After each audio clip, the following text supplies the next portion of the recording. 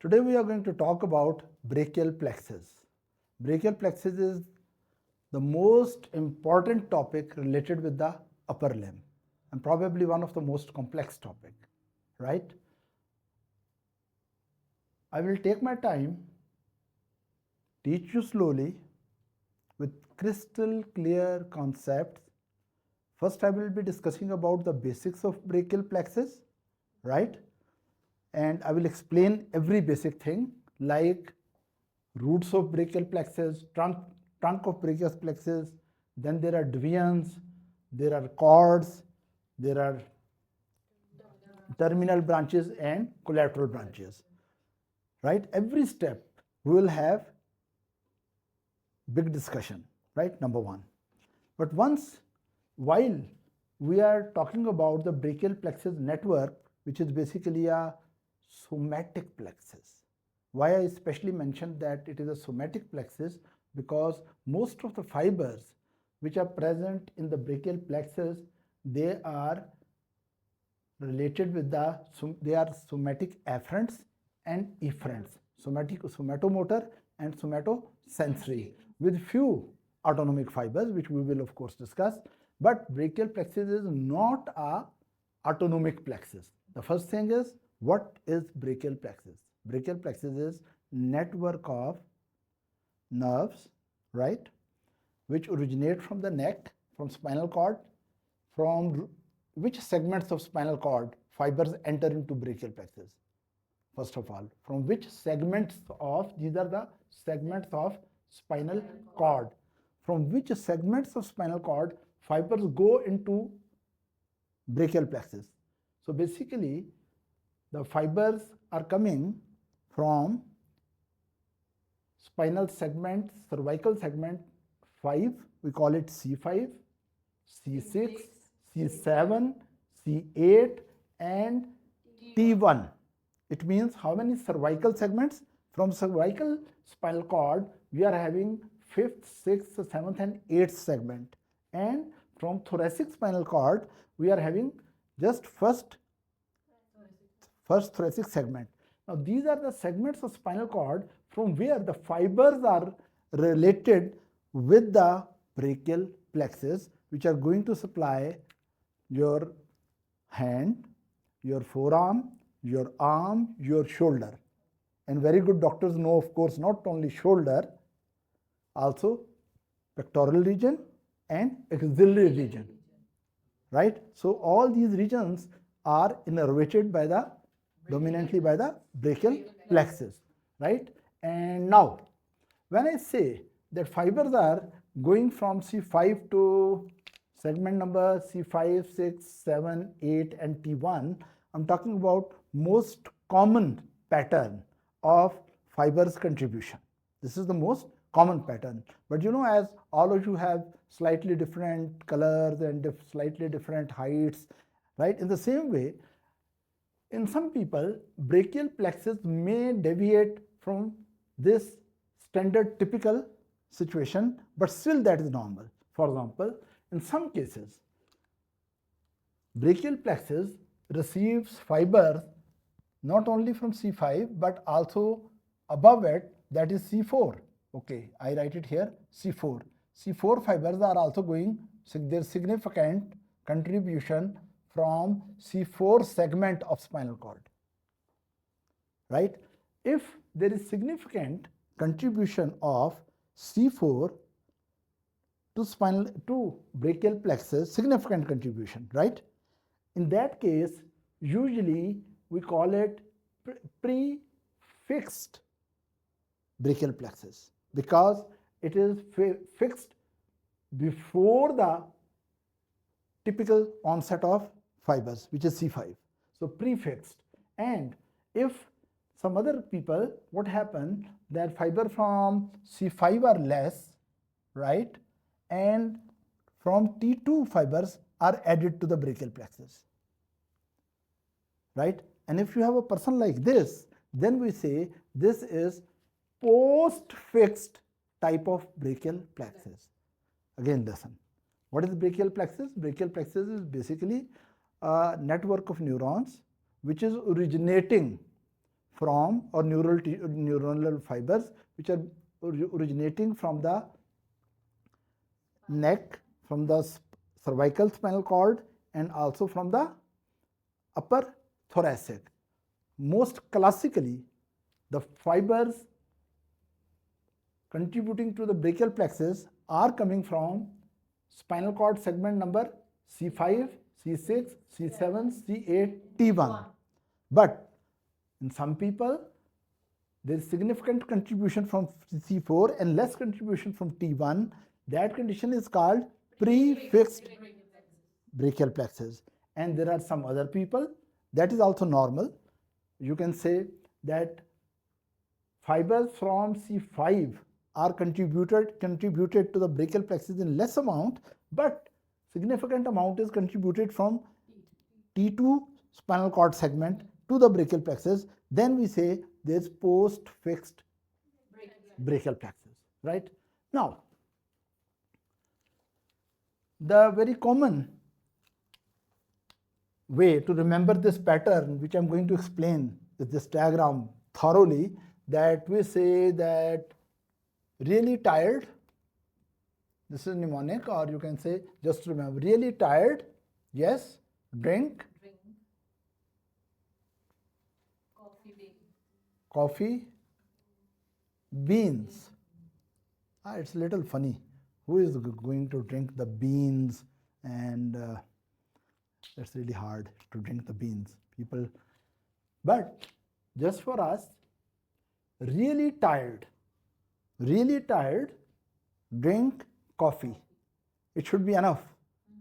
But if you are really super tired, maybe you have to take some coffee beans also. So really tired, drink coffee beans, right? Now what do I mean by really tired? The R of the really means for the roots. These blacks are the roots of the brachial plexus.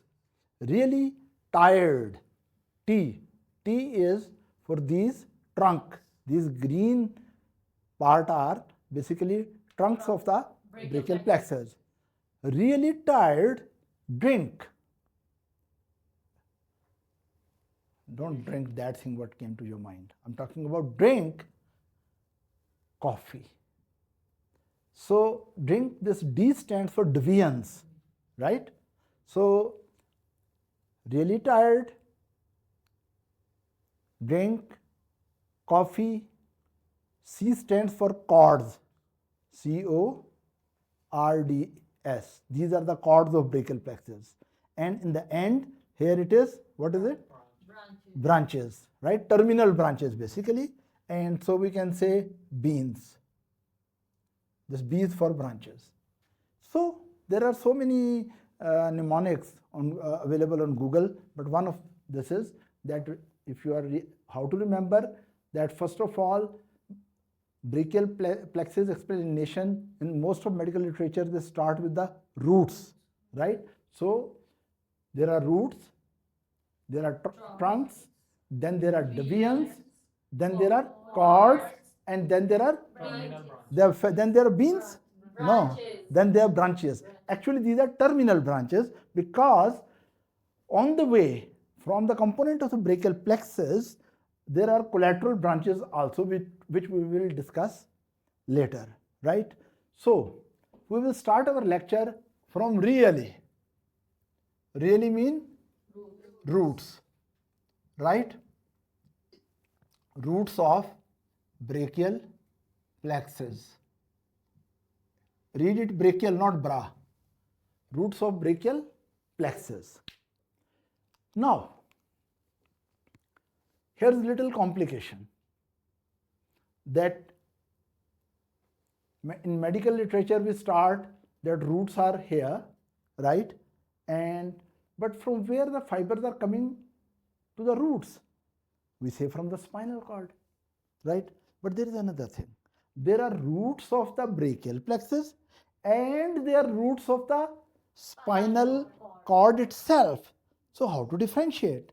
Very good doctor, first of all, we go into detail of brachial plexus. If you are going to be a very good doctor, you must know the difference between the roots of brachial plexus and roots of spinal cord.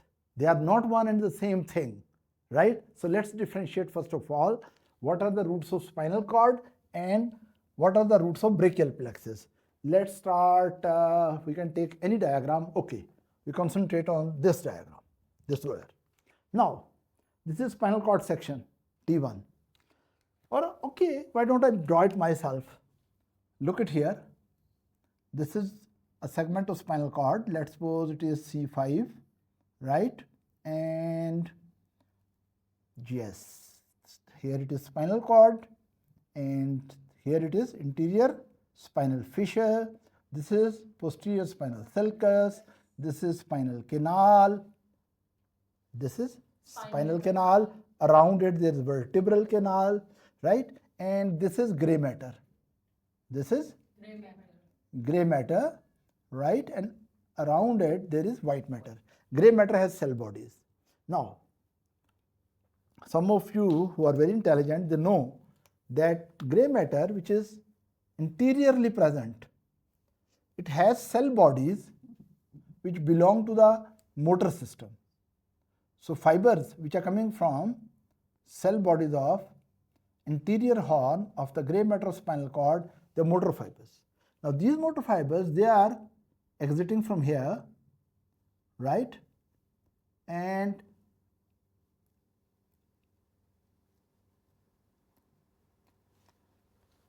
if you look at the posterior gray matter of the spinal cord, we call this posterior horn. This was interior horn of the spinal gray matter. This is posterior horn of the spine. Now, posterior horn of spinal gray matter is basically connected with the sensory system, sensory neurons, the neurons which are collecting sensory information from the arm, like neurons which are bringing touch, pain, temperature, vibration, and other sensations, right? Pressure. Now, so this is on the back. This is area which is gray matter, which is connected with sensory fibers, and anterior gray matter is connected with the motor fibers. Now, sensory fibers have their cell bodies outside, right? For example, if this is one sensory neuron, it has one process which is going to centrally, right? Going to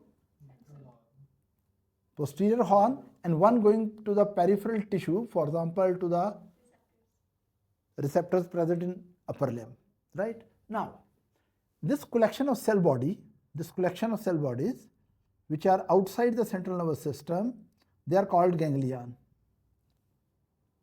And these fibers from the ganglion, these are from fibers from the ganglion having central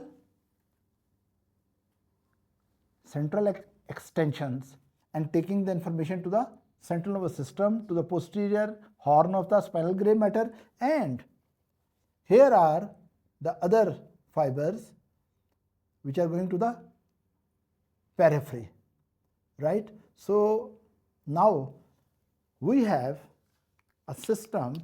There's motor fibers which are connected with the spinal cord, and there are sensory fibers which are connected with the spinal cord, right? Now these motor fibers which are connected with the spinal cord and they are exiting here, these are called motor roots from spinal cord. Please don't confuse these motor roots of spinal cord with the roots of brachial plexus. We have not yet reached to the brachial plexus. We have just started with the spinal cord. So from the spinal cord, anteriorly, which root is coming out? Motor root. And with the spinal cord, posterolaterally, which nerve is coming out? Which root is coming out? Sensory root, right? Or dorsal root. Now, this is motor root, or ventral root or ventral root. This is sensory root or dorsal root. And of course, dorsal root has dorsal root ganglion. It has dorsal root ganglion. Ventral root does not have any ganglion. Now, what really happens? That they come together and they fuse with each other, right? And all these sensory fibers and motor fibers which are present in the ventral root and the dorsal root, all these fibers fuse with each other and they make another neuronal bundle, right? And this neuronal bundle, this green one, right? This is actually spinal nerve proper. This is spinal nerve proper. This is very important to understand. So when these are not brachial plexus roots, right? I'm going from very basic, that from where the fibers come to the brachial plexus root. First of all fibers are connected with the spinal cord, right? And there is interior root of spinal cord, which is interior motor root, and posteriorly sensory root. So interior root and posterior root, or ventral root and dorsal root. Root of what? Not root of brachial plexus, root of spinal cord. So they exit and move laterally, and then they fuse with each other, right? And they make a neuronal segment which is having mixed fiber. Now this neuronal segment is basically your proper spinal nerve. This is your proper spinal nerve. Now, what really happens that this spinal nerve, which is having motor fibers, of course, motor fibers have been present into it, and it was also having sensory fibers, right? So this is a mixed nerve, right? With little more traveling, usually 1 to 2 centimeter, depending upon location in the spinal cord, this typical spinal nerve or spinal nerve proper will divide into 2 divisions, right? One division will go backward, one division will go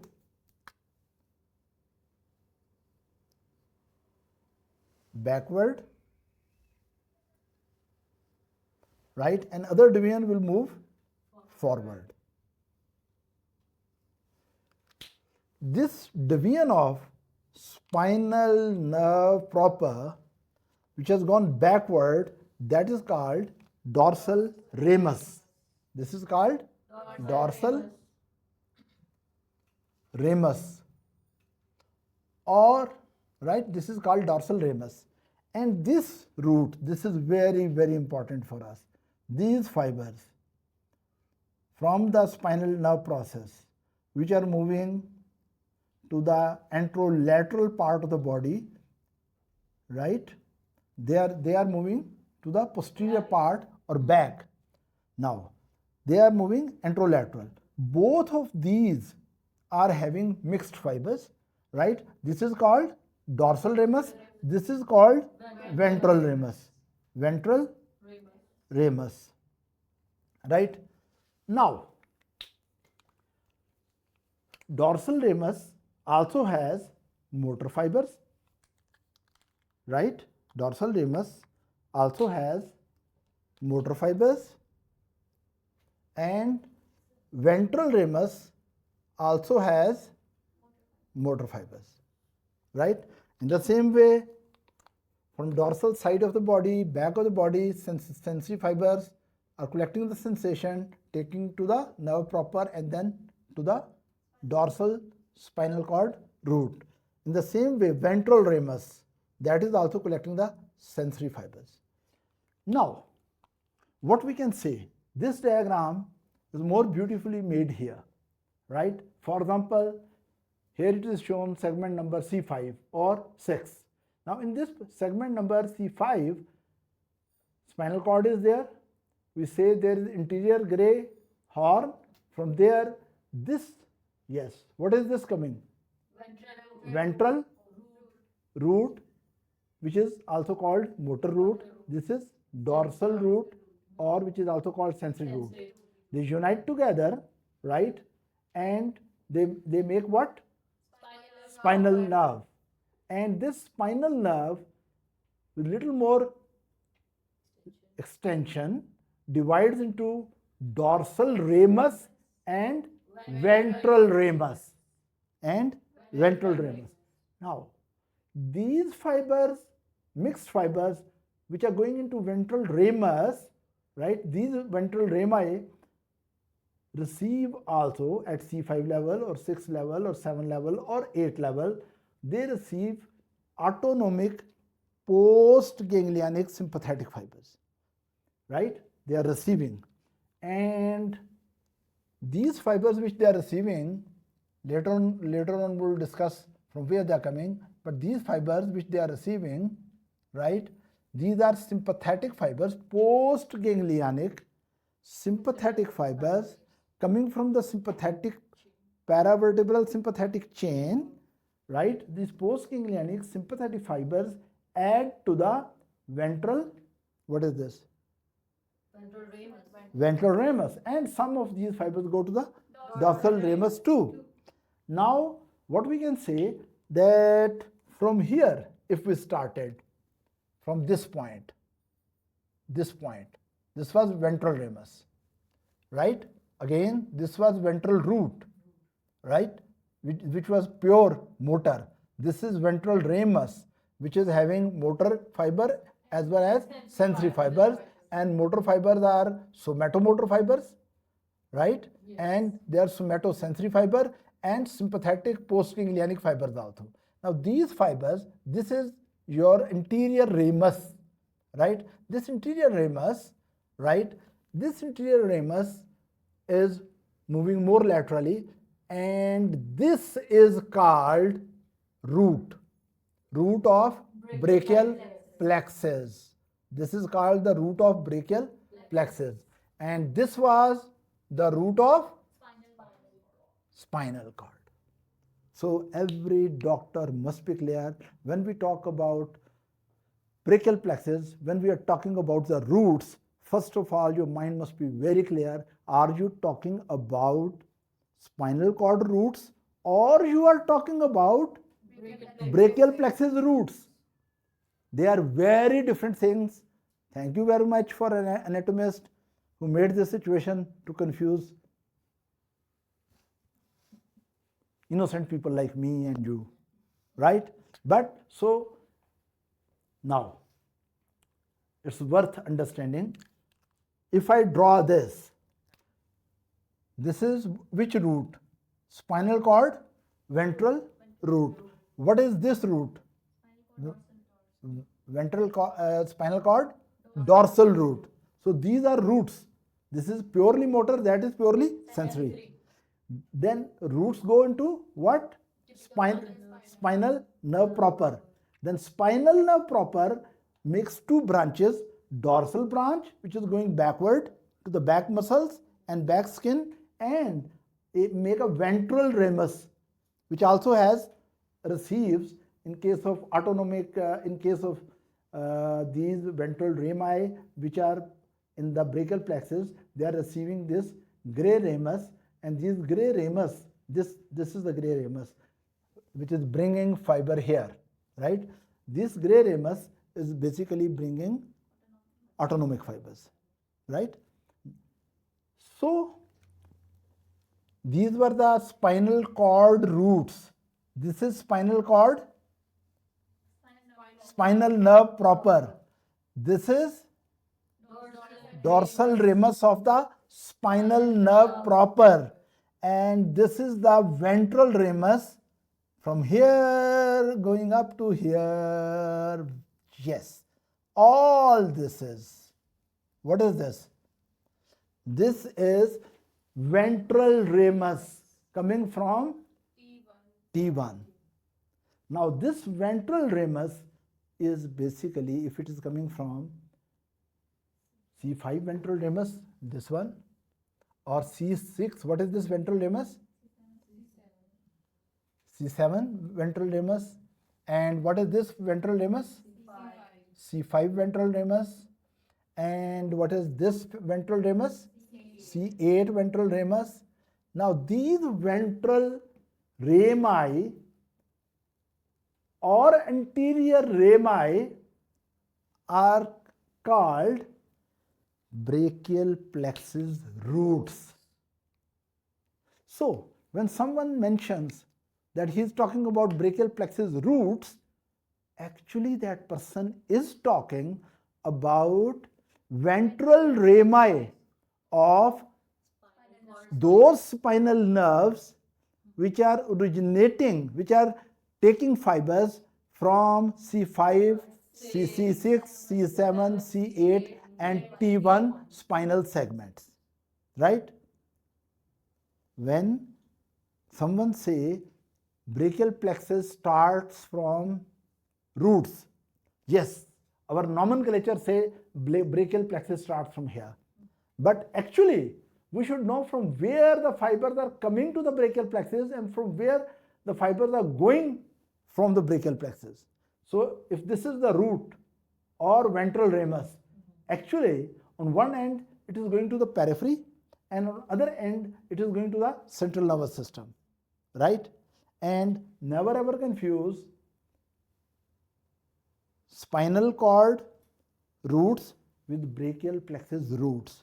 Spinal cord roots are ventral root and dorsal root, right? And ventral are purely motor and dorsal are purely sensory.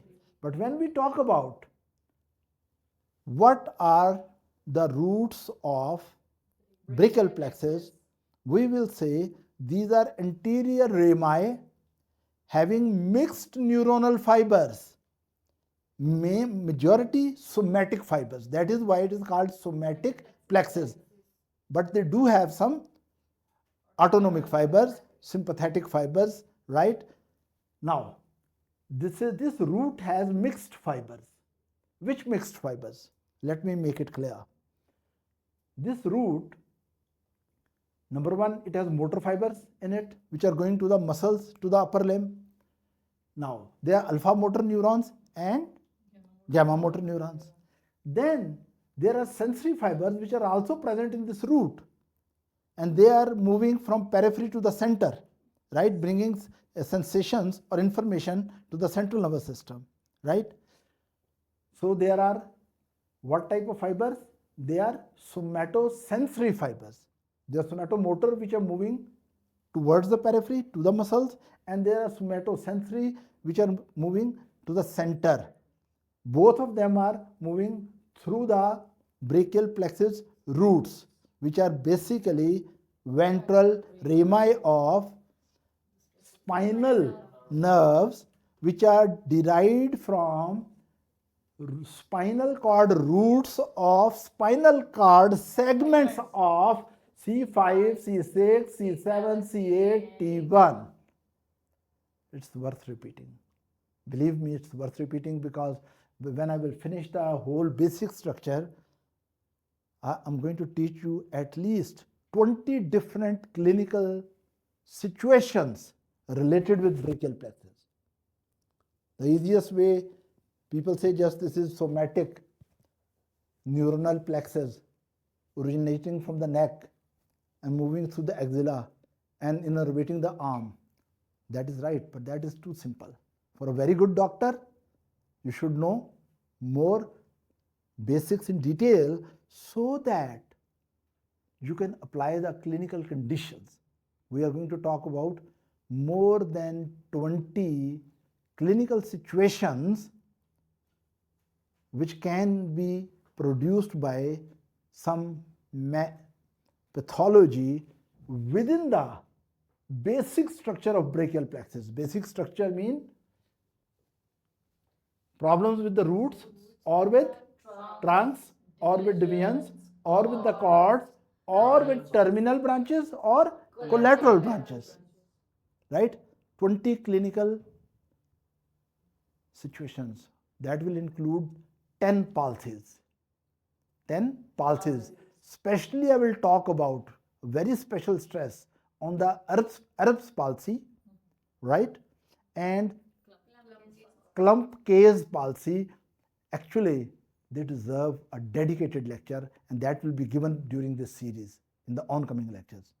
In the same way, not only I will talk about pulses, about 10 pulses, I will talk about 4 special points where we give regional anesthesia related with the plexus of brachial system or brachial plexus, right? Especially I will teach you scaleni, regional block and axillary regional block. Then there are certain syndromes related with brachial plexus.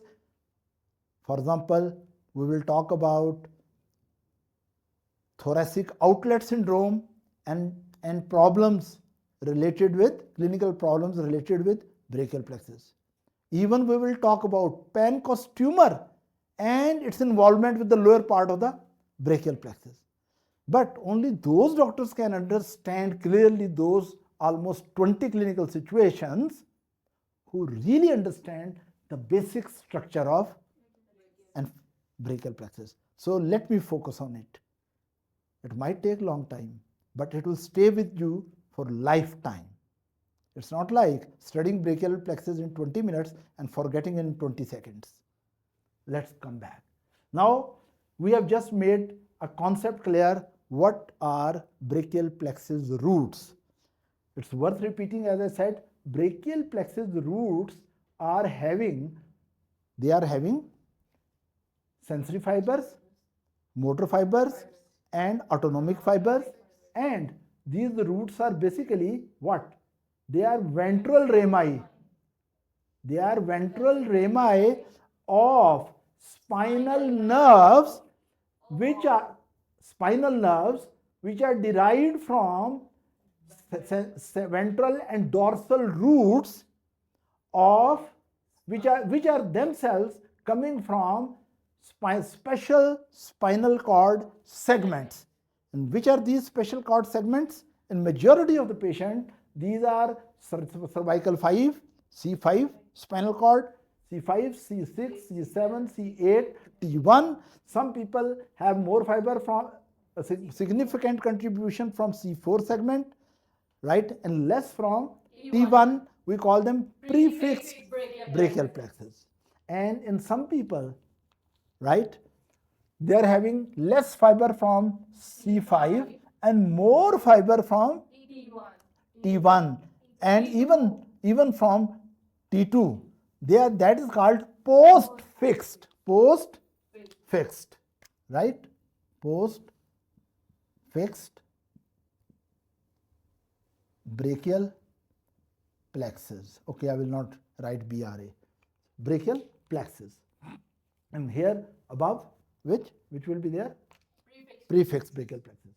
But classical brachial plexus, when next time someone talk to you that it is having C5 root or this consists of 5 roots, C5, 6, 7, 8 and T1, he is talking about exactly what? He is talking about the ventral rami of those spinal nerves which are taking origin from ventral and dorsal spinal cord roots related with the special spinal cord segments, especially from C5, 6, 7, 8, T1, right? Now we understand what are these roots. Now these are basically, because it is cervical plexus, segment, this part of the spinal cord is present in the neck. So naturally this will be outflowing, this whole system is outflowing from the neck. And if it is outflowing from the neck, where it has to go? To the arm. It is originating from the cervical and upper thoracic T1 and making a special type of network. We will go into detail, and eventually terminal branches are going in the arm, right? And some on the way Before these blue terminal branches, there are these brown collateral branches, which are supplying, many of them are supplying the axilla and pectoral region, right? Of course, in axilla scapular region, you are right. In axilla pectoral region is anteriorly and scapular region is posteriorly, right? Now let's focus on, we continue our focus on this area, right? Here's the vertebral body, right? And here is our spinal cord. What is this? Anterior root. This is posterior root. And what is this? Dorsal root ganglion. And they fuse together. And here, what they are making? Spinal nerve proper. And what is this? Dorsal ramus. And what is this? Ventral ramus. Now, why I brought you to this diagram? To emphasize the anatomical relationship. Basically, these roots, spinal cord roots, they meet each other near the intervertebral foramina, and from the intervertebral foramina, mixed or proper spinal nerve is coming out, right? So these roots, what are these roots? Spinal cord roots. They are actually before the, what is this? Intervertebral foramina. And after that, what is there? Typical spinal nerve. And after that, we will have, if it is C5, 6, 7, 8 or T1, then this ramus interior will be called the root of the brachial plexus.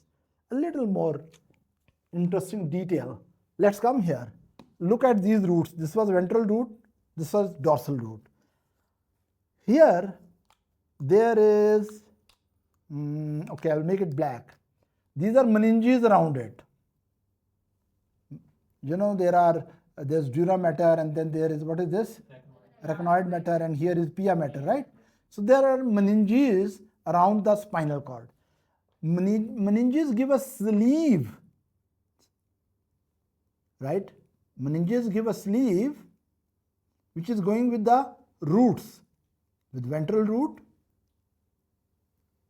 and also with the dorsal root. And here they fuse with each other.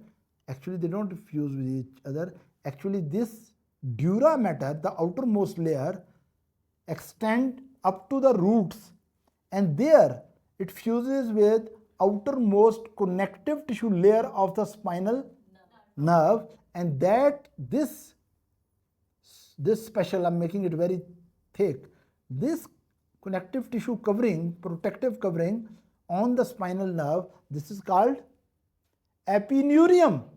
This is called epineurium. Now, basically dura mater here and epineurium here, they fuse. What is the importance of this? It has a huge clinical importance. It means that if dura mater is coming up to this, and here is dura mater, and structures up to here are within the dura mater, it means they are in the central nervous system. It means they are in the central nervous system.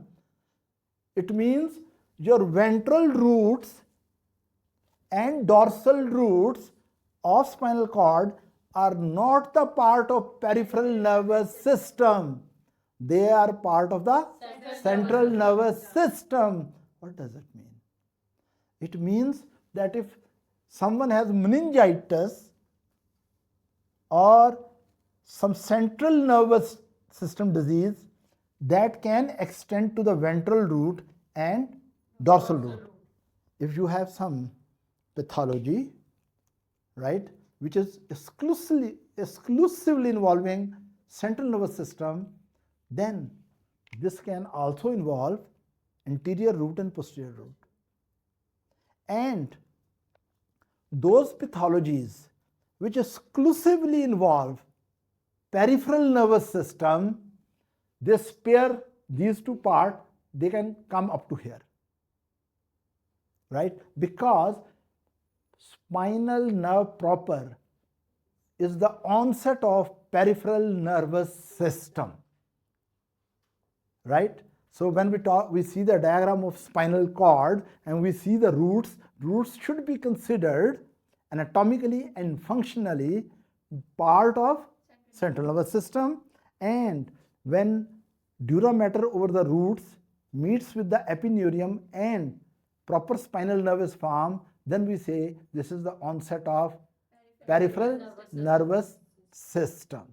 So this plexus, these ventral rami, of course, they are covered by the epineurium, right? So they are part of the central nervous system. So this is peripheral nervous system. So this is one more difference in the roots of spinal cord and roots of brachial plexus, right?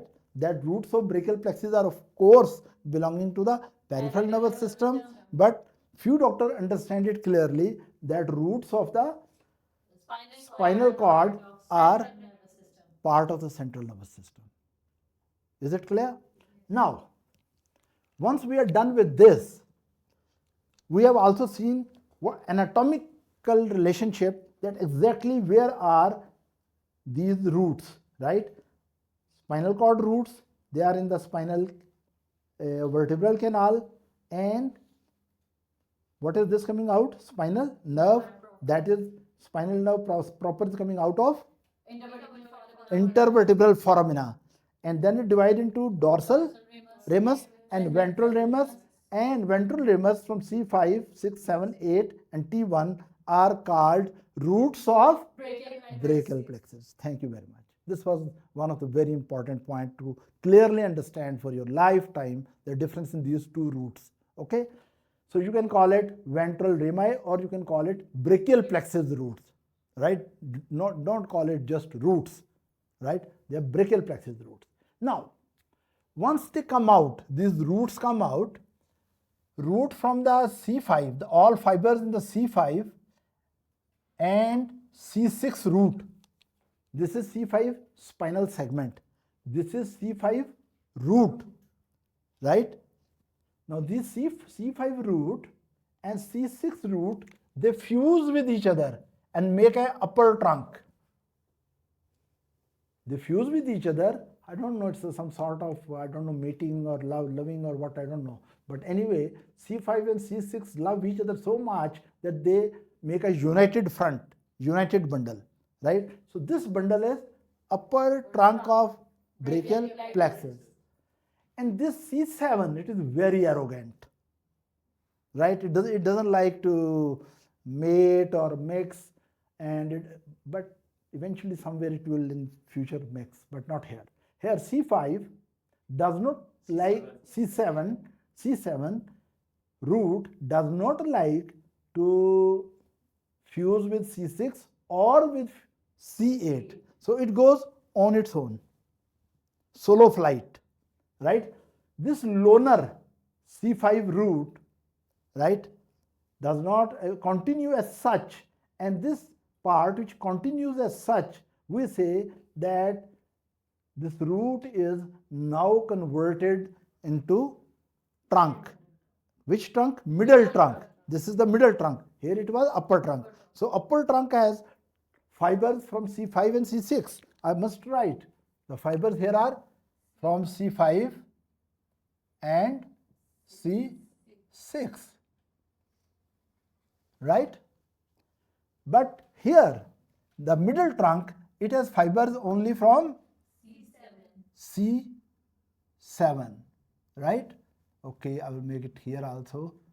Here the fibers are only from C5 and also fibers from C6, right? So what is the root value of upper trunk? C5 and C6. And what is the root value of middle trunk? C7. And now we are left with these two roots, C8 root and root which is T1 root. They are also a little bit romantic. They fuse with each other and mix with each other. This mixing or mingling of these fibers eventually make one trunk or one bundle, right? And this united front or united bundle, right, which contains the fibers coming from C8 and T1, both of these fibers are found here together, anatomically one structure. This is called lower trunk of the brachial plexus. So let me make it here for you. Which fibers should be here? C8 and T1. There should be C8, yes, C8. And plus it was also having fibers which are connected with which system? Thoracic spinal cord segment 1, T1, right? So these are the root values. Yes, please. Sir, is there any inter-root difference? Yes, there is. It's a very important question. She's asking that these 1, 2, 3, 4, 5 roots are all of them identical, or are they somewhat different from each other? Yes, some of them, especially C5 and T1, have significant differences. I will go back. You know, in lecture I keep on moving back and forth so that it sticks to your mind depending upon the amount of gray matter you have, right? Gray matter mean in the cortex, cerebral cortex. Now, first, so C5 and C6 fibers are present in upper trunk, C7 fibers are present in middle trunk, and C8 and T1 fibers are present in lower trunk, right? Now, today we keep on studying and focusing on roots and trunks. Here, she has asked a very valid question. Is there any difference between these roots, or all roots are similar or identical? For an average doctor, they are similar. But you know, all doctors are not average doctors. They are exceptional doctors, right? And they know the difference. And that difference also translates into different clinical manifestations. Let me tell you. Number one difference is this C5 root. It gives branch. It gives some fiber to dorsal root is here. Don't consider this dorsal root. From the ventral root, it gives some fiber to phrenic nerve. Now, phrenic nerve root value is C3, C4, and C5. These are the fibers which are making phrenic nerve, and this nerve is going down. So C5 gives fibers a twig to, what is this?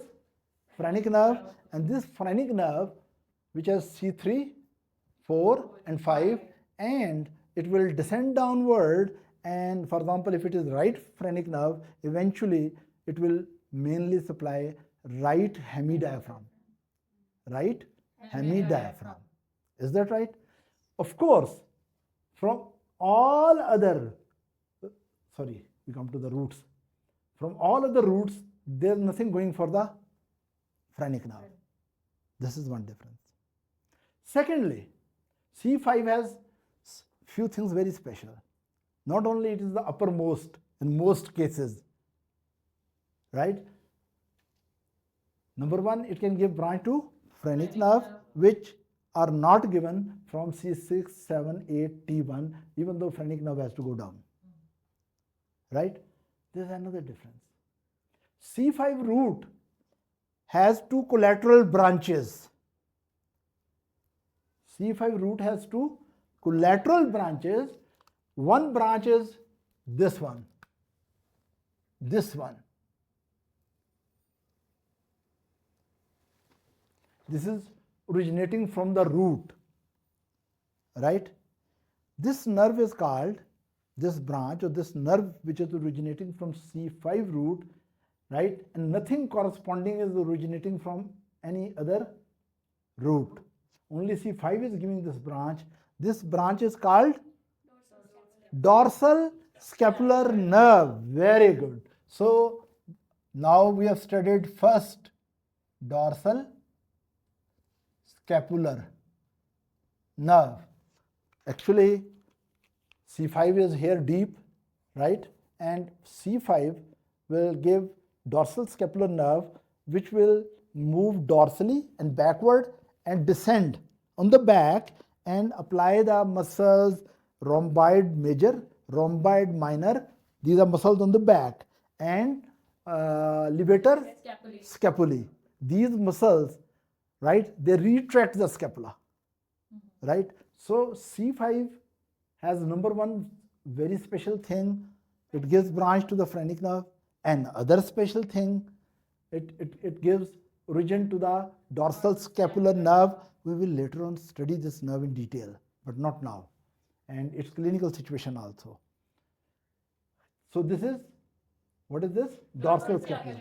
Now we can see another thing, that C5 is also giving branch here, this branch. But these fibers which are going on the back of the brachial plexus receive fibers from C6 also. They also receive fibers from C7. This nerve is really long, and it has, I don't know, they have wings with it. So this long nerve which is going down, right, receiving the fibers from C5, 6 and 7. But exception is not from C8 and not from CT1, right? Now these fibers which are making a bundle, neuronal bundle, C5, 6 and 7, they descend downward on the medial side of the axilla and they innervate. Yes, innervate which muscle? Very important muscle. Very, very important muscle. Not latissimus dorsi. Serratus anterior. Say it loudly. Serratus anterior. And this long nerve is called long thoracic nerve. So root value, now look at it. The root value of long thoracic nerve is, it is taking from C5, 6 and 7. So it has C5, 6 and C7. So it's not difficult to understand if you understand the basic structure, right? Root value of long thoracic nerve is C5, C6 and C7. Why it is so important to understand? Because if these roots are damaged, then long thoracic nerve is also damaged, including many other damages, right? And you can guess, what is the root value of dorsal scapular? C5. C5. Because it is taking origin only from here, so this is C5 root value. It is so easy. I think these root values are so easy that they should not be taught. Am I right? You don't agree with me? Okay. Then I continue teaching you. So now, the very special question which was asked, that are these roots identical or there are some differences? I was telling the differences, and due to this question, we are able to learn a lot, that C5 has something special. Number one, it gives a branch to phrenic nerve, which others roots don't give. Number two, it gives dorsal scapular nerve, which other roots don't give. Number three, it gives a contribution to long thoracic nerve, but C6 also gives contribution here, and C7 also gives contribution here, and this makes a long thoracic nerve. Why wings are made here? I will teach you later that when long thoracic nerve is damaged and which muscle is paralyzed? Serratus anterior. Then such person who has long thoracic nerve damage and serratus anterior is not working, its innervation is lost, then it cannot protract the axilla. It means if this person will try to push the wall, right? Don't tell me wall will fall. When this person will try to push the wall, one scapula which is having, what is this? No injury, right? This, and serratus anterior is working, serratus anterior will try to swing the arm forward by swinging the scapula around the thoracic lateral side of the thoracic cage. But here, because serratus anterior is not working, so scapula medial border is unable to move forward. Rather, with pressure, this will bulge backward and it will look as if this person is like an angel having a little wing here. Right? That is why I have made their wing. That if this nerve is damaged, then winged scapula will be there, right? But I will teach you in detail the different causes of injuries to the long thoracic nerve, the root of the long thoracic nerve, anatomical relations of long thoracic nerves, and clinical significance of any damage to the long thoracic nerve later. It was just a little information. So now you have seen these were something special about C5. Then there is something special. We need to come back here because there is something very special about T1 which make the T1 different from others. Let's suppose here I make your central nervous system. Of course you have one, I'm very sure, and here is your pons and medulla and spinal cord, right, and cerebellum. You must have a nose also, am I right? And beautiful eye. Okay. Oh, what is happening here? This should be here and here. Now, what is really happening that fibers, here is the spinal cord, right? This is C5, 6, 7, 8, and here it is T1. Okay, I will make the T1 black. These outflow, these fibers which are coming out, eventually their ventral rami will make the brachial plexus, right? But there is something special about the autonomic nervous system. You have to listen carefully because it's a little tricky. Autonomic nervous system, let's talk about sympathetic. It has two parts, parasympathetic and sympathetic. Actually, sympathetic fibers are descending downward from the hypothalamus. From here is hypothalamus, which is the highest center for our autonomic nervous system, where there are sympathetic centers and parasympathetic fibers. From here, fibers descend downward, and these fibers are basically polysynaptic autonomic descending fibers. Out of them, some fibers end on special neurons which are present in spinal cord as lateral horn. Lateral horn means we have made spinal cord here. Okay, I will make the spinal cord again. If this is the spinal cord, here is your ventral and dorsal root. This was ventral root. What was this? Sorry, ventral gray matter. This was ventral gray matter, and this is dorsal gray matter and dorsal gray matter. But from T1 up to L2, spinal cord has initial aggregation of cell bodies on the lateral side of the gray matter. This is called lateral horn. This is called lateral horn. These lateral horn are having cell bodies of preganglionic sympathetic outflow. So from here, from T1 level, from T1 up to L2 or L3, right, the fibers which are going out, not only they are motor and sensory, but they are also sympathetic fibers. So spinal sympathetic outflow is called thoracolumbar outflow. What is this? From thoracic segments and upper to lumbar segments. From here, the fibers which are coming out, right, they are having not only here T1. This T1 has lateral horn here and lateral horn here. From here, special sympathetic fibers will come out. Okay, I don't know what color I should make now. Okay, I will make it red or black. These are special what? Sympathetic fibers from the lateral horn are coming into ventral root. We call it visceromotor fiber, sympathetic motor fiber.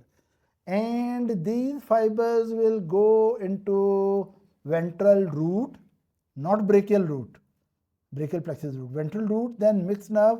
Then they also go divide into dorsal and ventral what? Ramus. And from this ramus they go out into a ganglion where they may terminate, or some of these go out and go down, and some of these fibers go upward. Now, these three fibers which are going to this ganglion, this is sympathetic ganglion. It is on the side of the what? It is on the side of the vertebra. So it is called paravertebral sympathetic chain, and this ganglion belongs to that parasympathetic sympathetic chain. Now, this ganglion is receiving preganglionic fibers from lateral gray horn, and this lateral gray horn extends from in the spinal cord from T1 level up to L2 level. It means all the spinal roots which are coming out from T1 up to L2 are bringing sympathetic preganglionic fibers which are myelinated. Which are myelinated. These myelinated fibers, right, they go to the nearest, what is this? Ganglion. Some of them terminate there. Some of them go and terminate in some upper ganglion. Some of them go and terminate in lower ganglion. And some of them move towards viscera. We will not go into detail that. But what I am trying to say that T1 has this special outflow. What is this outflow? Sympathetic outflow. Autonomic outflow, to be more specific, sympathetic outflow, sympathetic motor outflow. These fibers, because they are heavily, proper, good, not heavily, but they are significantly myelinated. So this connection between ventral ramus and what is this? Ganglion. This connection is called white ramus. So white ramus belongs to autonomic nervous system. So what is white rami? Some people call it white ramus communicans. White ramus communicans brings myelinated preganglionic fibers from the lateral gray horn, which extends from T1 to L2, and when these, what is this? These fibers come into white ramus, it is connected to ganglion. And whatever fibers come here, some of them terminate here, and from there, postganglionic go. Some of them go to a ganglia below, and from there, postganglionic go out, right? Some go up and then go. But some of these postganglionic, after the ganglion, second neuron of sympathetic nervous system re-enters here into where? Into ventral ramus. What does it mean? Listen carefully. From lateral horn, sympathetic fiber from T1 going out, right? Go to dorsal horn, and also, but forget about dorsal. Mainly they come on ventral horn. Then from ventral horn they shift to, what is this here?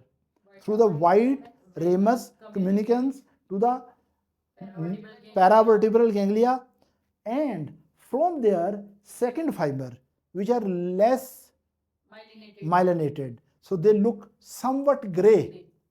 They don't look white, they look grossly somewhat gray. So these second order neuron, or we can say postganglionic neurons, which are less myelinated, they make a bundle, and that bundle takes second order these postganglionic neuron back to the ventral ramus. And because they are less myelinated, they are called gray ramus or gray rami communicans, right? So here, very important thing. If we say dorsal ramus, we are talking about spinal nerve proper ramus going backward. If we say ventral ramus, then we are talking about spinal nerve proper ramus moving anterolaterally, right? And if we say white ramus, it means fibers from the ventral ramus of spinal nerve are going towards paravertebral ganglion, and these are preganglionic fibers. And if fibers from paravertebral ganglion are going back and re-entering into the ventral ramus, right, then we say these are gray ramus. So don't confuse ventral and dorsal ramus, which are the rami derived from the spinal nerve propers, and don't confuse them with the white and gray rami, which are related with autonomic nervous system. And white rami are the preganglionic fibers coming towards the vertebra, and gray rami are postganglionic fibers going back to the ventral ramus. Now, through the ventral ramus, these gray fibers, they will go eventually to the terminal branches. Now, this terminal branch must be receiving, what is this? T1, T1 segment interior horn motor fibers. And this branch, actually this is ulnar nerve. This must have some sensory fibers which are again going back to T1. What is this? Sensory root and dorsal gray matter.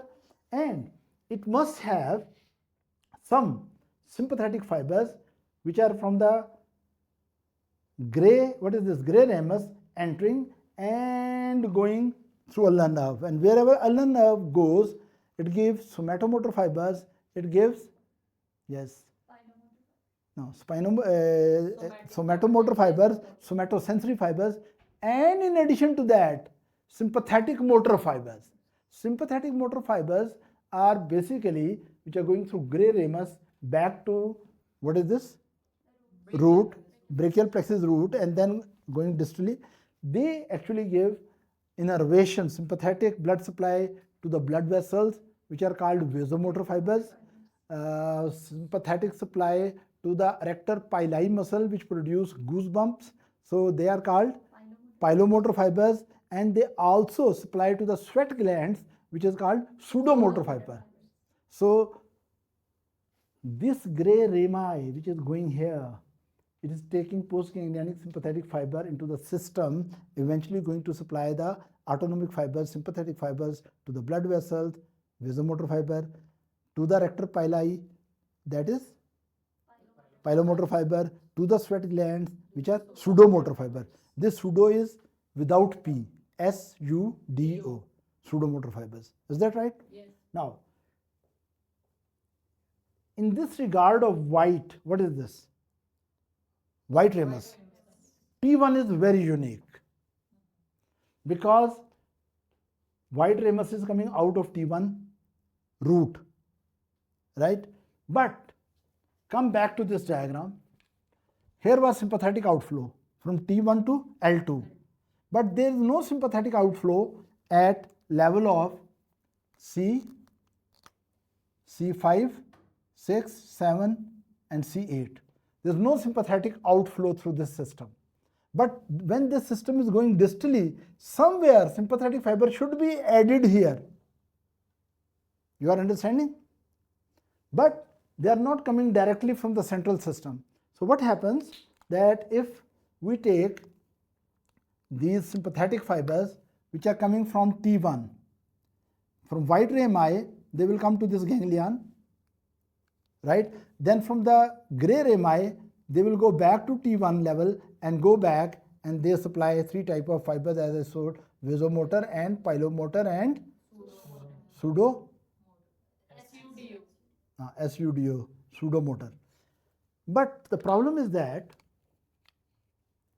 those areas of the arm which are supplied by other branches like radial branch or like musculocutaneous branch or like median branch, how they receive their sympathetic outflow.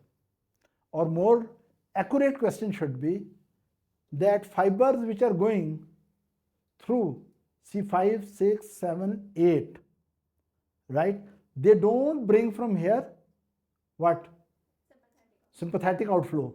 So they don't have white rami. So out of all these, white rami is present only on T1. This is an exception.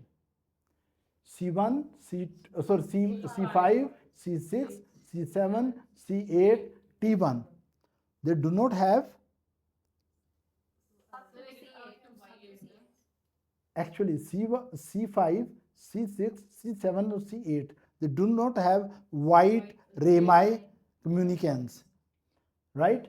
But T8 has white rami communicant. Now, T1 has white ramus communicants. So this is something very special about the T1, and this is a unique thing which differentiate T1 root of brachial plexus from all other roots of the brachial plexus. Now, actually, I was telling you the fibers came sympathetic from here. This was what? White ramus. Sorry, this was white ramus, and from here the fibers went back. I will make it more clear so that it really becomes crystal clear. We are now focusing only on the sympathetic fibers which are coming out of T1. These fibers, preganglionic, will go to the ganglion. Now what is this? This is white ramus. What is this? White ramus. From here, gray ramus fibers will go back and innervate to the supply sympathetic innervation to the related dermatomes and myotomes, right, and vasomotor system. But what about the upper things? Actually, this is T1 ganglion. What is this? T1, which ganglion? Sympathetic ganglion. Above it, there is also another ganglion, which is inferior cervical ganglion. Inferior cervical ganglion. Here is middle cervical ganglion, and here is, it is in the neck, right? Nose should be somewhere up. You have a little nose. Okay. So this is superior cervical ganglion.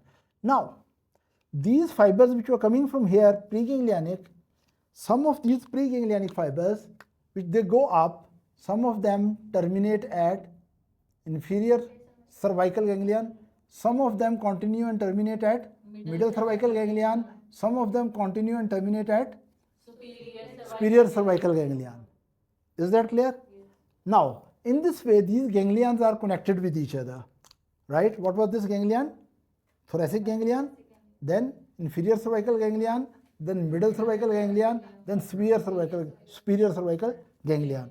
Now these ganglions are connected with each other from the fibers which are mainly having outflow system from T1 system, right? T1 spinal lateral horn.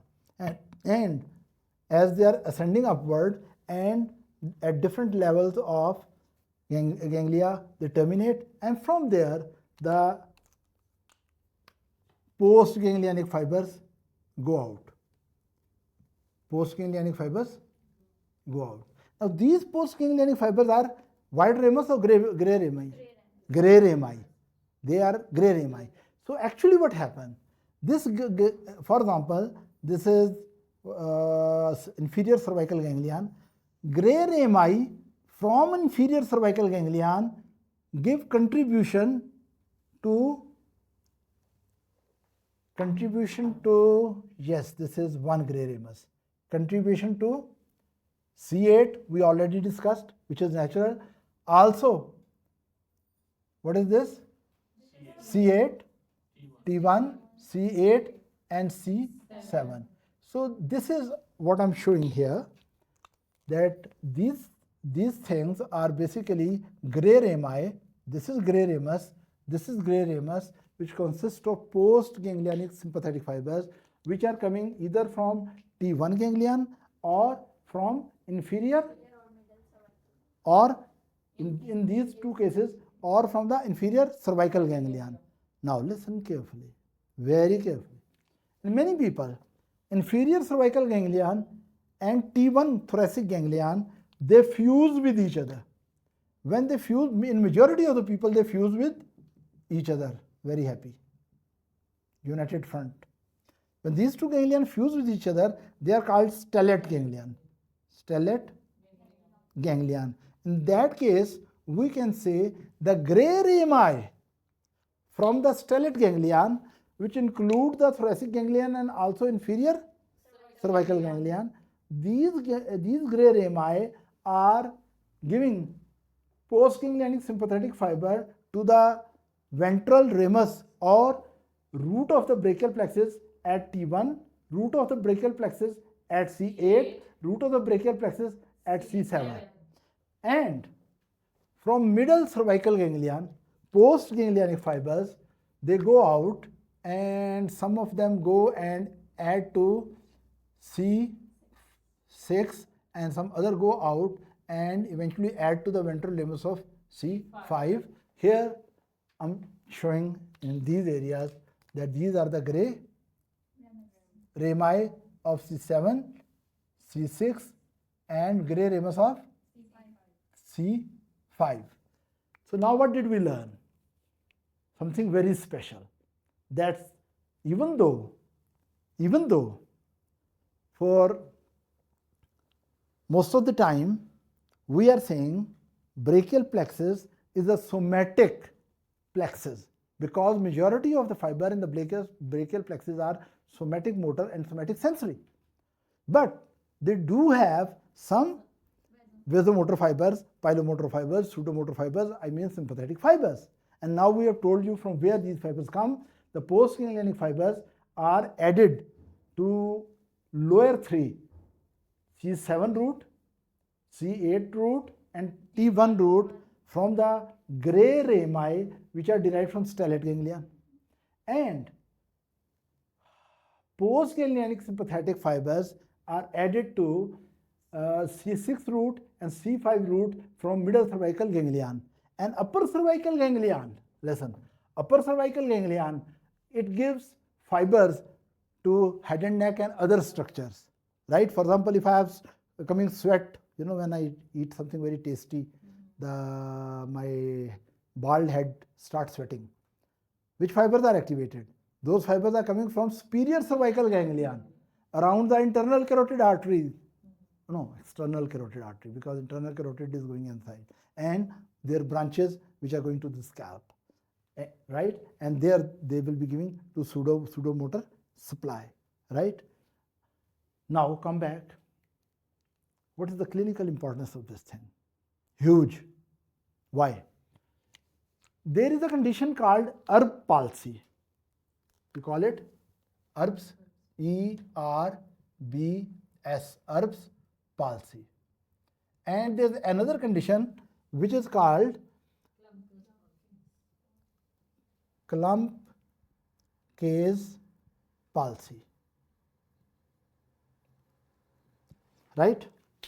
Now, from here, brachial plexus is moving downward and laterally towards the axilla, from the neck to the arm, through the axilla, right? As brachial plexus is moving down, this is brachial plexus moving down, this is upper trunk, this is middle trunk, this is lower trunk. If upper trunk is damaged,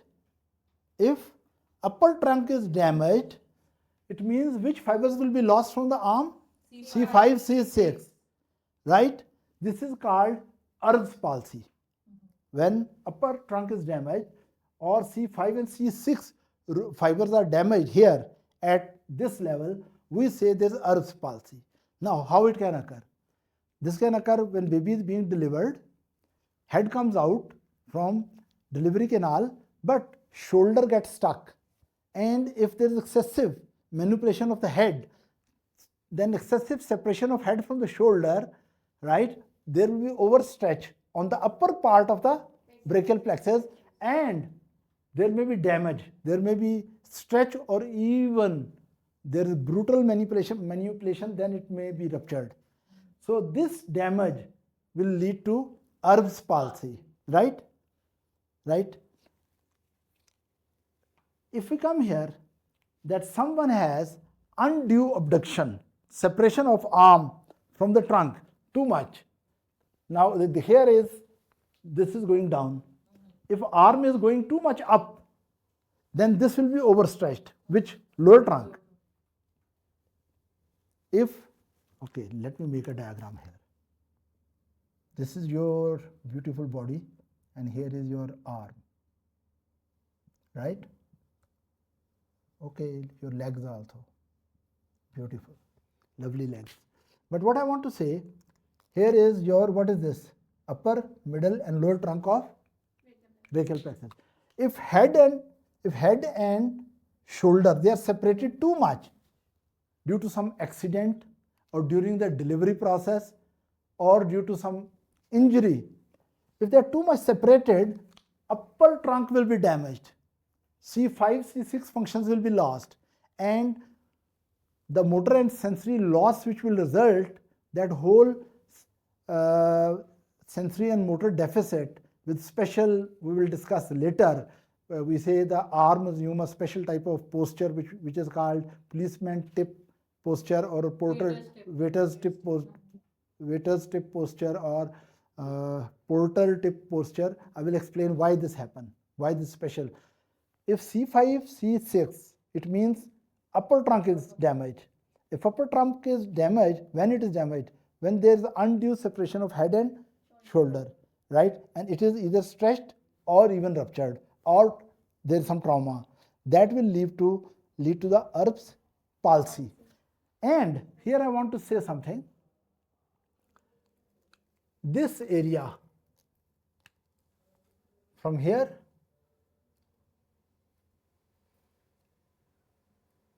yes,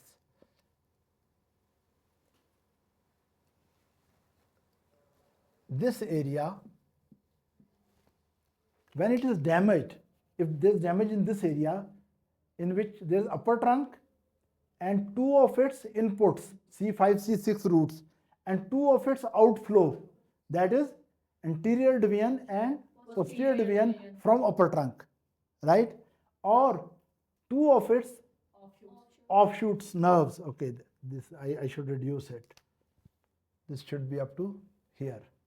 Upper trunk is damaged, right? I will make it more dark. If upper trunk is damaged, if upper trunk is damaged, C5 and C6 are damaged. So actually what has happened, two roots lose their function, upper trunk loses its function, upper trunk, anterior division and posterior division lose their function. And what is this nerve going? I will teach you in next lecture. This is suprascapular nerve, and what is this? Nerve to subclavius. These are damaged, and this point, this anatomical location is called Erb's point. What is it called?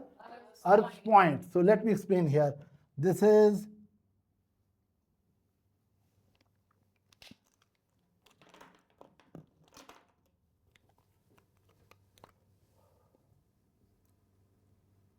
C5 root, this is C6 root. Both of them are making what? Upper trunk, and then upper trunk divide into two division. This is anterior division and this is posterior division, right? And here was which nerve? There were two nerves going out of the upper trunk, right? Suprascapular nerve, and one was going down. What was that? Nerve to subclavius, right?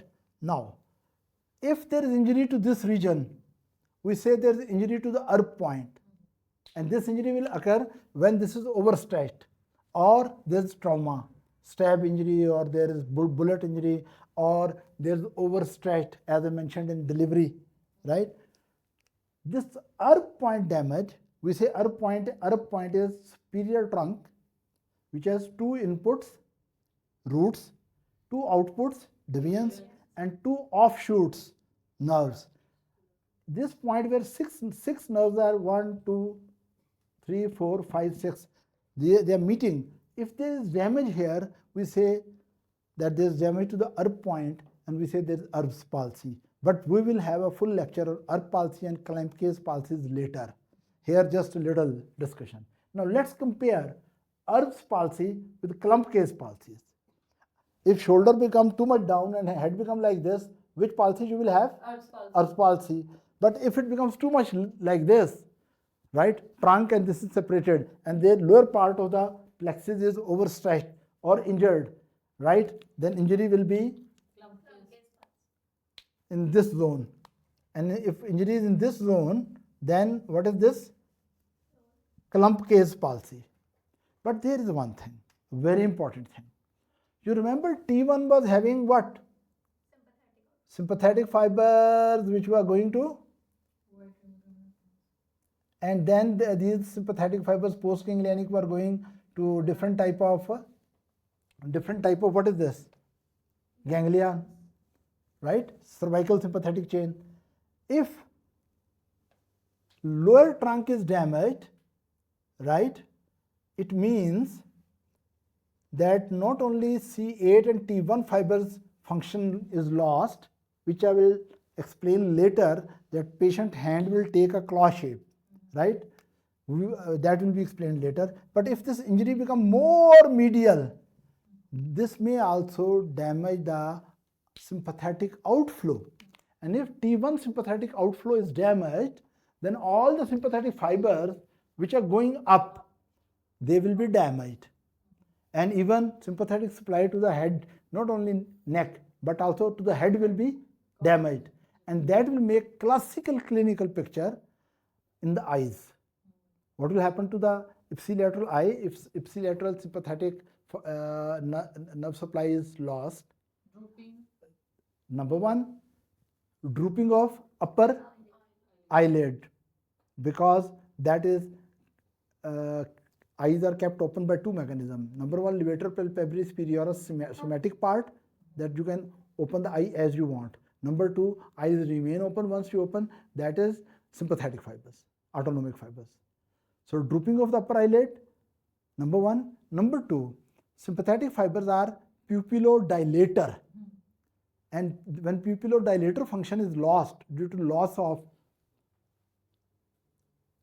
upgoing sympathetic fibers, right, due to damage to the T1 or stellate ganglion as a part of Klumpke's palsy, right, then there will be pupillodilator fibers will be also damaged, compromised, and pupil will become too much miotic, small, constricted.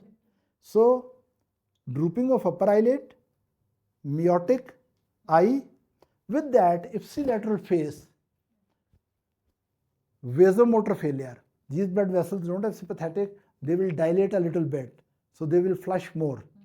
And no sweating on this side, and hydrosis, right? So we can say, and this combination of features, again, what was there? Klumpke's palsy. What was damaged? What was damaged? Primarily lower trunk. And if injury goes medially, it will damage the stellate ganglia or T1 ganglia. When sympathetic outflow is damaged, it is no more going up, right? Head and neck ipsilaterally loses its sympathetic flow. But clinical signs come related with the eye, especially that there's drooping of upper eyelid, or we say ptosis of upper eyelid, and with that there is miotic or constricted pupil on one side, and with that half of the face is showing loss of vasomotor function, which lead to flushing or vasodilation, and also loss of sweating, which is called pseudomotor failure or anhidrosis, right?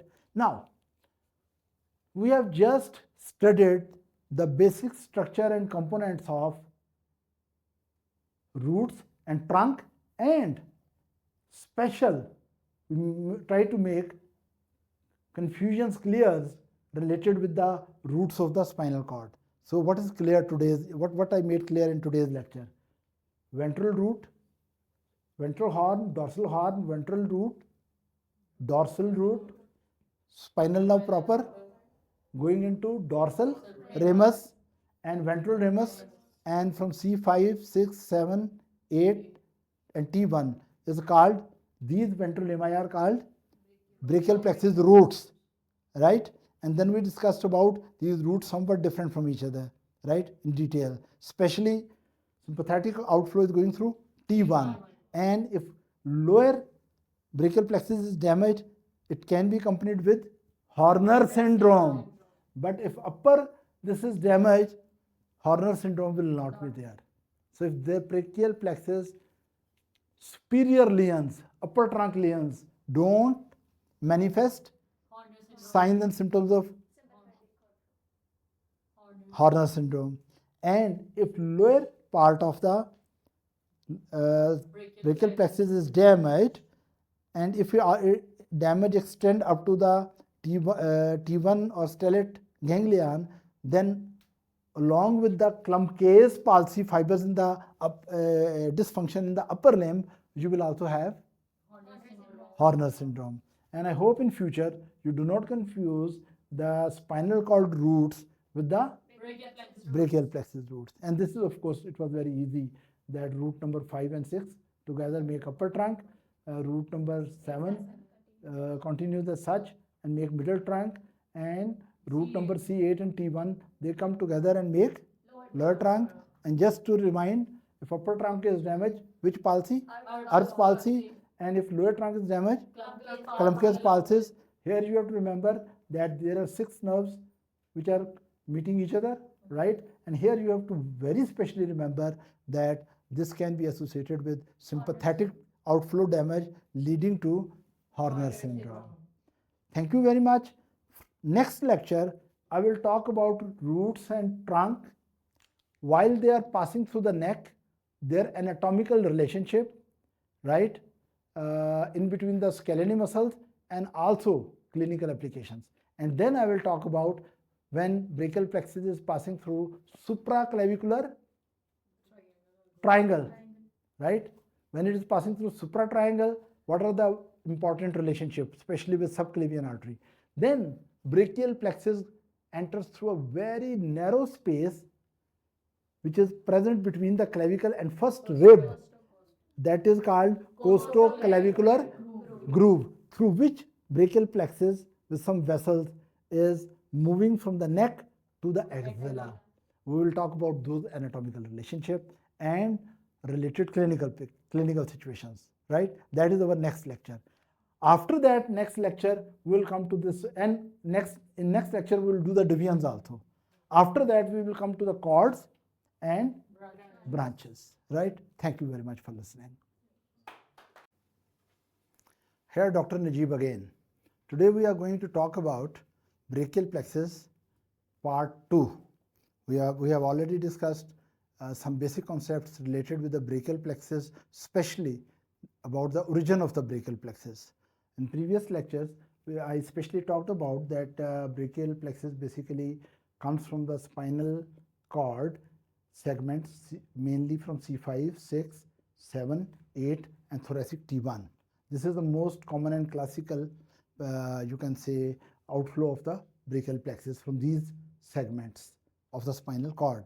But as I mentioned in the previous lecture, that if C4 segment has significant contribution, we call it prefixed. We call it prefixed brachial plexus. And if C4 is not involved and C5 components are less, and T2 is giving significant contribution to the brachial plexus, we call that now brachial plexus is post-fixed, right? This is one thing which we discussed. Secondly, there were a few important things which I discussed. That is, look at here, that this is a vertebra and here is spinal cord, and from the anterior root, okay, I will just make it that here is spinal cord and Here is anterior root. Now, anterior root, as I mentioned in the previous lecture, it is motor, and this is posterior root, which is basically sensory with the dorsal root ganglion, and anterior root, which is motor, and posterior root, which is sensory. These are not roots of brachial plexus. These are not roots of brachial plexus. These are roots of spinal cord, right? So anterior and posterior roots come together and make spinal nerve proper. This is purely motor. This is purely sensory, dorsal root. But this fusion of them together make a spinal nerve proper. Now, spinal nerve proper divides into two branches, dorsal rami and ventral rami, right? These are ventral rami. Now, listen carefully. Brachial plexus is about the ventral rami, right? Actually, when we talk about the roots of brachial plexus, actually we are talking about ventral rami. What we are talking about? Ventral rami of C5, 6, 7, 8, T1. In this diagram, you can see these ventral rami, that this ventral rami is coming. This one is total root C5, right? This is root from C6. This is root from C7. This is from C8, and this is T1. Now you see that initially C5 and C6, they unite together and then they make trunk, right? Yes. And that is called upper trunk. Now we can see here, if this was C5 root, right? I'm doing a little revision from previously, and this is C6 root, this is C7 root, and here is of course, yes, C8 and T1, right? T1. Now, as we see in brachial plexus, which is a network of the nerves, root, not these roots. These are ventral rami. Truly speaking, we should call ventral rami of C5 and C6. But unfortunately, the word root is having deep roots in medical literature. So either you call root C5 or root C6 fused together, or more accurately or more specifically, ventral rami from the spinal nerve C5 and ventral ramus from the spinal nerve of C6. They fuse together and they make upper trunk. What is this? Upper trunk. And upper trunk will have fibers from root value of C5 and 6. Right? Middle trunk is little arrogant. Right? Why? C7 is actually really arrogant because the fibers which are coming from C7, the ventral rami fibers, which are in C7 root, they don't fuse with upper or lower roots. They have their own pathway, and their trunk has only the fibers from C7. Right? This is middle trunk. Upper trunk, C5 and 6 fusion. Middle trunk, C7 ventral ramus continues at the trunk, middle trunk, and lower trunk is basically that root or ventral ramus from C8 and ventral ramus from T1. They come together and fuse together and make what? Lower trunk, right? So this is how trunks are made, right? And later we will discuss that these trunks, right? Every trunk, now we have 3 trunks. Every trunk divide into interior division. Purple are showing interior divisions, right? So there's interior division from upper trunk, interior division from middle trunk, interior division from lower trunk, right? And then there are posterior division. Every trunk give one interior division and one posterior division. And this is what? Posterior division of upper trunk. This is posterior division of middle trunk. This is posterior division of lower trunk.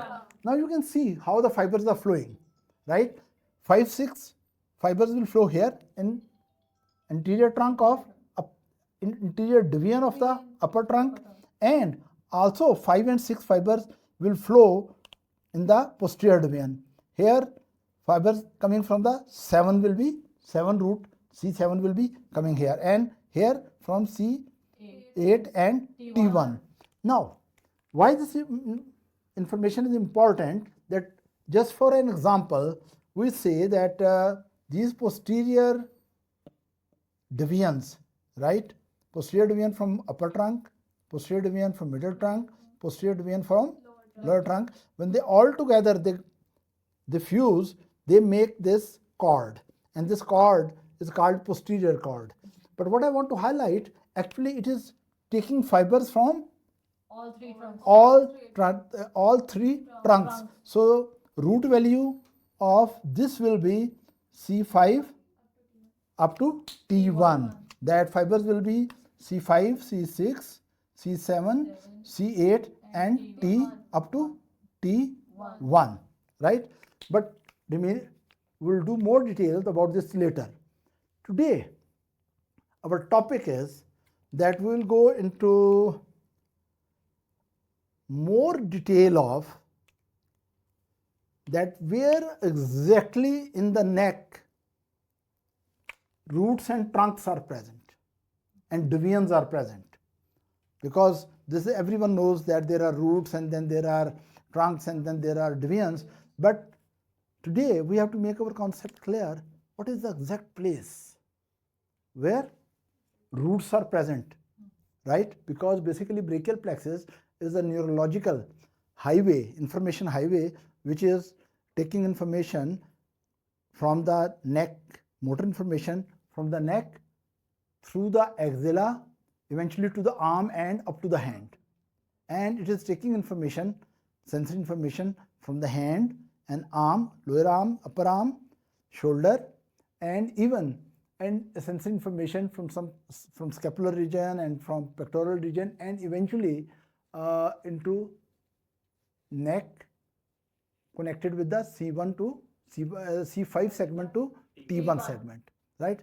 Now, let's focus on where are the roots present in the neck, where are the trunks present in the neck, where are the divisions present in relation to the neck, right? For this purpose, we'll come to this diagram.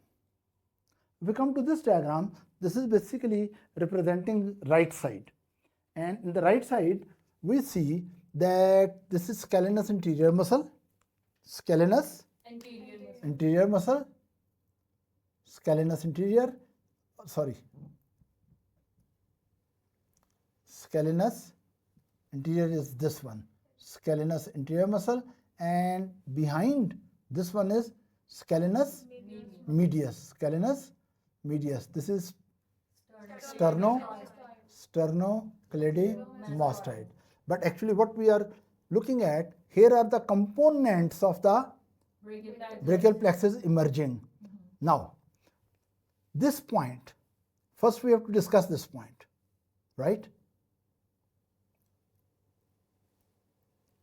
Where brachial plexus is coming out, right? Then we have to discuss about second, this region, this anatomical region. Then we have to discuss about this anatomical region, and then this anatomical region.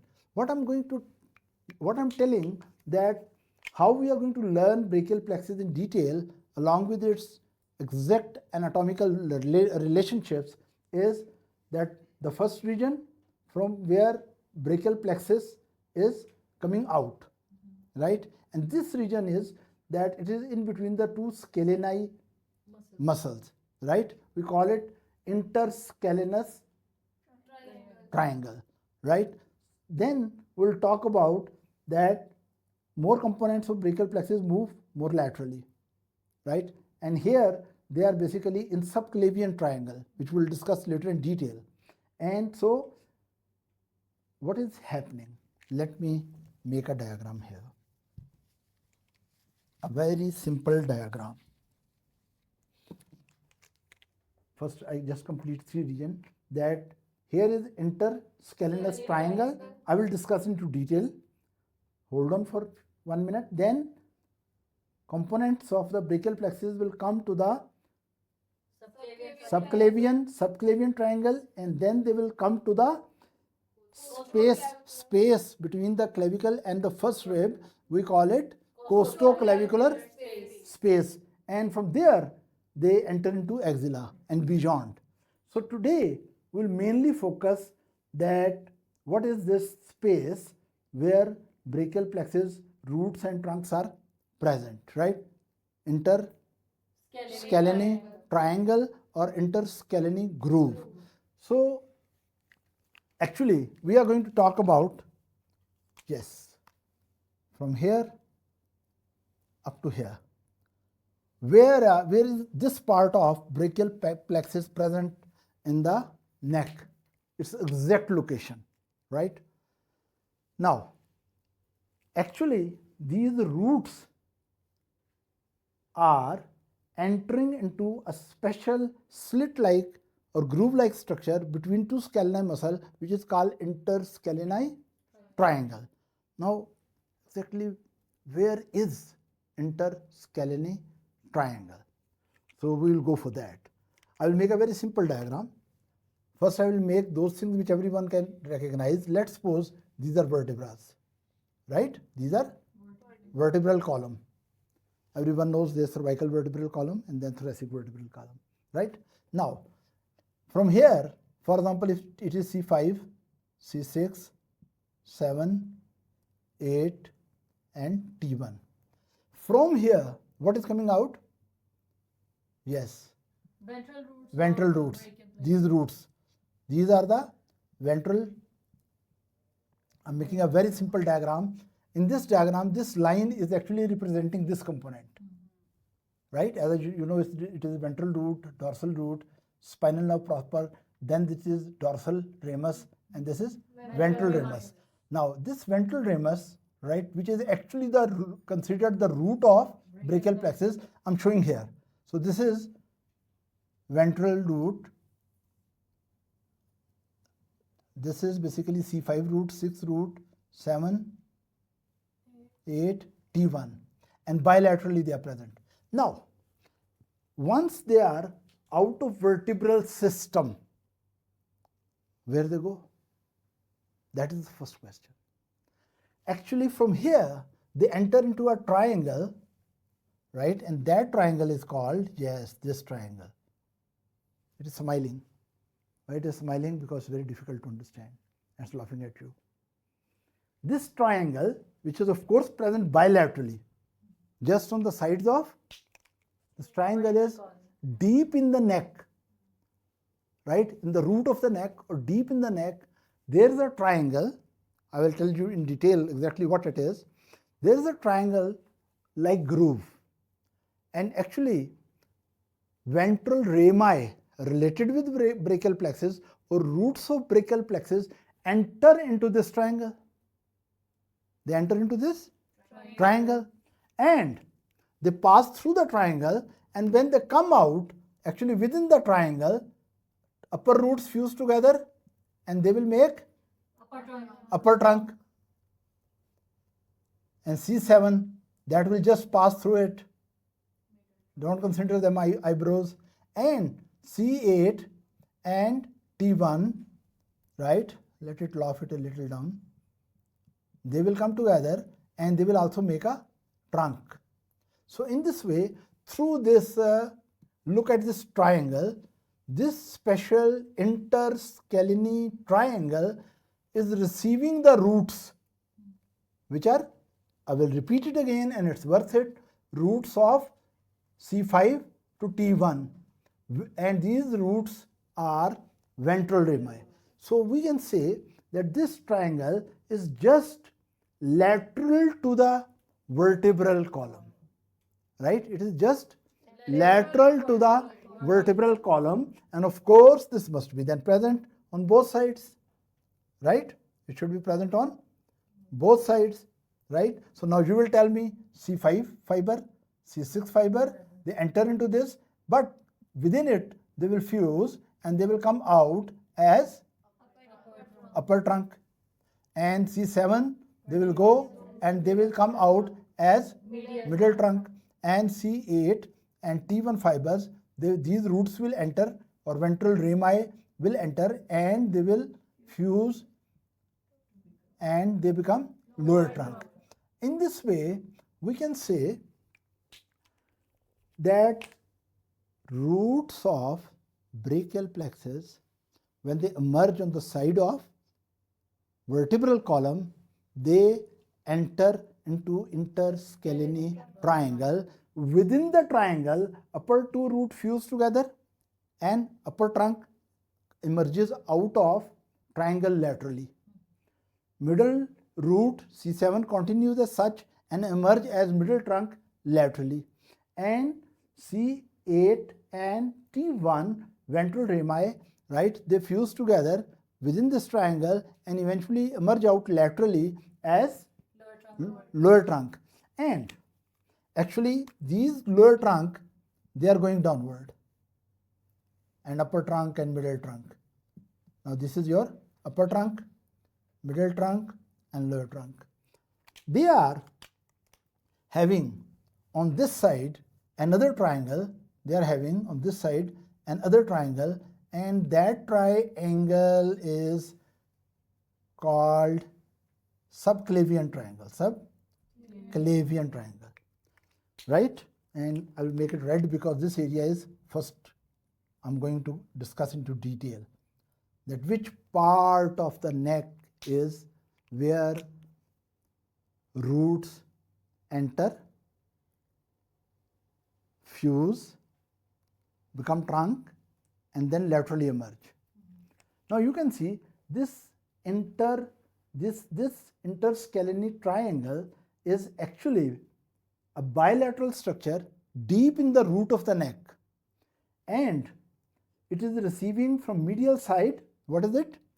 Roots of brachial plexus, and on lateral side they are releasing the trunks of brachial plexus into subclavian triangle, right? And here I can put your beautiful rib, first rib. First rib is here, right? Of course it is not coming, it is coming forward basically, right? This is your first rib, right? In this diagram you can see that, okay, let's come here. Scalenus, yes, this is the diagram. Here this muscle is scalenus anterior, and this muscle is scalenus medius. And what is this structure? This is first rib, right? So we can see that this triangle, right, is actually between, I will go into exact positions later on, between anterior scalenus and posterior scalenus, and its floor is made by first rib, right? So what is the structure? Now we come over here. So there is, what is it? There is anterior scalenus, there is medial scalenus muscle, and this is first rib, right? Now, actually medial most part of the first rib, yes. Sir, I want to ask you that the brachial plexus is actually slanting forward. So what is the exact position where it enters the scalene triangle? Oh, that's good, that's good. Actually, her question is that as brachial plexus fibers come out from the vertebral column, from intervertebral foramina, they are not going horizontally. They are not going horizontally. They are slanting downward, right? And they slant at least one vertebra down. For example, if I say that, to be very exact, this is C5 vertebra, this is C6 vertebra, right? And here is your triangle, right? Now, the fibers which are coming from C5, right, they will enter in the triangle at this point, at the level of C6. And fibers from the C6, they will enter at the level of C7, and then they will fuse together and make upper trunk, right? You got your answer. So what I'm saying, this triangle, a very special structure, right, which is called Intercaleni triangle. It is present medially. It has vertebral column. Laterally, it has subclavian triangle. So, Intercaleni triangle is basically sandwiched between vertebral column and subclavian triangle and riding over first rib. This is exactly a place here, right? That anterior scalenus, middle scalenus, and first rib, right? This is the these are the boundaries of interscalenus triangle. Now, first today, right now, we are going to focus on this area. Then we will go about subclavian triangle, right? And after subclavian triangle, then we will go that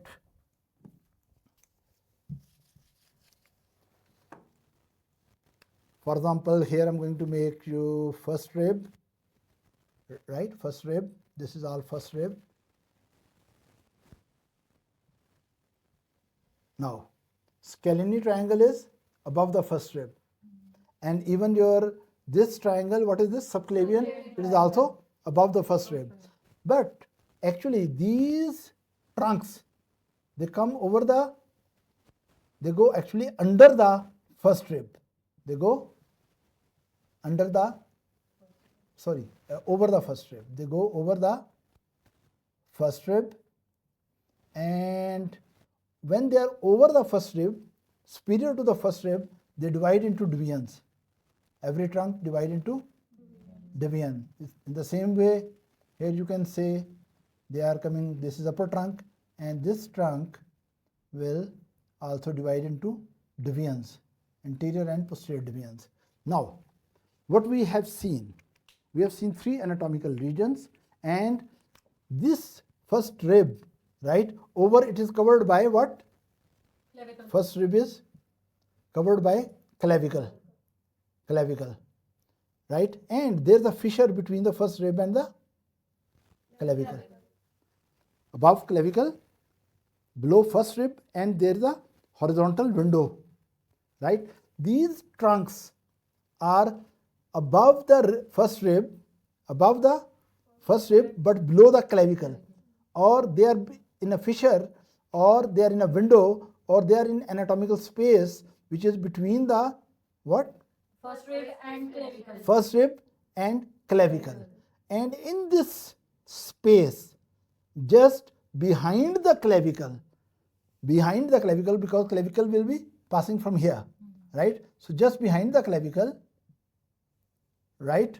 Behind the clavicle, every trunk will divide into two divisions. Every trunk will divide into two divisions. So what we have learned, the roots are entering into interscalene triangle, and then upper two roots make a few fuse together and make upper trunk, and middle root continue, C7 continue as middle trunk, and C8 and T1 continue and then fuse within this interscalene triangle and come out as lower trunk.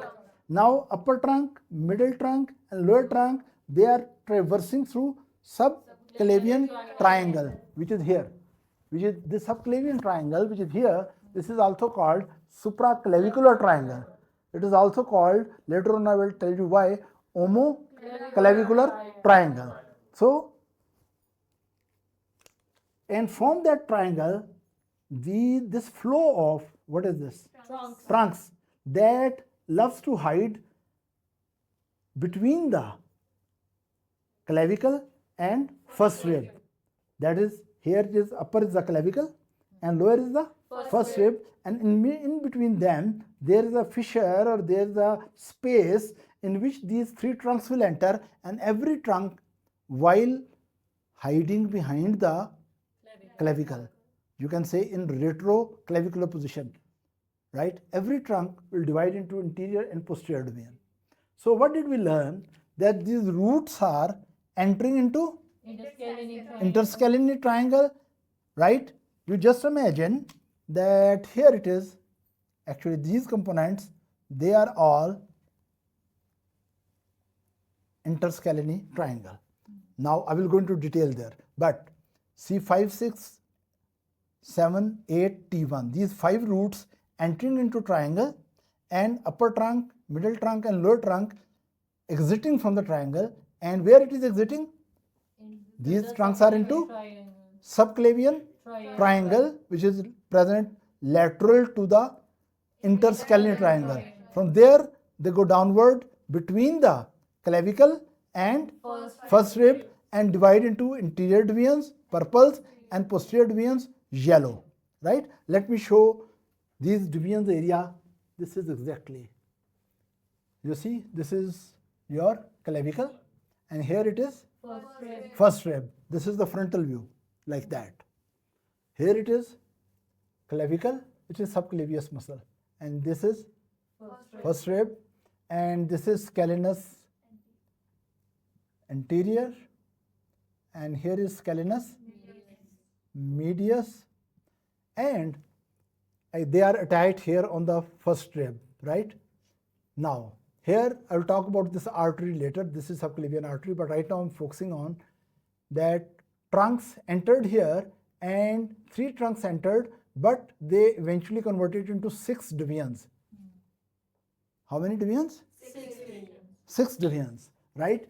And every trunk, each of the 3 trunks divide into interior division and posterior division, right? And due to this reason, we can see here 3 interior divisions and 3 posterior divisions, right? And this space into which these components of the brachial plexus are present, this whole space, this is called costoclavicular space. Costo-rib clavicular space. So now you are going to tell me just what I'm going to draw, and you keep on telling what I'm drawing. Yes, what I'm drawing? Spinal cord. Yes, and interior fissure, motor anterior root. What is this? Posterior sensory root, interior motor root, spinal cord proper, dorsal rami and ventral rami. This ventral rami, if it is from C5, 6, 7 or T1, then it is considered root of brachial plexus. This root, and let's suppose lower root, they are entering into, what is this structure? Interscalene triangle. And from there, how many trunks will come out? 3 trunks will come out, right? And this triangle on the side of this is subclavian triangle. From this subclavian triangle, right, these trunks are going into a special fissure where behind there is first rib, and of course it's continuing here also. Behind it there is first rib, and in front there is clavicle, and in between them this is a fissure in which they will enter, fissure above, right? And this fissure is basically this area, and here these trunks will divide into divisions, right? After that, of course, later on I will explain that divisions rearrange themselves in axilla, in cords, and eventually terminal branches. And on the way, there are some collateral branches as well. We'll discuss one by one. Now, what should be the first to study? Interscalene triangle, then subclavian triangle, then costoclavicular fissure, then axilla, right? And so our topics will be first brachial plexus in interscalenous triangle. Then we will study brachial plexus in subclavian triangle. Then we will study brachial plexus in costoclavicular space. Then we'll study brachial plexus in axilla, and eventually its terminal branches and collateral branches, right? Let's focus on first things first.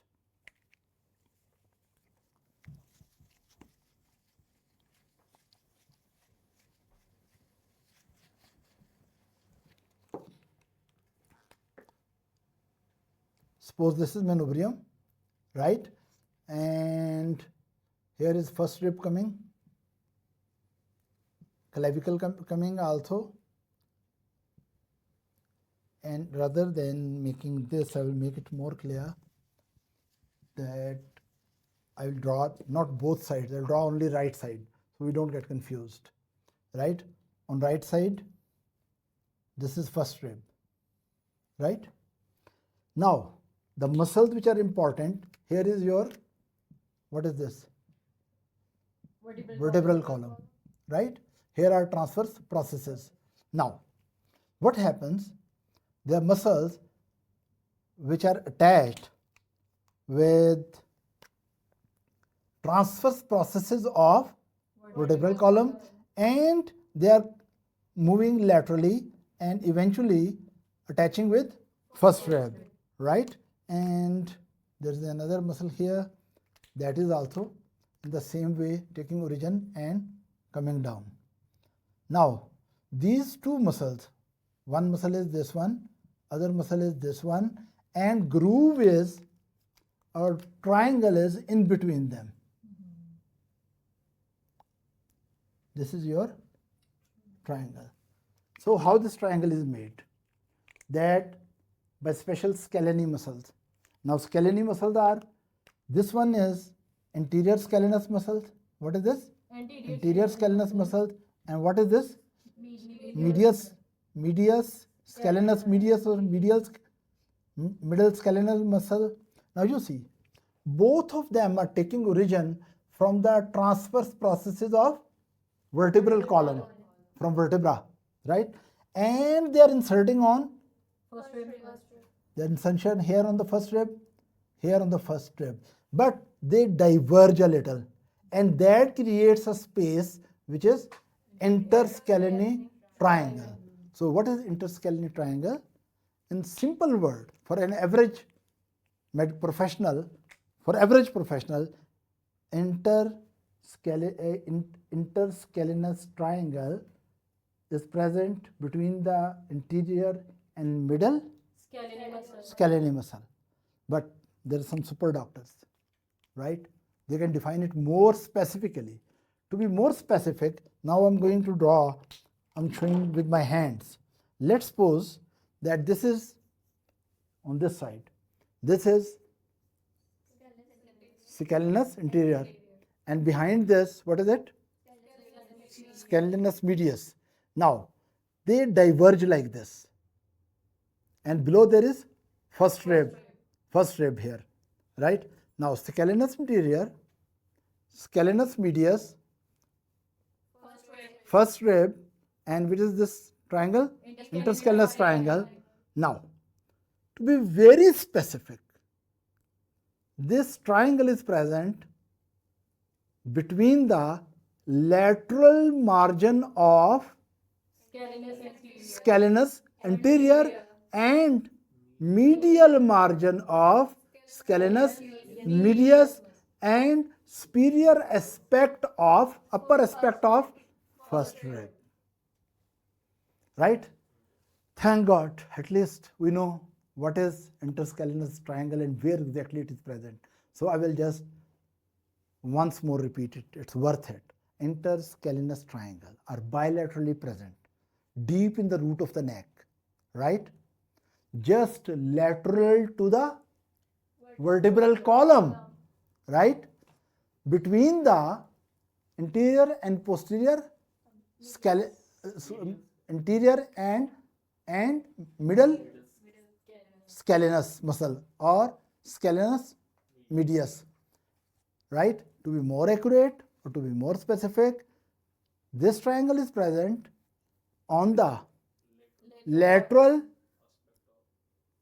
border or margin of scalenus anterior and medial margin of scalenus medius and upper border of first rib. And medially it has vertebral column and laterally it has subclavian triangle. Very good, right? And some structures, of course, which include the components of brachial plexus, they are coming from the vertebral column going through this tight space through the interscalenus triangle and then emerging into subclavian triangle, right? What is entering into this triangle from the vertebral side? They are roots of brachial plexus.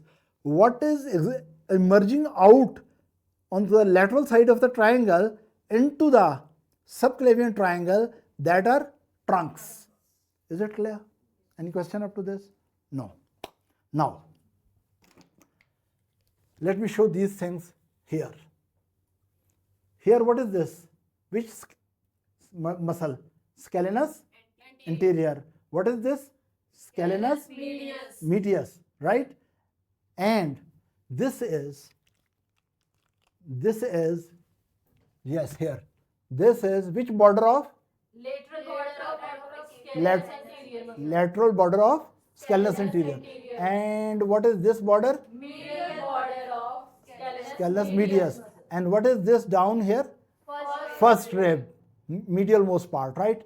Now, this triangle is showing its components, neurological component and vascular component. Out of vascular component, what is passing through this is only arterial component, right?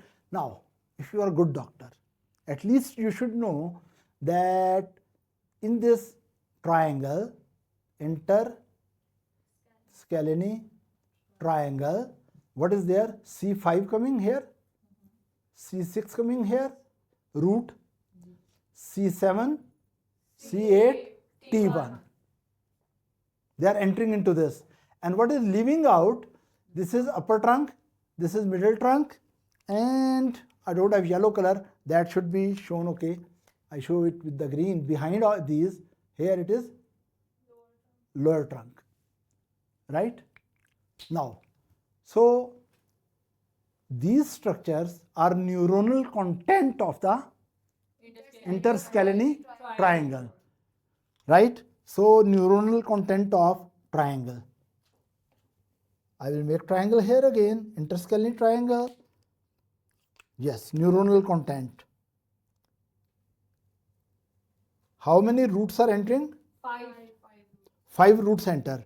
And upper two fuse together and make upper trunk.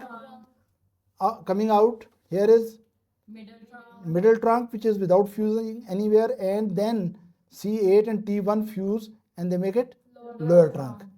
Now, what I want to say, that neuronal component which are present in this triangle, they are from medial side or from vertebral side, roots of, to be more accurately, ventral rami of C5, 6, 7, 8, T1 are entering. So 5 roots are coming inside the triangle, and on the lateral side towards the subclavian triangle, 3 trunks are emerging.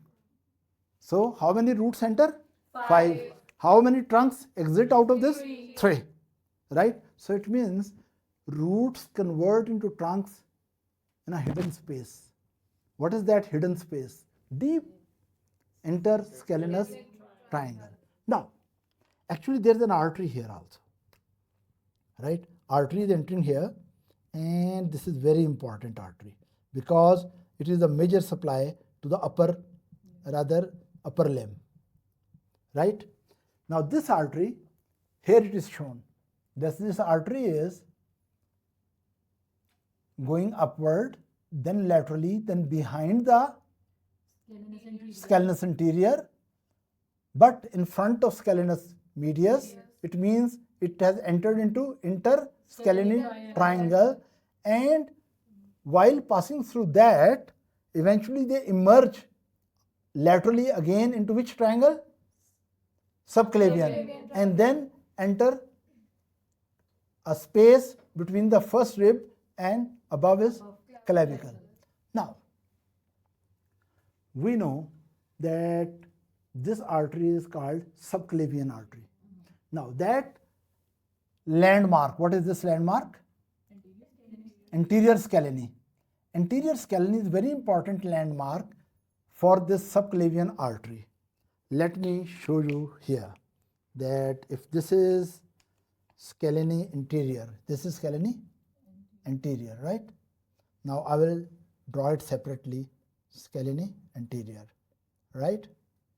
Now, here which artery is going? Subclavian. Then it goes behind the Anterior scalene muscle. interior scalenus muscle, and now it is present in interscalene triangle, and then laterally it appears. In subclavian triangle. Yes, it appears into subclavian triangle, and from there this artery, right, through the subclavian triangle, eventually it will reach to the which rib is this? First rib, right? It will reach to the first rib, right? Now, actually, this is the beginning of the subclavian triangle, and here is the end of, beginning of the subclavian artery, and this is the end of subclavian artery at the outer border of the first rib. At this juncture, at the outer border of the first rib, subclavian artery is just changing its name to axillary artery, because now it is entering into axilla. Now it is entering into axilla. So when this subclavian artery, which is moving from here, it crosses scalenus interior from behind, from posterior aspect, while it is present in as a component of interscalenus triangle, and eventually laterally it appears into supraclavicular or subclavian triangle, and then it goes into the slit between or space between clavicle and first rib, and from there it enters into axilla. Now, why I draw this muscle? Why there is so much stress on the relationship of this muscle and this artery? Because this muscle, scalenus interior, divides this artery into a part which is before the muscle, this part, right? This part of subclavian is called part 1. This part of subclavian, which is present in behind the, what is this? Interscalenus, behind the interior scalene or in the interscalenus triangle, this is called part 2. Okay, this is part 2 of the subclavian artery. And this part, right, which is passing through subclavian triangle and also eventually present on the upper aspect of first rib.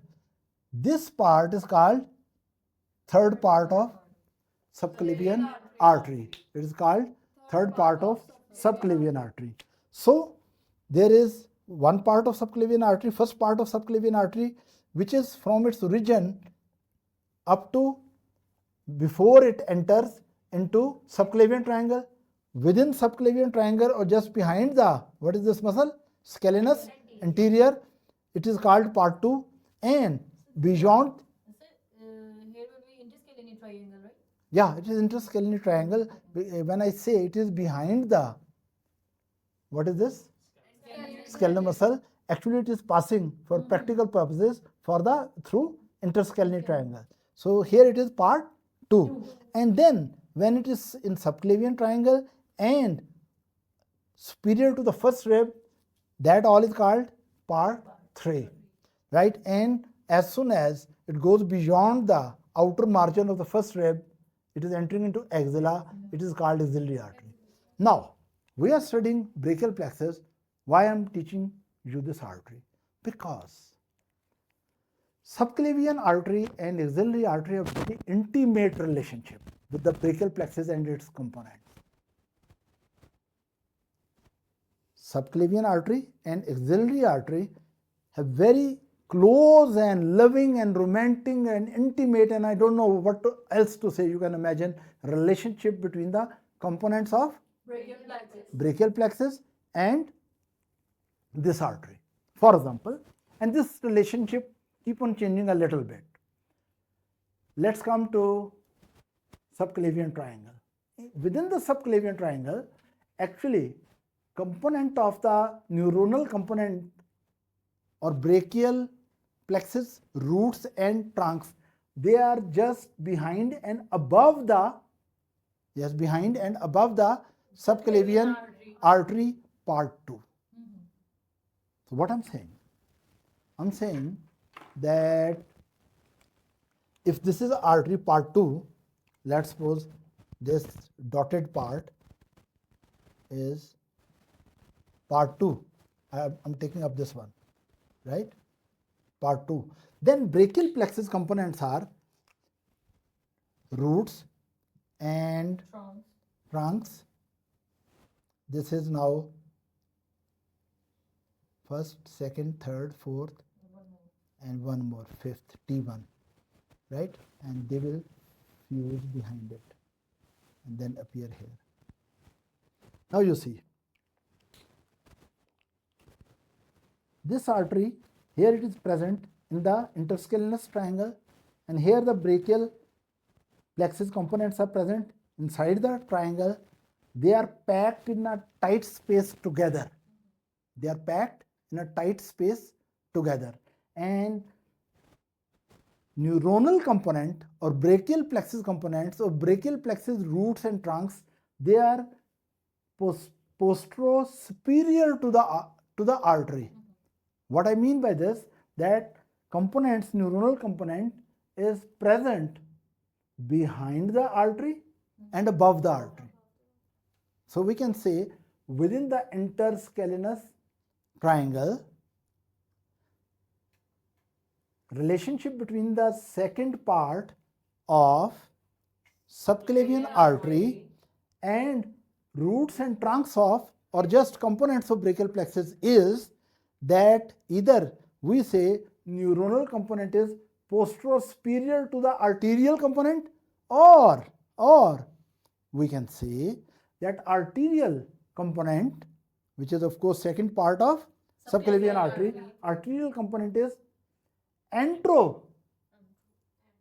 inferior to the brachial plexus components, right? They are all packed together in this triangle. So if someone asks you what are the main content of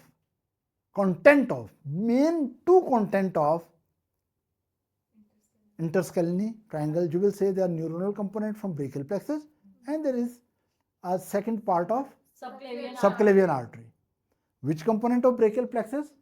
5 roots entering and 3 trunks emerging. 3 trunks emerging, right? And which artery? Subclavian artery.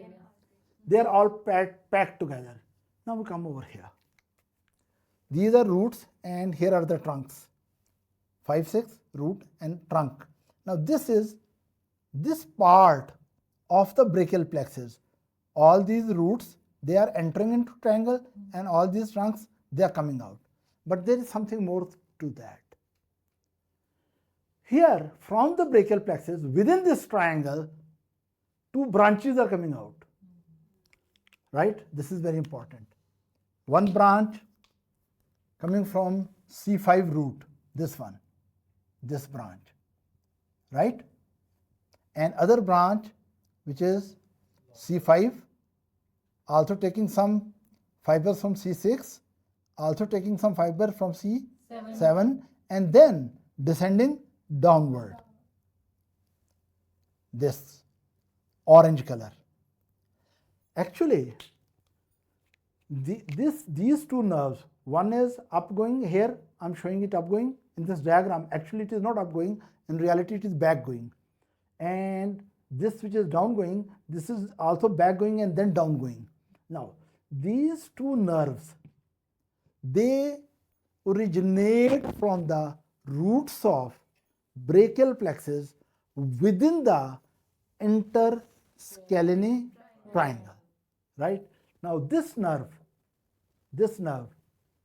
is called dorsal scapular nerve. What is it called? Dorsal scapular nerve. And other nerve, which I am showing it here, which is taking fibers from C5, C6 and C7. C5, 6, 7. All fibers taking from these three, and these fibers are flowing downward. This is called, what is the name of this? Long thoracic nerve. So we can say that while these roots are roots of brachial plexus, or more accurately, ventral rami of brachial plexus, they are traversing through interscalenus space. They give rise to mainly two nerves. One nerve is coming from first root, right? And this nerve is called dorsal scapular nerve. This is dorsal scapular nerve. And one other nerve is taking fiber from C5, 6, and 7 and going downward, downward, down, down, down, down through the neck, through the thorax, and supply the diaphragm. No. If it is supplying diaphragm, then it should be phrenic nerve, and it is not phrenic nerve. It goes down, down, down, actually in the axilla, right? From the roots C5, 6, and 7, and then go down, right? And appear in axilla on its medial wall. And there they supply the serratus anterior, right? Not going down, down, down and to the diaphragm. That is phrenic. We are not talking about phrenic nerve, but believe me, on the board, phrenic nerve is already drawn. You should know what is the real relationship of this triangle with phrenic nerve also, right? Because it has some clinical importance, which I will talk later, what clinical importance. But if you really want to know where is the phrenic nerve is here. This is anterior to the scalenus anterior muscle. But long thoracic nerve, which has root value of C5, 6, and 7, right? That is present, originates within the triangle. From C5, 6, and 7, long thoracic nerve originates within the triangle, but phrenic nerve is present outside the triangle, anterior to the anterior scalene muscle, plastered on it by prevertebral fascia, right? Now, this phrenic nerve will go down, down, down, down to the thorax, right? And the nerve which is from C5, 6, and 7, long thoracic nerve, that goes down, down little laterally, and that will eventually supply the serratus anterior.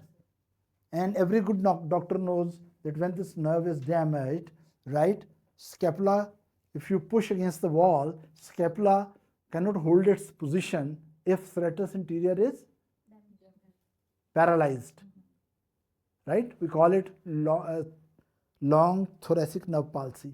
If it is there, if you push, right, what should happen? Scapula should swing along the thorax forward. But if that function, that pushing the scapula along the thoracic cage forward, is done by many muscles, but most important is scalenus anterior, but serratus anterior. Serratus anterior. If serratus anterior is paralyzed, then when you push against the wall, right, paralyzed side of the serratus anterior will not be able to move the scapula forward. Rather, with pressure, right, when you are trying to move it against the wall, scapula medial side will protrude backward. We call it winging of scapula, right? Due to failure of long thoracic nerve. Now, we come back to our beloved triangle, right? Interscalene triangle. Now, components. Neuronal component. 5 roots entering from medial side, from column side. 5 roots entering and 3 trunks exiting towards laterally subclavian triangle. Number one. Number two, a branch from C5. What is this? Dorsal scapular. It is originating from C5, upper area C5. And from here, this is going backward. When it will, for example, if this is C5, right, and this is the branch, dorsal scapular, it will go backward, it will pierce scalenus medius. And let's suppose this was C5, here it is C6, 7, 8, T1. And of course, we know that this is how they will convert into trunks. Right? That upper trunk and middle trunk and lower trunk. But right now we are focusing on this thing. I will make it blue color. From the C5 root, this is dorsal scapular nerve, this nerve, C5. Dorsal scapular nerve. From here it will originate and enter into what? Piercing Enter the into medius. scalenus medius. It will pierce the scalenus medius and then it will start moving backward and even, right, I will not discuss in detail what it will do eventually, dorsal scapular nerve. But if you really want to know, it goes dorsally backward and it applies some dorsal muscles. Rhomboidus major on the back, in between the scapula and vertebral column, there are muscles. Rhomboidus major, rhomboidus minor, and levator scapulae. This dorsal scapular nerve, which has motor fiber from C5 root, right? These fibers originate from the C5 root within the interscalenus space and or triangle and move backward posteriorly, pierce the scalenus medius. This is very important thing to remember, because if there is spasm of scalenus medius, this nerve will be disturbed and related muscles will be you can say undergo spasm and cause pain. And this dorsal scapular nerve will go on the dorsal aspect of the chest, and there it will supply rhomboidus major, minor, and levator scapulae. And within the triangle, these nerves, this was your which nerve? Dorsal scapular. Then from another, coming from C5, this is root C5, and also coming from C6, and also coming from C7. These fibers will also pierce they will move backward and pierce enter into scalenus medius, and eventually they go into this, and they are on the back of scalenus medius. From there they come down, and this is actually this long nerve, long thoracic nerve. So, Yes. so this nerve will enter subclavian triangle? Will it be the component of subclavian triangle? Its origin will be the component of subclavian triangle, because this nerve has three you can say origins. Origin from C5, from 6, C7. These origins are from Scalene triangle, but no. These origins are from C5, 6, and 7 roots, which are present in interscalene triangle. And once these fibers come out of these roots C5, 6, and 7, they will actually pierce the scalenus medius, either within the scalenus medius or before that or after that, they will fuse together. And then they will emerge backward and downward, right? And they are now no more part of the interscalene space, right? So actually, we can say this nerve, dorsal scapular nerve, and what is this? Long thoracic nerve. Both of them take origin from the brachial plexus roots while they are present, while these roots are present within the interscalenus triangle, but immediately they go posteriorly and pierce the scalenus medius, and from there they eventually go for their destinations. Yes. Sir, as this triangle is in neck, so are there any physiological changes which will occur due to the movements like flexion, extension, and Okay. rotation? Very unusual question came, but practically it is extremely important. Right? The question is that when we move our neck, right?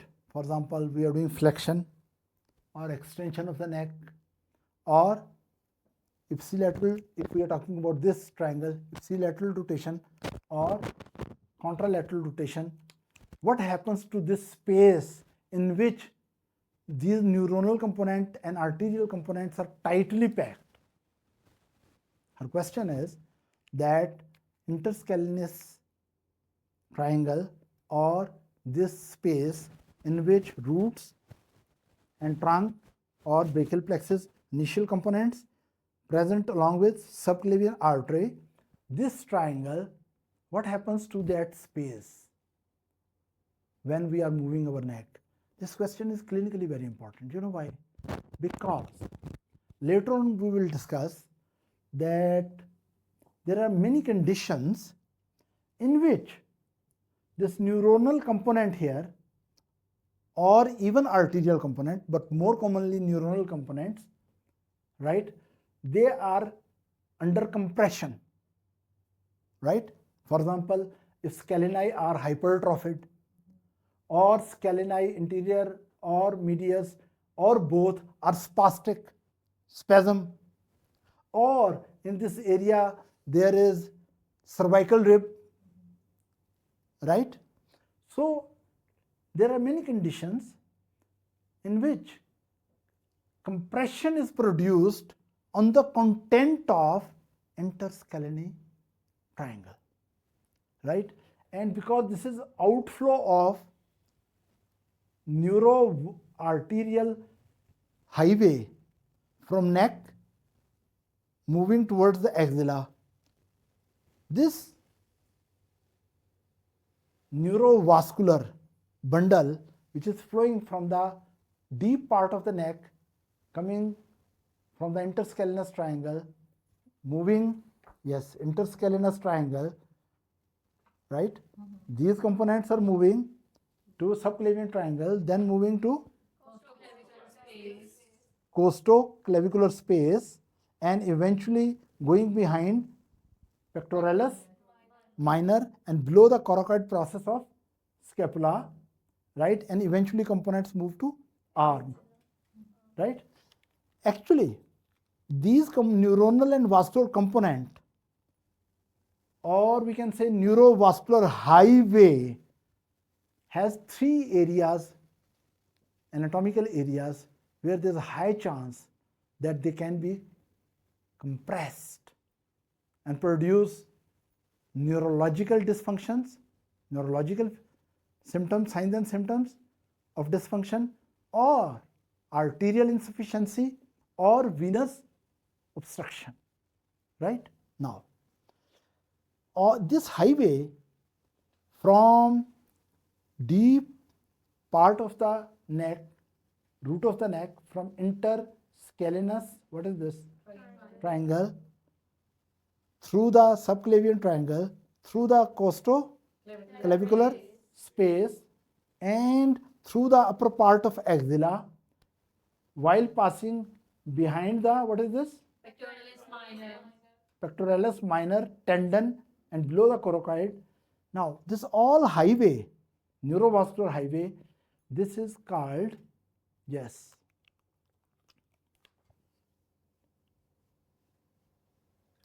this is called thoracic outlet, right? This is just called thoracic outlet. It means thoracic outlet is what? Thoracic outlet is starting from interscalenus space triangle, then to subclavian triangle, then to the costoclavicular space, which is this one, right?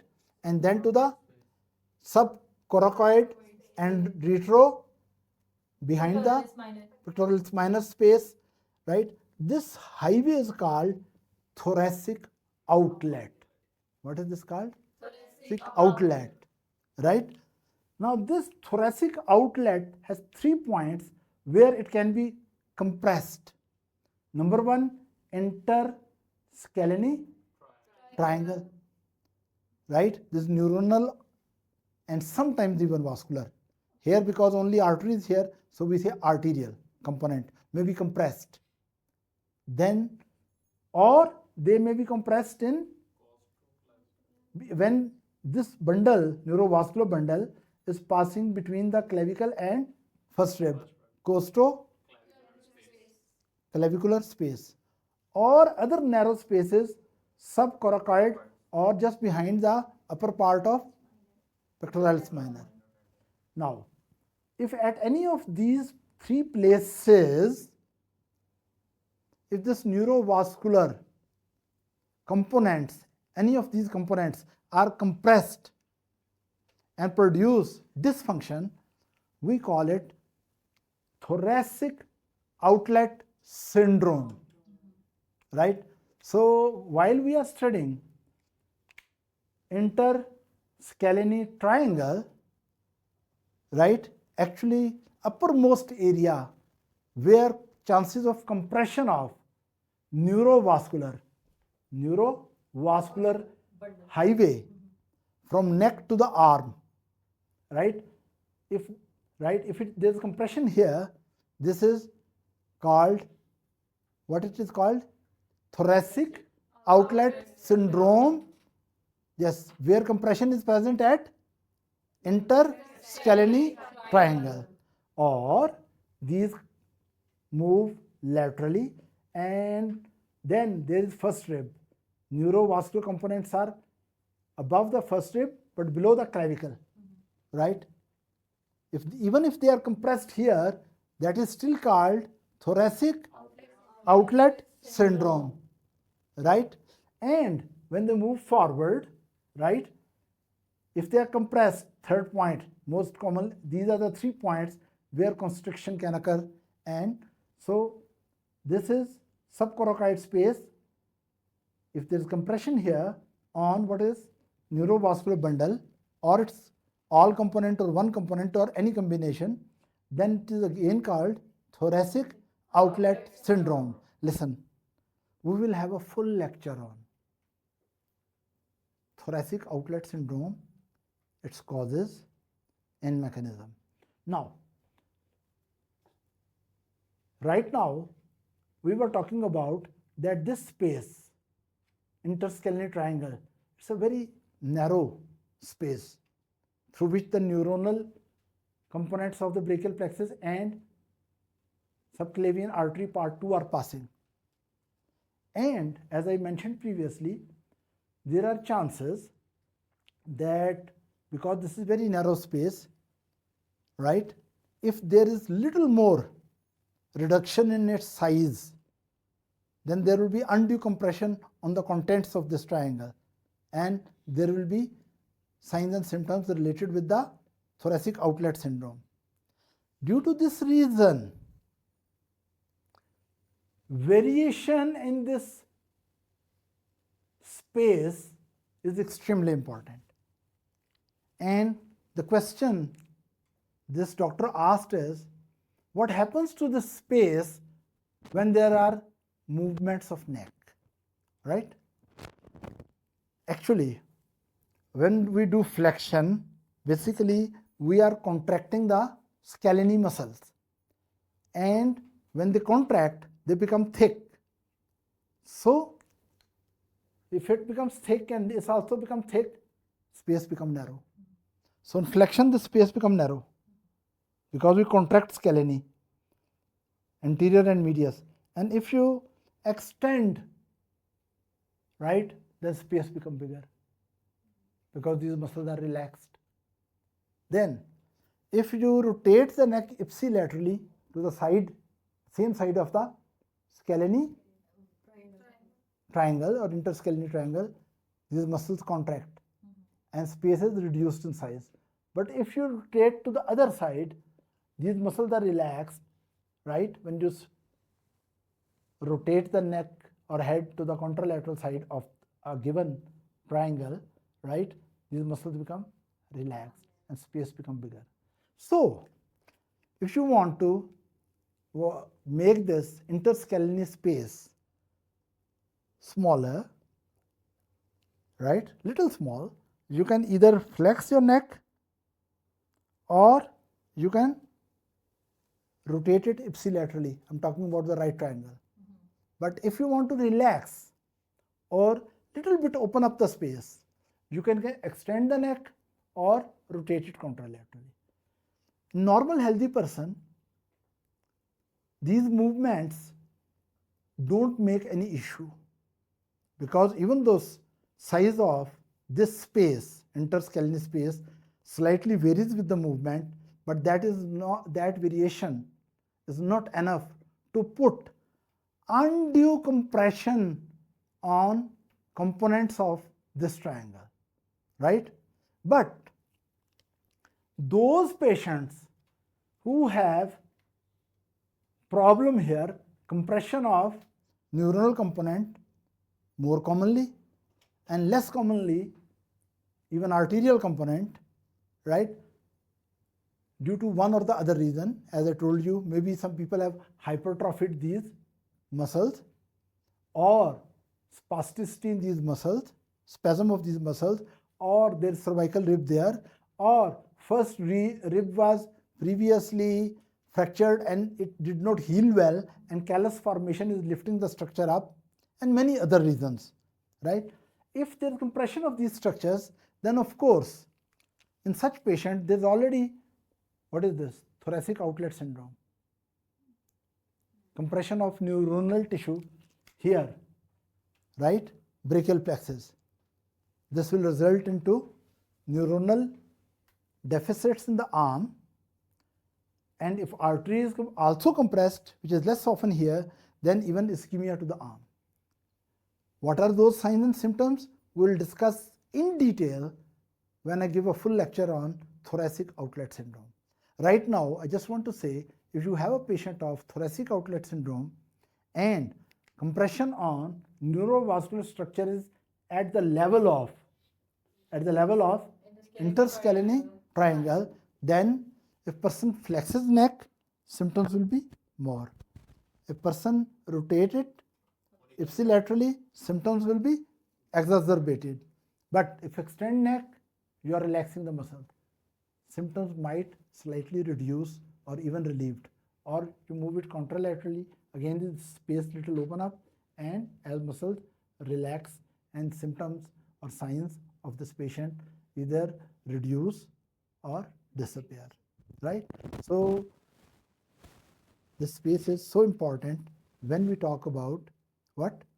Thoracic outlet syndrome. And from here I remember one more clinical point related with interscalene triangle. That is, if you are going to do surgery around clavicle or shoulder or in the upper arm, and if you want to give regional anesthesia, you can insert the needle, of course, ultrasound guided needle in the interscalene space at level of C6, cervical vertebra C6. How you know what is the level of C6? Cricoid cartilage. Here is laryngeal cartilage, below it there is cricoid cartilage. If laterally you move and you put your finger, identify the, what are these muscles? Anterior and medius scalene. There you insert your needle and you are going to inject the local anesthetic like bupivacaine or ropivacaine, right? That local anesthetic, if it is injected in this area, right, it will produce a local anesthetic effect. But it will not be local only, it will be regional, because when you produce a neuronal block here, because this bupivacaine and related local anesthetic, they block the sodium channels in the axons, and when sodium channels are blocked, then action potential cannot be produced. So if you are feeling, if someone is going to do surgery, you will not feel the pain. Now, when you put the needle here and you are putting here bupivacaine or ropivacaine, you are trying to produce intercaleni Triangle. regional, intercaleni regional block. This anesthetizes area around the clavicle and shoulder and upper arm. But if you are planning to do surgery on the hand, then this block will not help. But one thing which is very important, if you're pushing needle through this, if unfortunately you go too deep, if you go too deep,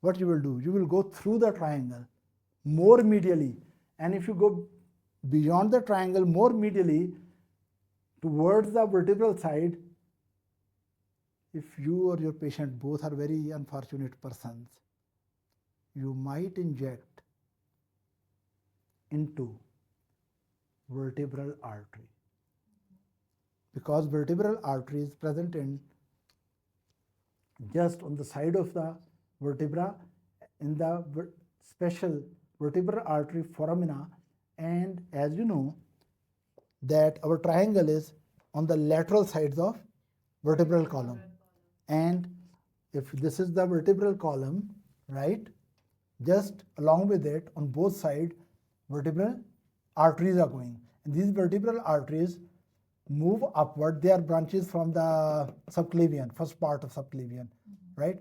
They are moving upward and eventually they come. Okay, let me make here. Wow, this is midbrain, and here is pons, and here is medulla, and here is your spinal cord. This here is spinal cord, and then the vertebral body, everything, but on the sides, what is this artery going? Vertebral artery. This is vertebral artery, and they will go together, move medially upward, and they will make fuse together, and they will make which artery? Basilar artery, right? These vertebral arteries go upward, they fuse together in front of medulla, they approach each other, and around pontomedullary junction they come together and make basilar artery, and eventually when they reach the midbrain, they divide into branches, and these branches go backward to the brain as posterior cerebral arteries. But what I wanted to highlight, here are your vertebral arteries up to this, and here was your which triangle? Interscalene triangle, and you can see it now. You have done some mistake here. What is the mistake? That the needle has gone too deep and you have injected the bupivacaine or whatever regional anesthetic drugs you are using, you have injected, rather than injecting into nerves, you have gone deep and injected, unfortunately, into vertebral artery. This drug will move through the blood upward in very high concentration, and that will damage your central nervous system. Patient immediately gets the fits, seizures, right? Not only seizures are there, even in many cases you have damage, infarction related with medulla or pons, right? And even respiratory depression and death can occur, right? So this anatomical relationship is very important, that you should know that actually vertebral column and what is this? Triangle, this triangle, they are just adjacent to each other. They are neighbors. Of course, we have one vertebral column, but on both sides it has interscalene triangle. And if you are going to give interscalene regional block, you have to be super careful never to go too deep, so that you don't inject into what? Vertebral artery. You don't inject into vertebral artery. You are supposed to inject here. Now, if you inject here in the interscalene triangle around the roots of or components of brachial plexus, right, you will get anesthesia for shoulder, clavicular region and upper arm. But lower arm and hands will not be anesthetized. Why? Because when we inject here, the lowermost roots, which are C8 and T1, usually they are spared from anesthetic effect. And from here the ulnar nerve is derived. And if ulnar nerve is working and its branches are working, right, then of course you have not anesthetized properly forearm and not anesthetized properly hand. But if you really want to do surgery on hand and or forearm, and you want to give which anesthesia? Regional anesthesia, then we don't give interscalene block. Then we give axillary block. When through the axilla, this neuron brachial plexus components are passing. In the axilla, brachial plexus components are in a sheath. Actually what happens that this is your vertebral column. Let's suppose this is your vertebral column. Here is triangle, here is triangle, and around it there is a fascia, right? This fascia is called, okay, I will make it a different color. This fascia is called, yes, prevertebral fascia. So, scaleni, anterior and scalenus medius, they are bridged by prevertebral fascia.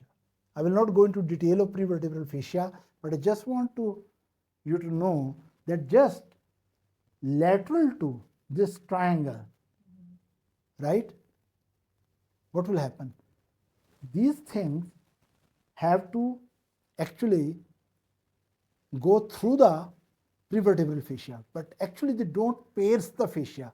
They take the fascia as a sleeve. For example, this is prevertebral fascia. This is prevertebral fascia. They will take it as a sleeve, and this sleeve will go down. Right? Now this sleeve, this prevertebral fascia sleeve, when it enters into axilla, this facial sleeve or facial covering is called axillary sheath. Right? Why I'm talking about this? When you give injection within the sheath on the neuronal component, anesthetic agent will remain concentrated there and it will produce good anesthesia. Right? That is why even though axilla have lot of loose areolar tissue and big space, but when brachial plexus components, for example, medial, lateral and posterior cords, they are passing through the brachial, passing through the axilla, they are within the sheath along with the artery, and some authorities claim even vein. So this sheath is very thick around neuronal component and arterial component, right? This is originally continuation from prevertebral fascia, right? Then prevertebral sheath in the neck, and in the axilla we call it axillary sheath. So when you give injection into axillary sheath in the axilla even, you can get a very good regional anesthesia, but there you will anesthetize all the components of derived from brachial plexus, medial cord, lateral cord and posterior cord, and now whole arm and hand is anesthetized. So what I want to say, I want to say that if you want to do the surgery in upper part, interscalene block is good.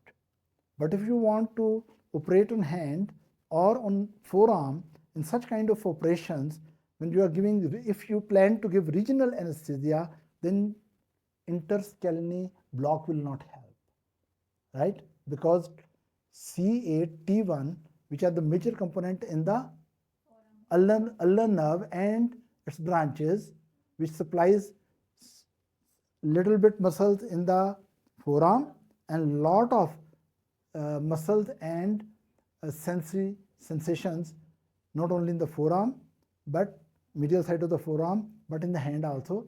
So that will not be anesthetized if you give it interscalene block, right?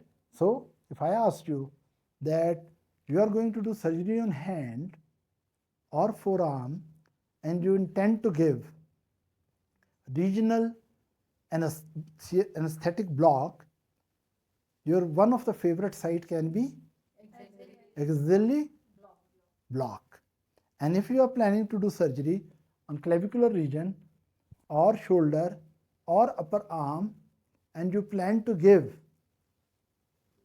regional anesthesia, then you have to inject in identify and inject in interscalene triangle around the neuronal tissue.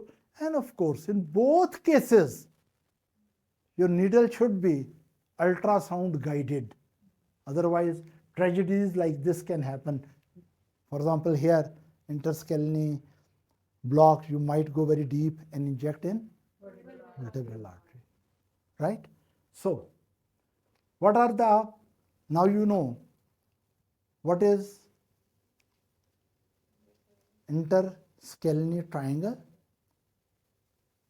what are its components, what are its borders, where it is located. Number one, it is located deep in the root of the neck, right? Just lateral to the vertebral column and medial to the subclavian triangle, right? This interscalene triangle, of course, is between the two scalene muscle, anterior and middle scalene. More accurately, it is the, yes, medial border of lateral border, yes, lateral border of scalenus anterior and medial border of scalenus medius, very good, right? And below is first rib. And most important component is, there is vascular component is subclavian artery, but not subclavian vein. I will teach you later that subclavian vein is outside the triangle, that is interior to the anterior scalene muscle, right? That we will discuss in next lecture. But right now what I am talking about, that subclavian artery part 2 along with components, initial components of or medial most components or proximal most components of brachial plexus, like they are present in this interscalene triangle, and 5 root center and upper 2 roots C5, 6 unite. C7 is too arrogant to make any intimate fuse with any other root, and C8 and T1 fuse together.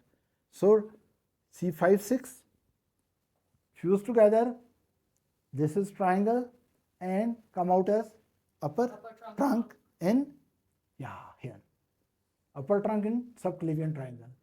This is coming here, middle trunk in subclavian triangle. This is lower trunk in subclavian triangle. And here I am showing, this is prevertebral sheath going, right? This is actually pre-black. The black is prevertebral fascia when components of this muscle is scalenus medius, because I'm showing the artery and I'm showing the brachial component, right? Brachial plexus component. I have actually removed the scalenus anterior.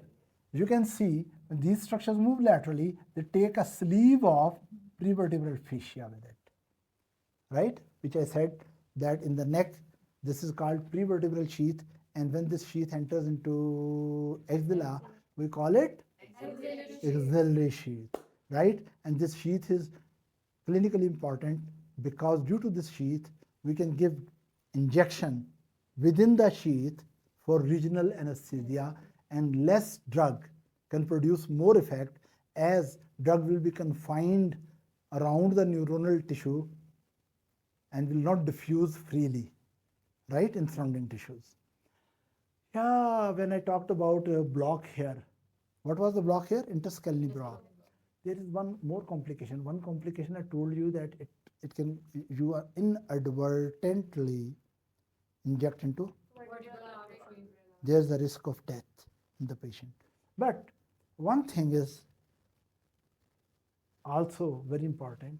Whenever you do interscalene block, almost always, this, what about this nerve? Phrenic nerve, right? This phrenic nerve almost always, up to 90 to 95% of the patients, even more, it also gets blocked. And that produces hemidiaphragm paralysis because there are two phrenic nerves. So actually, even though you have injected into interscalene triangle, but not big amount, but some amount of drug or anesthetic agent usually leaks through the muscle and even produces block in phrenic nerve. So patients who have chronic obstructive lung disease or due to any other reason, severe respiratory deficiency, right? You have to be careful when you give this because there's a very high chance, 90 to 95% chance of producing hemidiaphragm paralysis. But if person respiratory system is healthy, usually this is tolerated well, right? So now we know components of, we know borders, we know the components of triangle. Neuronal component, 5 roots, 3 trunks going out. Arterial component, second part of subclavian artery. If you are too good doctor, you will say origin of 2 nerves also. Dorsal scapular nerve and long thoracic nerve. Within the, origin is within the triangle, right? But both of these nerves and the components move backward, pierce the scalenus medius, and then they go to their destination, right? And one branch from this artery, second part of subclavian artery, that also might be there, right? And that has variable origin, but it can originate within the triangle and traverse in between the trunks and then approach the, what is this? Dorsal scapular nerve, and then that artery, arterial branch, goes with the dorsal scapular nerve, which is this one from C5, right? That is called dorsal scapular artery. So that is also the component of or content of the interscalene triangle, right? So I will ask you a few questions. If this is an interscalene triangle, what is this? Interscalene triangle. What is this? Medius. 5 things going in. What are these? Root. 3 things coming laterally. These are 3 trunks. Very good. Of brachial plexus. Medial to this is very important. Most important structure is actually vertebral column, vertebral artery and vein, even sympathetic trunk, right? And even from the first part of subclavian artery, thyrocervical trunk, arterial trunk, right? These are the structures which are medial to the interscalene triangle. So what is medial to this triangle? Medial to this triangle, vertebral column, vertebral artery and vein, then the longus colli muscle, then there is sympathetic chain, cervical sympathetic chain, right? And if you inject that, of course, you will produce Horner syndrome, sympathetic failure of head and neck, right? And of course, all of you know that Horner syndrome, when sympathetic fibers which are going upward, if they fail, that will produce ptosis, partial drooping of the upper eyelid, ptosis, meiosis, constriction of the pupil, and anhidrosis, right? These are commonly problems in Horner syndrome, but we will not discuss in detail. What I was saying, I was talking about the contents. 5 roots, 3 trunks. How many components? 5 plus 3 is 8. And 2 branches from neuronal, origin of branches, 10.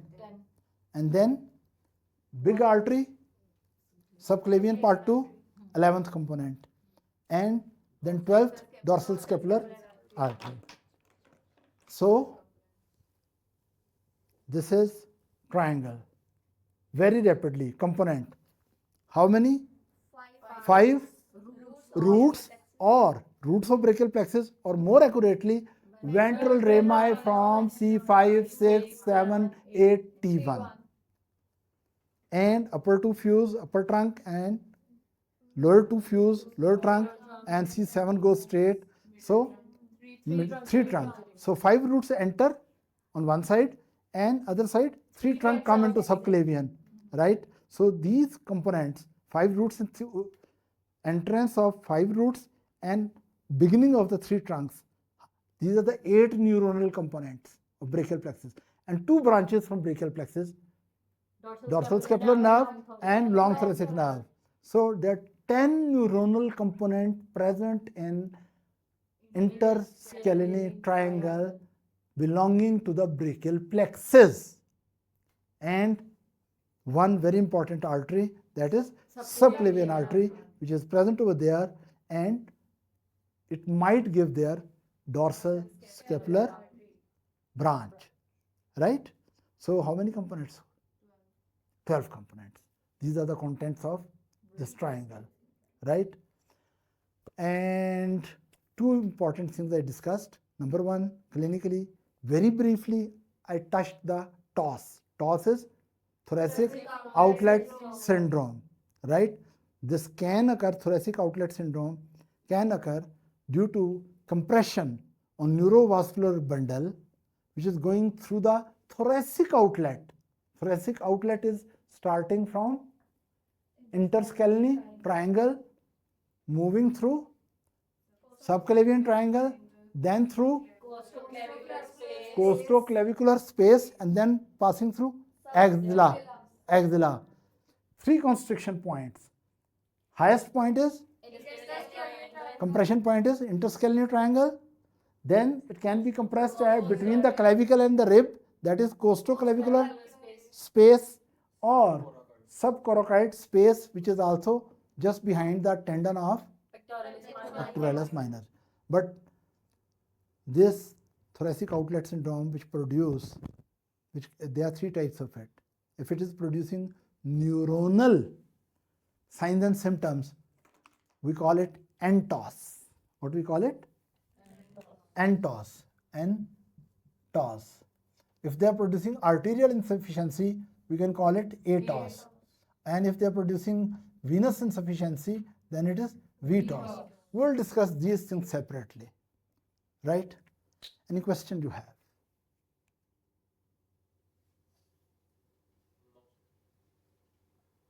There's no question. Okay, thank you very much. From here, we will continue later, right? In the next section. We are going to discuss in the next section, especially about the,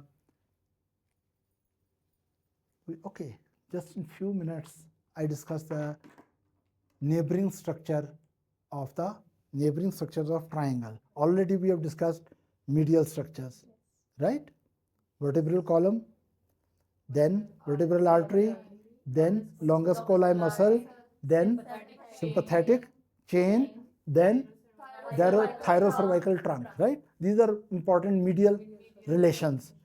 Lateral to this triangle, content, subclavian triangle and its content, right, which we will discuss later, which is also called supraclavicular triangle or omoclavicular triangle. Below it, there is rib, and below the rib, you have special condensed fascia, which is called Simpson fascia in inferior relation. Below the first rib, there is, for example, if this is the first rib, here is the fascia like this, which is very thick. This is called Simpson, not Simpson, Simpson, Simpson's fascia.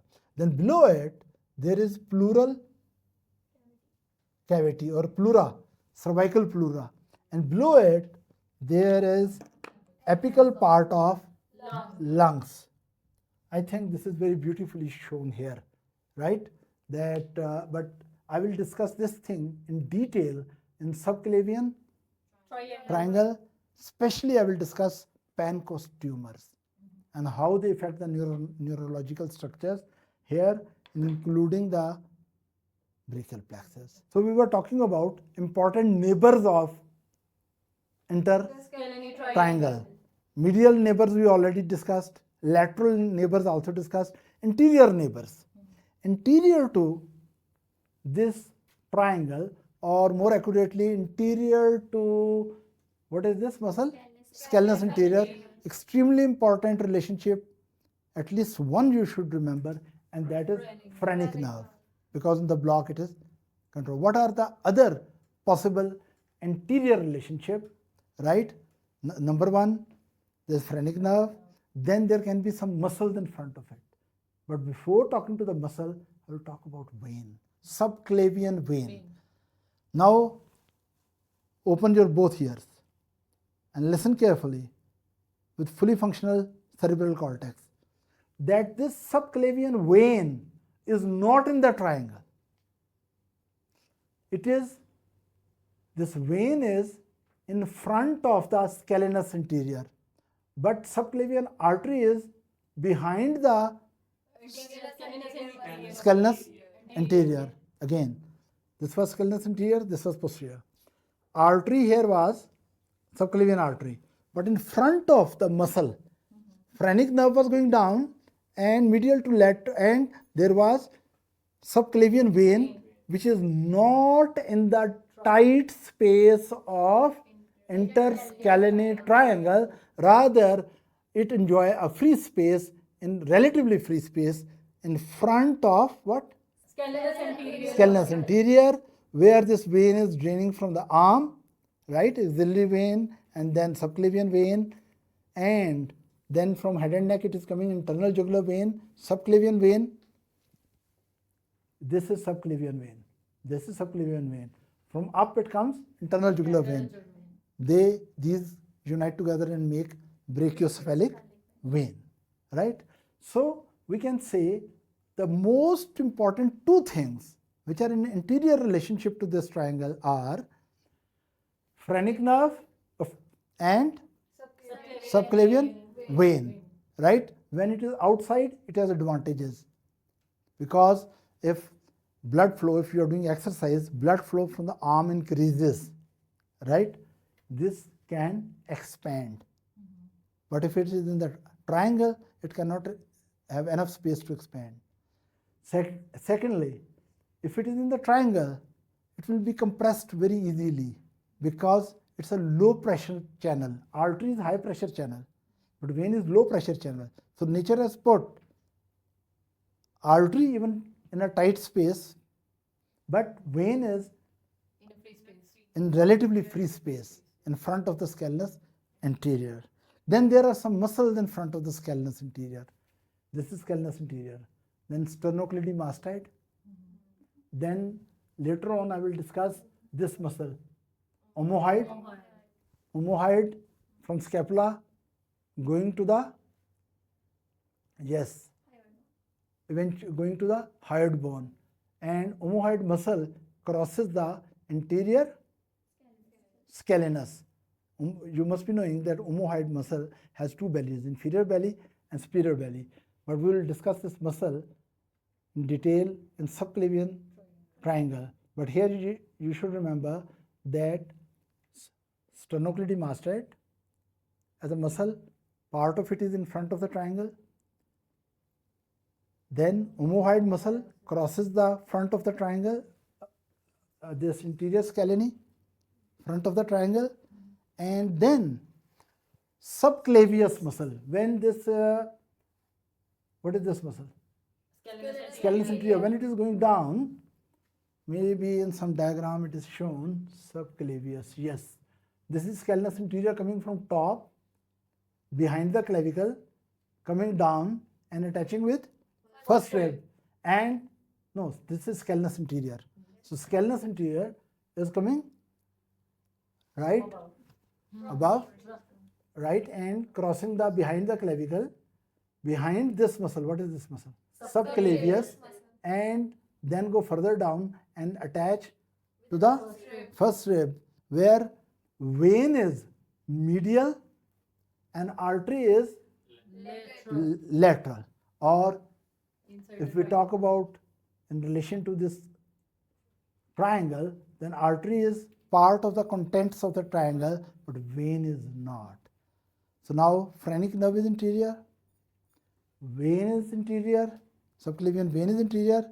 Three muscles we discussed: sternocleidomastoid, omohyoid, and subclavius, interior to this triangle. What else? What do you think is interior to this triangle? Don't tell me the skin. Skin is, of course. Yes? Yes, some arteries. Then let me tell you. This is scalenus anterior, right? And this is thyrocervical trunk. Thyrocervical trunk. This is taking origin, usually most commonly it takes origin from the first part of subclavian artery, right? Now, from here, there are two branches, arterial branches. This is suprascapular artery, and this is transverse cervical artery. They also cross front of the scalenus anterior. So, interior relationship, never to forget phrenic nerve going down, and never to forget the second thing is subclavian vein. But if you really want to remember more, then if you have more hard disk capacity in your brain, then you can remember that there are three muscles: sternocleidomastoid, omohyoid, and subclavius, and there are two arteries and accompanying vein also in front of it. Anything else you want to put in front of it? Carotid sheath, right? Actually, carotid sheath is also in front of course, on both sides, in front of what is this muscle? Scalenus anterior. So these are interior neighbors of this triangle. Then posterior neighbors. Behind this triangle are those things which are actually behind the scalenus medius. This was scalenus anterior, this is scalenus medius. What is behind the scalenus medius? There are a few things which are very important to remember. First of all, I told you there were nerves which were piercing, right? Dorsal scapular and long thoracic. They pierce and pass through the scalenus medius, and they appear on the back of the scalenus medius. So, dorsal scapular and long thoracic, they are in, eventually they become in posterior relationship of the triangle, right? Then there is muscle behind that is posterior scalenus, and there is one more muscle, that is levator scapulae. So in posterior relation they are not so important, but anyway, just on the back of this triangle we are having what? On the back of it, long thoracic nerve going down, dorsal thoracic nerve, dorsal scapular nerve is also there along with dorsal scapular artery, and then posterior scalenus and levator scapulae muscle. Is that right? What else do you think, important thing which is on the back of it? Okay, these are important neighbors. Now we have discussed, actually our original topic was brachial plexus in intercaleni triangle. But what we have studied? We have not only studied the brachial plexus component, roots and trunks related with the interscalenus triangle, but we have also studied the most important contents and relations, anatomical relationship of this triangle, medial relation on vertebral side, lateral relation subclavian triangle and its components, which we will discuss in next lecture in detail, and interior relationship. I've already told you at least two you should not miss, phrenic nerve and Subclavian vein, and posterior relationship, at least two nerves you should not miss, dorsal scapular and long thoracic, and of course then there are two muscles like posterior scalenus and levator scapula. Class dismissed. Thank you very much. Here is Dr. Najeeb. We are continuing our series on brachial plexus in detail along with regional anatomy. What I really mean by this, that as brachial plexus components pass through a specific region, I am discussing every region in detail, right? Of course, once we are done with that, then we will have a very special summarized lecture on brachial plexus and a summarized lecture on clinical situations related with the brachial plexus, right? So let's start with, last time we were talking about that roots enter into interscaleni triangle, roots enter into interscaleni triangle. Roots mean C5, 6, 7, C8 and T1. They enter into interscaleni triangle and they upper two roots fuse together and lower two roots fuse together and 7 remain independent, and they convert into 3 trunks, right? And these 3 trunks emerge in subclavian triangle. So today we will talk about mainly about these trunks and subclavian triangle, right? So we can say this question is about brachial plexus through subclavian triangle. To be more accurate, this is about brachial plexus emerging from interscaleni space, passing through the subclavian triangle and entering into costoclavicular space, right? So this is what we are going to focus on today. So first of all, subclavian triangle, exactly this triangle in the neck, exactly at where it is placed, where it is present. First of all, we must know, before we know the boundaries, before we know the contents, before we know about any clinical situation, we should know exactly where the subclavian vein, subclavian triangle is placed in the neck, right? Subclavian triangle is also called, yes, supraclavicular triangle angle, and subclavian triangle is also called I will tell you why, clavicular triangle, right? So let me explain why these 3 different names are given to the same triangle. When someone is talking to you about supraclavicular triangle, that is the same thing as subclavian triangle, or that is the same thing as homoclavicular triangle, right? So where exactly it is placed, right? Let's start with the very, very basic landmarks in the neck, right? Everyone knows that neck has vertebral column, right? Cervical vertebral column. And of course, all of you should know that in the back and center, we have vertebral column. But if you move lateral most area, you come out of the anatomical structures, and then there is skin, right? So let's suppose here is skin. right? So now somewhere in this arrangement, let's suppose this is someone's neck, right? And somewhere in this arrangement, there is subclavian triangle. So exactly where it is. Let's start with it. Last time we had a discussion that here should be, let's suppose, here is first rib, right? And we take it like this, this is first rib. And here is your clavicle. Here is, okay, yes, it is your clavicle.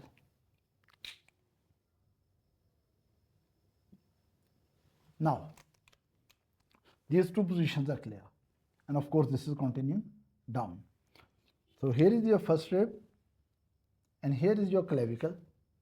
Now, when we go move laterally,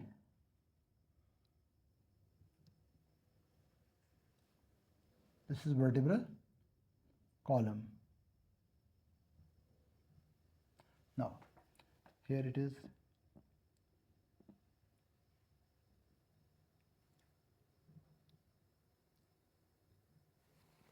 Now, what really happens that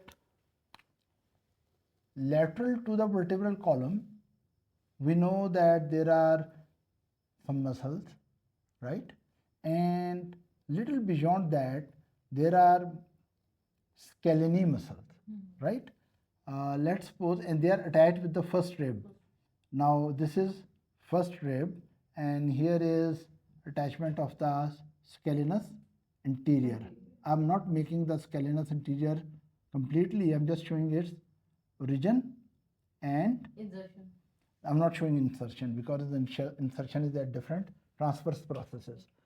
And here it is scalenus, yes, medius. This is scalenus medius, right? And last time we discussed in between the scalenus anterior and scalenus medius, right? This space, little space, right? This space is interscalene space, right? Now you know exactly where is interscalene space. Actually, if I remove, what is this? This part of clavicle. If I remove this part of the clavicle, just to show the things more clearly, right? Then you can see that just you come more lateral to it. Here there is a triangular area which is being made here, and this is your clavicle. Now this triangular area, on one side it is having a muscle which is more superficial to the scaleni. There is a muscle which is more superficial to scaleni. Now exactly this thing, I will put it here. That here are scaleni anterior. Suppose this is a very simple diagram, and this is scalenus medius, and here it is interscalene space. This is what we discussed, and we discussed last time. Out of this, three trunks were emerging. These three trunks are actually brachial plexus trunks. These trunks are basically these three components in this diagram. These three components are coming out of interscalene space into this triangle, right? And this triangle which is present between, now let's make the boundaries. This triangle is present, first of all, it is just above the clavicle, right? Because it is just above the clavicle, it is very legitimate to call it supraclavicular triangle. This can be called supraclavicular triangle. But a very important artery is also coming from here, right? A very important artery is also coming out of this area. This artery is subclavian artery, and because it is very important, one of the very important vascular structure, rather I must say, in this triangle, this is the most important vascular component, right? That is subclavian artery. So it is also very legitimate to call it subclavian triangle. So we can call this supraclavicular triangle, we can call it subclavian triangle, and this muscle, right, the small muscle which is obliquely placed, and we can see it is coming behind the sternocleidomastoid, and here it is approaching the, actually goes beyond and approaches the upper border of scapula. This is lower belly or inferior belly of omohyoid. It is the inferior belly of omohyoid or omohyoid. We can also call it omohyoid, omohyoid or omohyoidus. It is up to you. I don't want to twist my tongue too much in such matters, at least. So I will call it simple omohyoid, but it is up to you what you want to call it. Now we can see here is, if this is the triangle we are studying, if this is the triangle we are studying, right, then what boundaries it has? It has this boundary here. What is this? Lower part of sternocleidomastoid, right? Lower part of sternocleidomastoid, which is present anteriorly, right? And inferiorly, it is just above the clavicle. So inferiorly, it is bounded by clavicle, and above, it is bounded by obliquely placed lower belly of or inferior belly of omohyoid, right? And this junction where omohyoid, this point where omohyoid is meeting, what is this? Sternocleidomastoid. This point is called apex of the triangle. This is called apex of the triangle. Now you can understand that where this apex, this, what is this? Subclavian triangle. Where it is placed? It is just above the clavicle. It is just, look here, on the medial side especially, this is just above the clavicle. It is just behind the lower part of sternocleidomastoid, right? These two things are very obvious. And if you do the dissection, if you open up the roof means you will remove the skin and underneath some more tissue. I will explain what is the roof of this triangle. If you remove the roof of this triangle, then you are able to see what is this? Omohyoid, right? And below omohyoid, on posterior aspect of posterior border of sternocleidomastoid lower part and above the clavicle, these three structures are making a triangle which is called omohyoid triangle. Sorry, omoclavicular triangle or subclavian triangle or supraclavicular triangle. Repeat with me. Omoclavicular triangle, supraclavicular triangle, subclavian triangle. So these three names are for the same anatomical region. Now this anatomical region is extremely important. For what reason? Because a very small area has lot of neuronal and neurological and vascular components compressed together. In this area, of course, full brachial plexus components are moving through that, right? Trunks are moving through that. If trunks are damaged here, it's very dangerous, right? Because eventually this is going to supply the arm, and your arm will be, motor and sensory functions will be lost. So this area not only having the major neuronal supply going through this region to the arm, as we will discuss later, it also is having major arterial supply, which is subclavian artery here shown going to the arm, right? Which of course, as the subclavian artery will move beyond this triangle, it will come to the first rib, and just beyond the first rib, we will call it axillary artery. First is subclavian artery within the triangle, and once it goes beyond the triangle, especially first rib outer border, it is converted into axillary artery, and in the axilla, when it goes beyond the lateral border of pectoralis minor, it is called brachial artery, right? So it is the major blood supply going towards the arm, because it's a very tiny or small region. It's not like your leg, right? It's a very small region here, right? But it has very important neuronal component, it has very important vascular component, and later on I will tell you in reference to varicose lymph node, it has very important lymph node present in supraclavicular area, especially on the left side, right? We will discuss that in detail later. Now let's come back. We make the placement. The sternocleidomastoid was here, right? Here was what? Intercaleni triangle, right? And on this side, what was there? Now, if we come to this side, this is omohyoid, right? And behind this, what is this muscle? Trapezius. What is this? Trapezius. I can put it here. It is what? Sternocleidomastoid.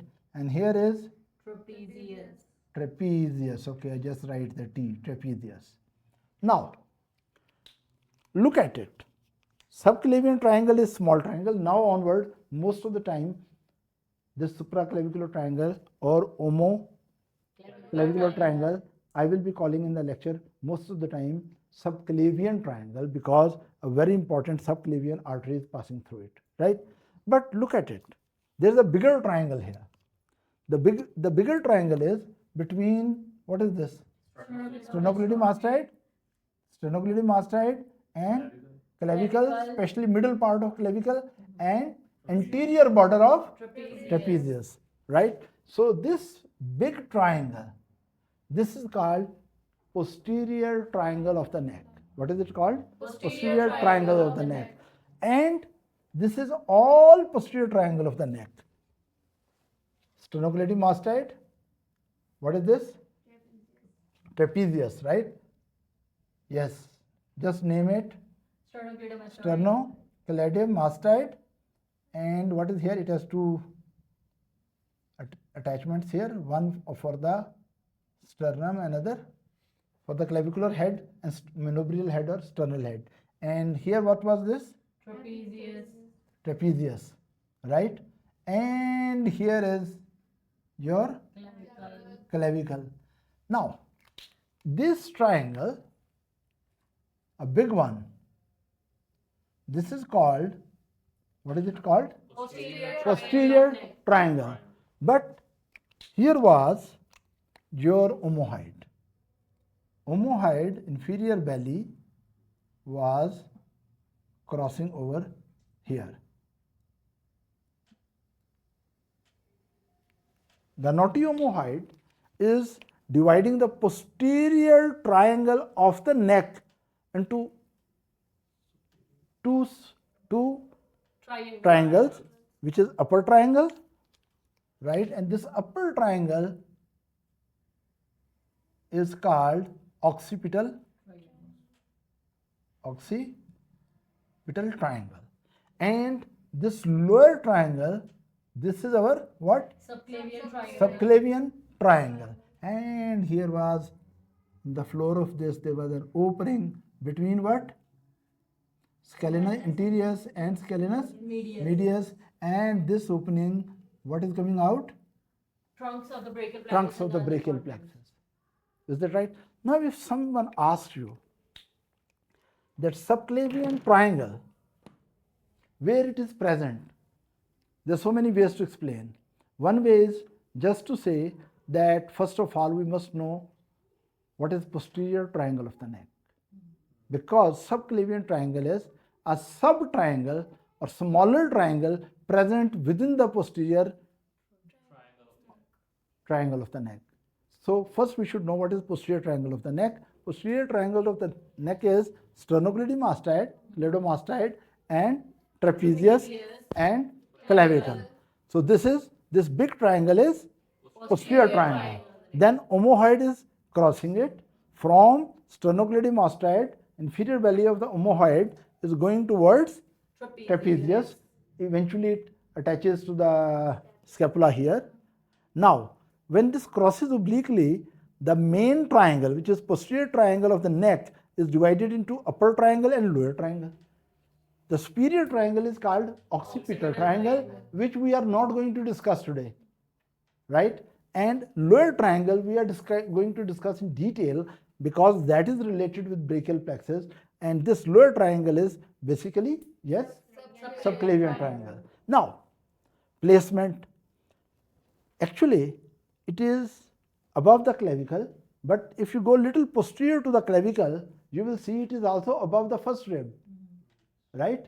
First rib is in its floor, in the most posterior part, and it is also above the apical part of the lung, L-U-N-G, lung, right? So, why I'm telling you that this triangle is having apical part of the lungs. This is lung, right? This lung, apical part come up, and just under the, this is very important point, this apical part of the lung. Why? Clinically it is important. Cancer of this lung can go to this triangle. We'll discuss that. That can produce special problem called Pancoast tumor. Secondly, presence of this lung you should remember, right? Just under the, what is this? Subclavian triangle. Why? Because if you are giving anesthesia, you put needle into this triangle, which anesthesia you give there? Supraclavicular regional anesthesia. If you are giving anesthesia in that region, right, this is a good place to give anesthesia, but not very good place.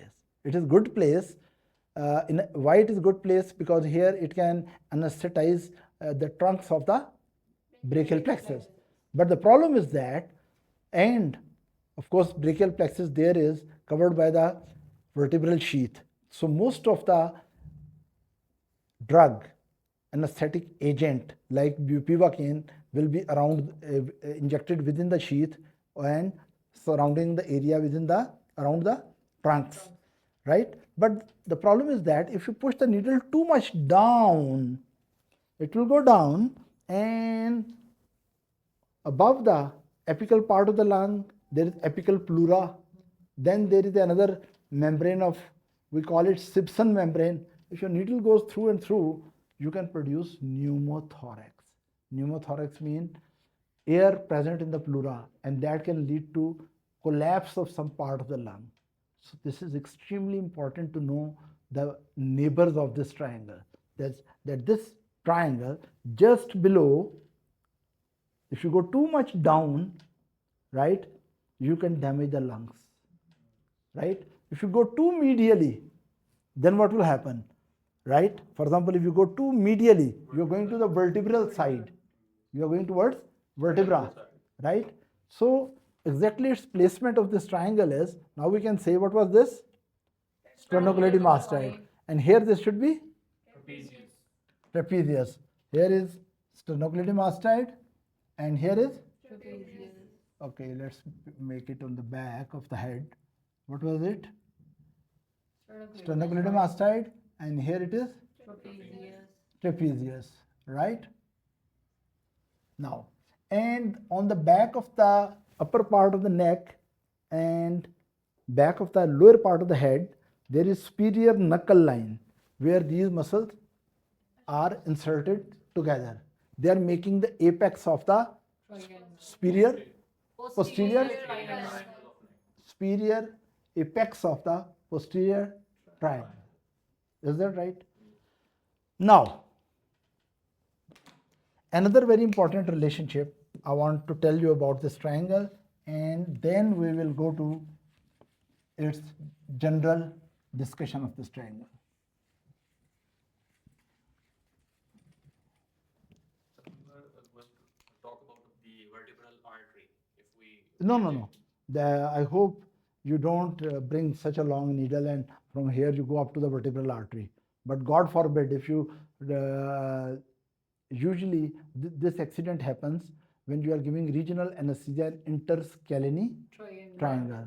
But here direction of needle is because little downward, so lungs are at more risk than the vertebral artery, right? So vertebral artery is at risk when you are giving intercaleni regional block, and that in that case, if unfortunately you go too deep and medially, you may hit the vertebral artery and inject the local anesthetic there, which can produce very serious complications in the central nervous system.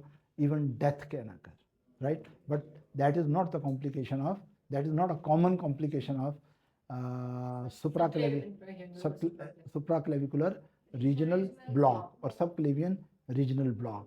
When we are talking about subclavian regional block, we are more worried about pneumothorax, right? Now let's come back. Here is the triangle, right? We know the boundaries of it.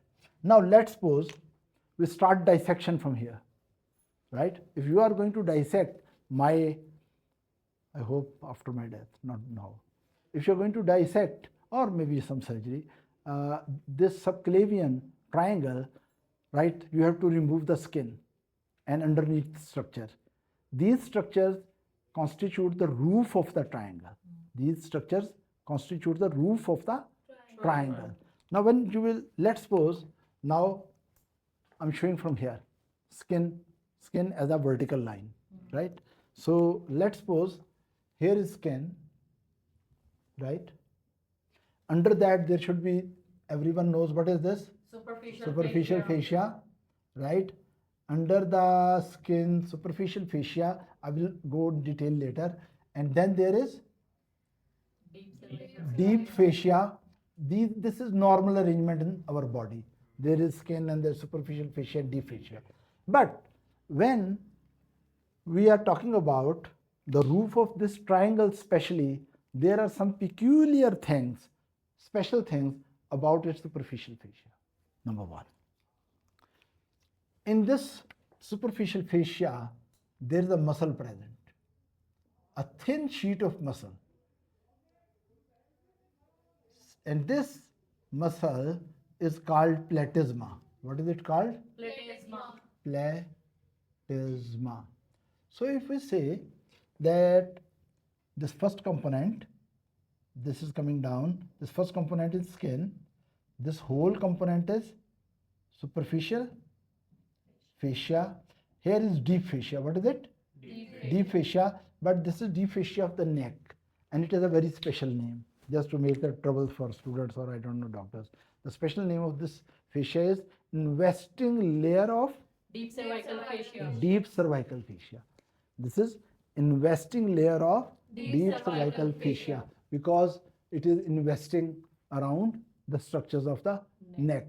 There is skin, then there is superficial fascia, and there is deep cervical fascia. So this is investing layer of deep cervical fascia, right? This is superficial fascia. In the superficial fascia, we have to remember few things. When we talk about superficial fascia over the subclavian triangle, it means in this region, right? I hope this is my clavicle, not femur. Now, look here. So, in this area, you remove the skin, you will come across what? Superficial fascia. And in the superficial fascia, which muscle is embedded? Platysma. And then there is from cervical, I will not go into detail, but cervical plexus, nerve is coming and which has C3 root and C3 and C4. This comes, pierces the deep fascia, right? It pierces the deep fascia and come into the superficial fascia, and this nerve with root value of C3, C4, it spreads into what is this? Superficial fascia. Superficial fascia. It is approaching the skin, right? Now look here. You remove the skin, then superficial fascia. Within the superficial fascia, you had Platysma muscle. platysma muscle. Also, you had this very special nerve. This special nerve comes down in superficial fascia and divides into three branches. One branch is going medially, one is intermediate, one is going laterally. And they are just spread over like a fan, like this. They spread over the clavicle. Right? Now these are spreading over the clavicle, so they are called, very easy name, supraclavicular nerve. What is the name of this nerve? Supraclavicular nerve. This supraclavicular nerve has these three branches. So some people just call it, there is medial supraclavicular nerve, there is intermediate supraclavicular nerve, there is lateral supraclavicular nerve, and they are actually cutaneous branches, they are sensory branches, and they are responsible for sensations on your collarbone, right? Or responsible for this inner and lower part of the neck and clavicle, right? You know, there are very special sensations here. You must be knowing it, I know that. So why? That is actually you're stimulating the other person's supraclavicular nerves twigs, right? So, and this supplies front of the chest also and a little bit up to shoulder. So these supraclavicular nerves also passing through the roof of subclavian triangle, or because these are supraclavicular nerve, of course they will pass through supraclavicular triangle. Is that right? But where? In superficial area. And if they are present in superficial area, then they are present in roof. Then they are present in roof. If this is the roof, now how many structures in the roof we have discussed? One I'm missing yet, but still. What is this? Skin. Then this is superficial fascia. And within superficial fascia, I have shown two things. One, nervous tissue, neuronal tissue. What is this? Supraclavicular nerve. And what is this? Platysma. And then superficial part of external jugular vein, right? There are veins which are sometimes even visible. They are called external jugular vein, and external jugular vein and its tributaries, they are also, this is external jugular vein. Don't confuse it with internal jugular vein, which is which is a deeper structure, internal jugular vein. I'm not talking about this. I'm talking about something more superficial, more external, which is called external jugular vein. And this external jugular vein, and this is platysma, and here was skin. Now, how many things are present in superficial fascia? Actually, we can say between the skin and deep cervical fascia, there is superficial fascia, which is sandwiched with three more components. Superficial fascia with supraclavicular nerve. What is this? Platysma muscle. And what is this? External jugular vein. Now you are going to tell me. Here is the roof. Here is the skin, right? And here is the deeper part. And neck components will be here. Now, if this is skin, then what is it? Superficial fascia. If this is superficial fascia, then what is this muscle? Platysma. What is this? External jugular vein. This is drawn wrongly, right? It should actually, through the superficial area, should go pierce the deep fascia and then eventually drain into what is this? Subclavian vein, right? So I think I have to draw it here. This is what? Internal jugular vein, internal jugular vein, external jugular vein, and let's suppose here we make, what is this? Subclavian vein. Subclavian vein. And internal jugular vein drains into subclavian vein, right? And this will pierce the deep fascia, right? And from there, eventually, either it drains into, what is this? Subclavian. Subclavian vein, or sometimes there is variability and it drains into internal jugular vein. Is that right? So, roof, skin, platysma and superficial fascia. This should be drawn like this. What is this? External jugular vein. What is this nerve coming? Supraclavicular. Clavicular, and these are its branches, right? If you see this in the front, we will place the roof here. Supraclavicular nerves will come here, down. Over the clavicle, they will spread into medial, intermediate, and lateral branches. I mean, okay, let me have something yellow. Yellow color, I can take it from here.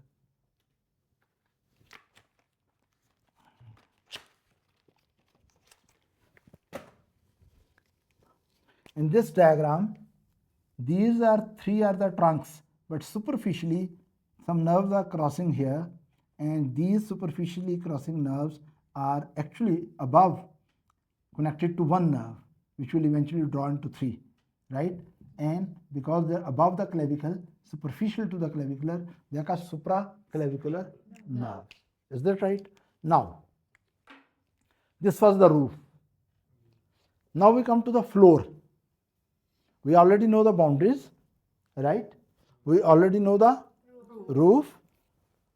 And then we come to the floor. What is present in the floor? Look here. We have removed the roof. Again, listen carefully. Here is the triangle. Lower part of sternocleidomastoid posterior border, right? Here, clavicle.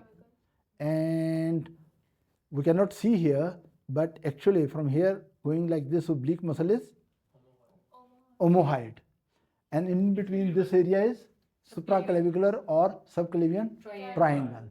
Now, if we remove the skin, then we remove the superficial fascia, including platysma, supraclavicular nerves, and external jugular vein, and then we remove or dissect away the deep cervical fascia. You will be able to look at the content of the triangle. Content of the triangle we'll study a little later. Let's suppose we remove the content of the triangle. You are very cruel. You remove the contents of the triangle, which are very, very important for the arm. Then you will expose the floor, right, on which the content of the triangle were resting. The floor of this is scalenus anterior and scalenus medius. These are two structures. I will tell you two more structures. Let me show you the floor.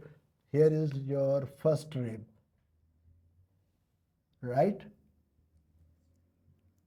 Now, I'm going to the floor. This is attachment of this muscle. What is this? Scalene anterior muscle. Scalene anterior, right? And there is scalene medius, right? And in between them there is some little bit space. This is scalene medius. This is very simple diagram where I want to show that inferiorly this is first rib, and scalene anterior is also tied to the first rib, and scalene medius is also tied with the first rib. Behind that there is another muscle which is not part of the triangle, that is scalene posterior. But why I'm mentioning, because its name is similar.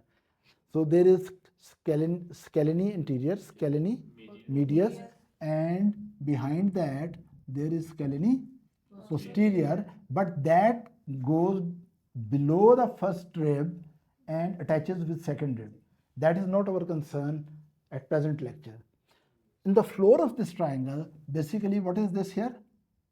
Scalene anterior muscle, scalene medius muscle. And then here, in between here, there is attachment of, yes, serratus anterior first digitation, attachment of serratus anterior, right? There are many digitations. First digitation of serratus anterior also.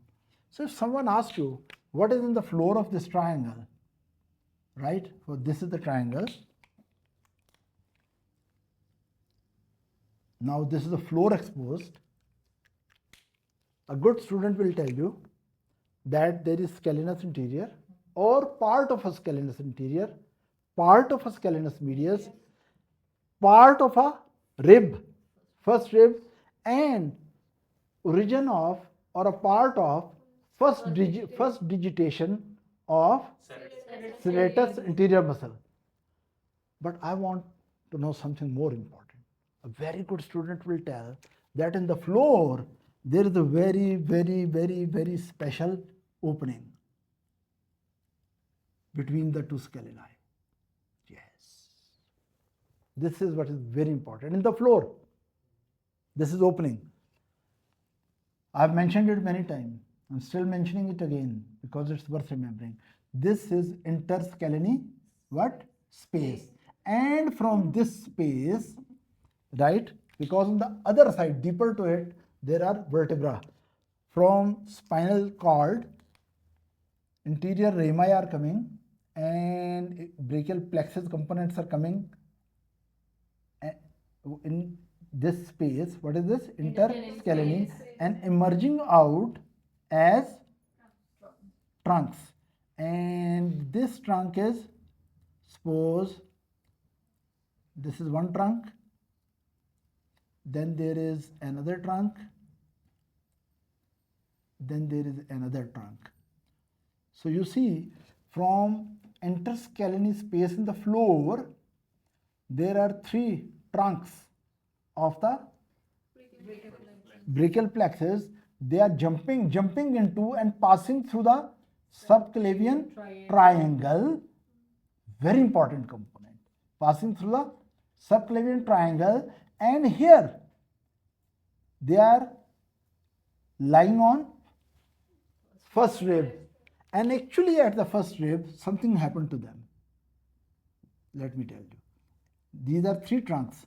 So we'll call it upper trunk, yes, middle trunk, and lower trunk. These three trunks of brachial plexus emerging from the floor of subclavian triangle through the interscaleni space or interscaleni fissure, right, and becoming the components of subclavian triangle, and eventually coming over first rib. Here they divide into posterior and anterior division. Everyone divided into posterior and anterior divisions, and then these divisions will be behind, just lying over the first rib. So, we look here in this diagram. This is sternocleidomastoid. Here we are not showing the floor. Here we are not showing the floor. Floor is in this diagram where scalenus anterior is there, scalenus scaleni medius is there, and I'm not showing the outcoming what? Trunks. And this is the first rib, and this is the first digitation of serratus anterior, which is moving like this towards, right? Now this was the floor, but from this opening in between these two muscles, there is knotty opening. Through this opening, three cords were coming, and these three cords which were coming, they are becoming the content of the triangle. But as they advance downward and laterally, they find themselves just above the, what is this thing? First rib. And here every, what is this? Trunk divide into anterior and posterior division, right? And of course under it, here was, what was it? Subclavian artery, and that artery is also coming over first rib. right? As soon as this artery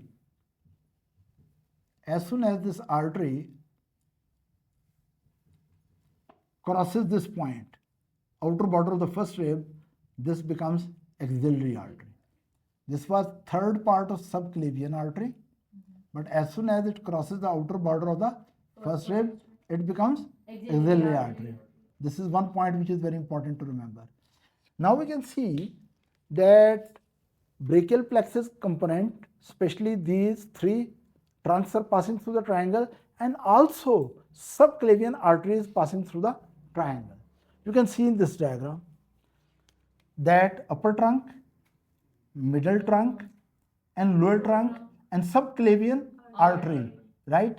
But subclavian vein may or may not be present in the triangle, because subclavian vein is below the artery but separated from the artery by the scalenus anterior, scaleni anterior, and if it is at low, little inferior position, it will not be visible in the artery, but if it is, it varies person to person, and if it is little bit superior, then its edge or a part of this vein, subclavian vein, may be visible in the subclavian triangle. But subclavian triangle is called subclavian because of subclavian artery, not because of subclavian vein, because vein may or may not be present, because vein is the lowermost component. Sometimes it is so much lower that it is dumped below the triangle, right? Now, this business of hiding, right, this is done on the surface of the first rib, but here is your clavicle. So this is actually, if you see, these divisions are above the first rib but below the clavicle.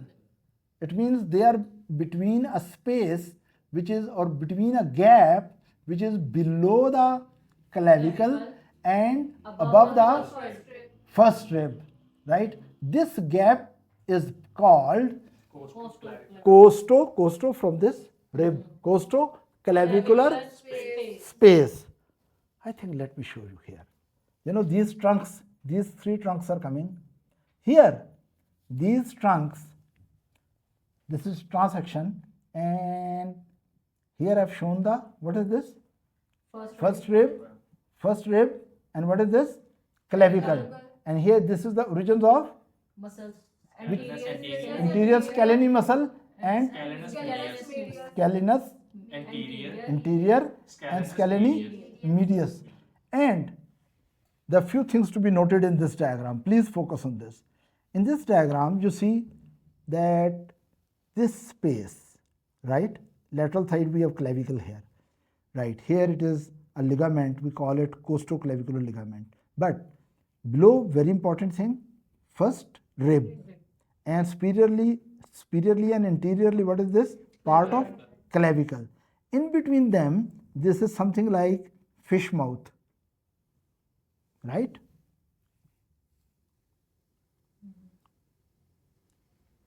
Fish mouth. This is clavicle above, right, and first rib below.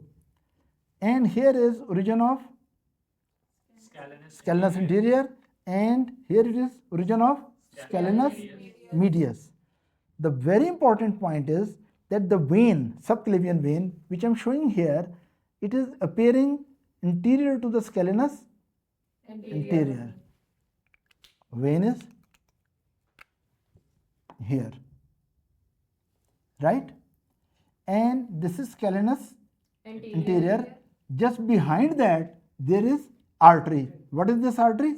Subclavian artery, right? So it means subclavian artery and these trunks are moving downward as through the triangle, and as they are moving downward and laterally, eventually they find themselves above the first rib and below the clavicle in costoclavicular space, where they divide into divisions every trunk divided into interior and posterior division at this point. If we focus here, you can see these three are purple color interior divisions from three trunks, and these yellow color are posterior divisions from these three trunks. And if we come to our main diagram, come here. What a beautiful diagram. Now, these were the trunks which jumped from where interscalene space into subclavian triangle, and in the triangle every trunk divided into what? Interior division and posterior division. Interior division and posterior division. Interior division and posterior division. Now these purple are interior divisions. So in cross section you see these three purple. These are interior divisions. And these three, this, and this. These are three posterior divisions coming from these three trunks. In this diagram, they are shown here, right? So we can say, now start with the very beginning. We said that brachial plexus start usually from spine. If you go to very deep origin, right? It's not brachial plexus. It is the big origin of the neuronal tissue going to brachial plexus. It is starting from spinal segments of cervical segment C5, C6, C7, C8, T1, and from there, of course, anterior roots, posterior roots, then they fuse together and become spinal nerve. Then spinal nerve proper divided into dorsal ramus and ventral ramus. These ventral rami, which are coming from every level, these ventral rami are also called roots of brachial plexus. So these are roots of brachial plexus. As I mentioned in previous lectures, these are not the roots of spinal cord. Now these roots have actually moved laterally from the vertebral column and enter into interscalene space, and from the interscalene space more laterally you come to which space? Subclavian triangle, and you will find there are trunks, and then trunk move more laterally and downward, and they will find above the first rib and below the clavicle and in costoclavicular space, where every trunk, so this is here is these things are in costoclavicular space, and every trunk will divide into interior and posterior division, interior and posterior division, interior and posterior division. So we have studied up to here, right? Then what will happen ahead? We'll see in next lecture. But what I want to tell you here, that these components from, okay, let me draw. Wow, I love to teach.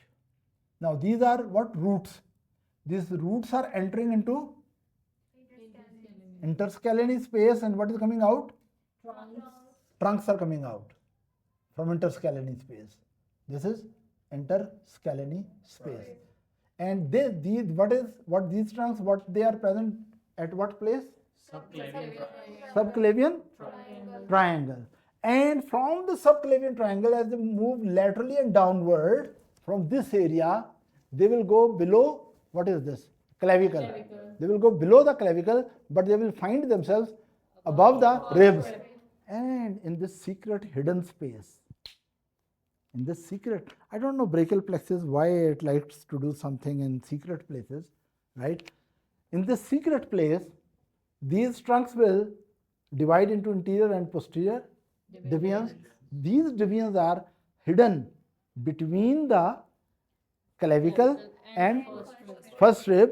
By the time they exit from there more laterally, they find themselves into axilla.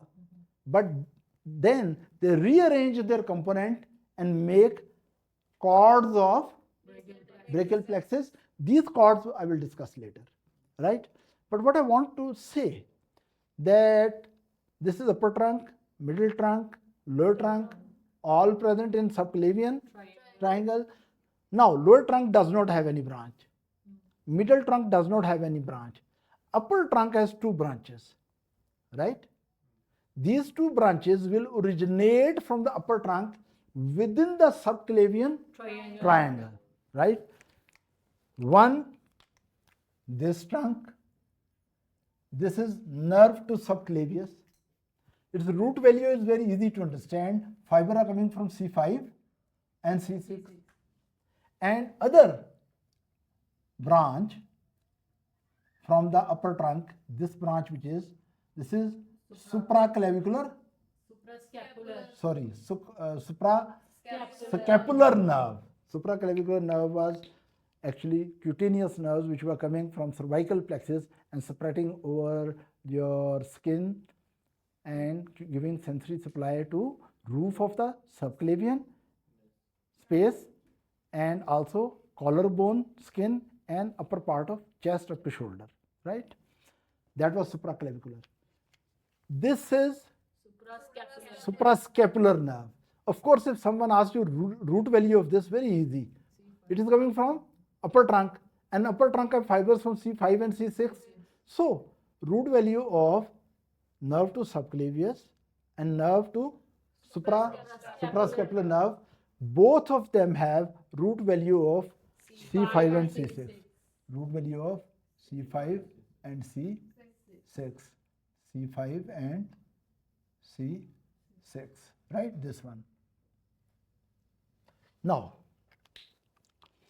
if you go to the come here, in this diagram it is also shown that there is no branch from the lower trunk, there is no branch from the middle trunk, but upper trunk is giving nerve two branches. This is nerve to subclavius and this is suprascapular nerve.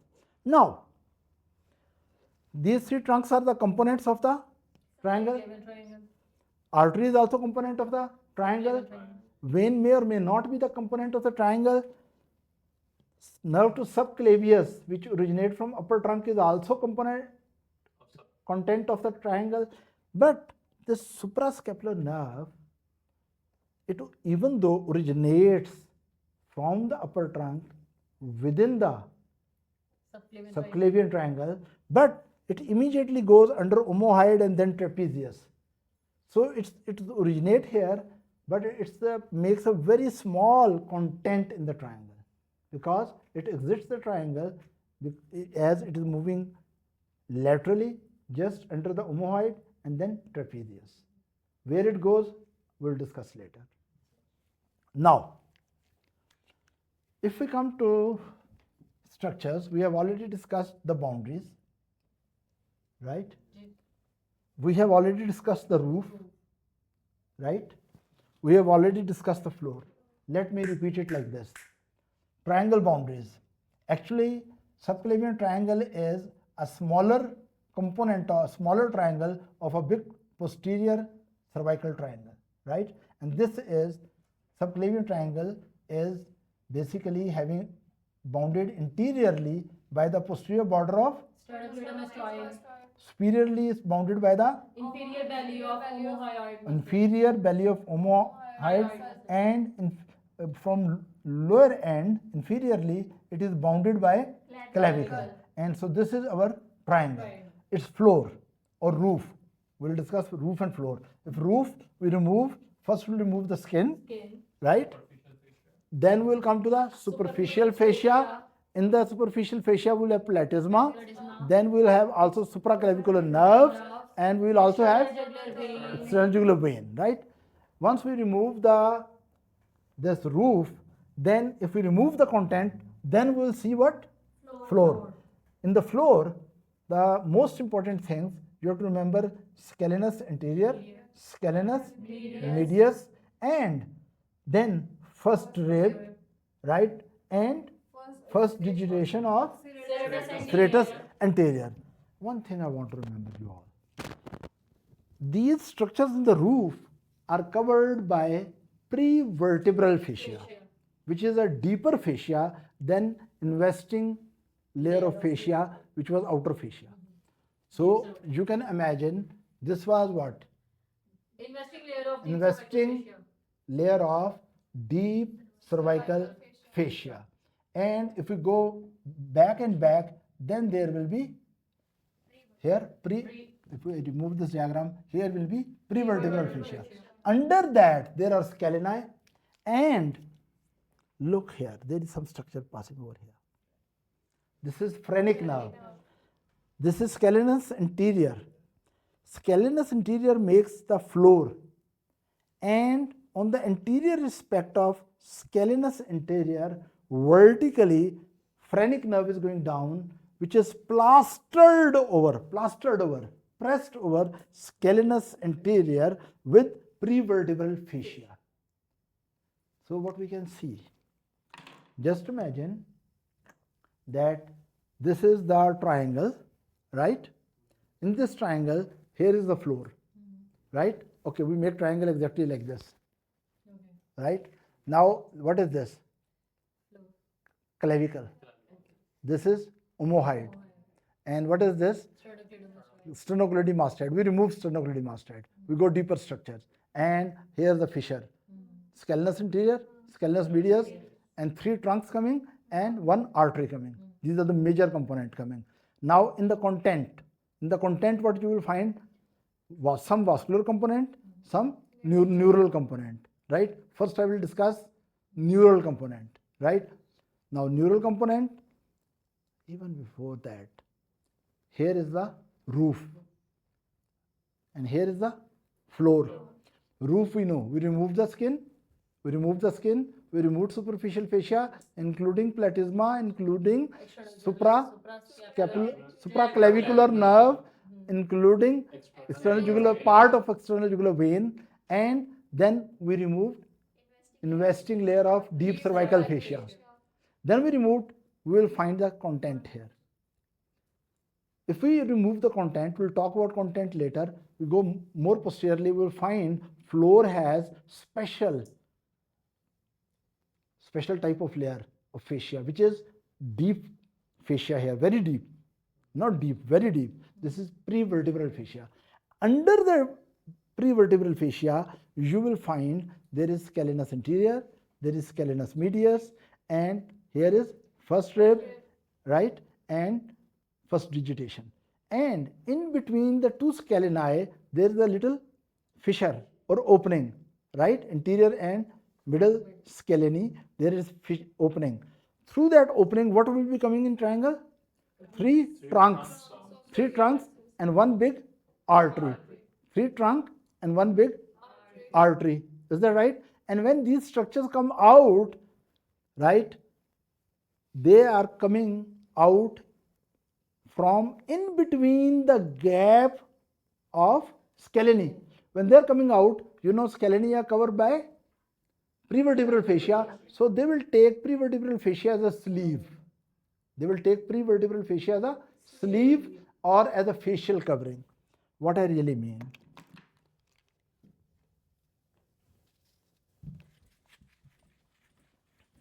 So this prevertebral sheath is also present within the around these content, that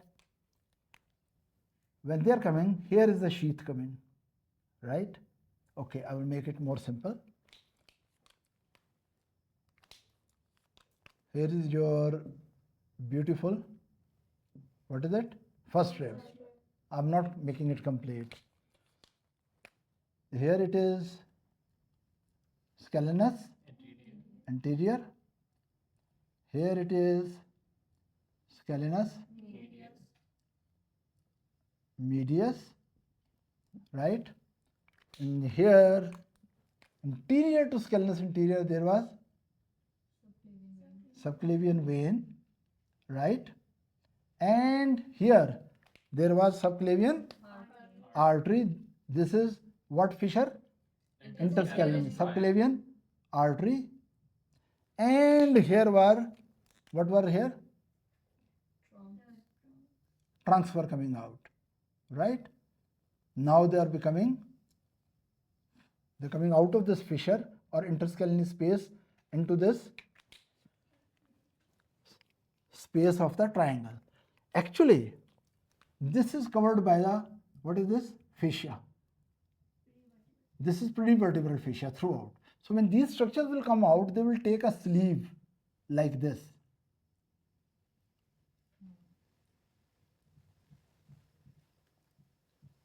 Now this sleeve is called prevertebral sleeve. If we little change the angle, we can say that here is prevertebral fascia.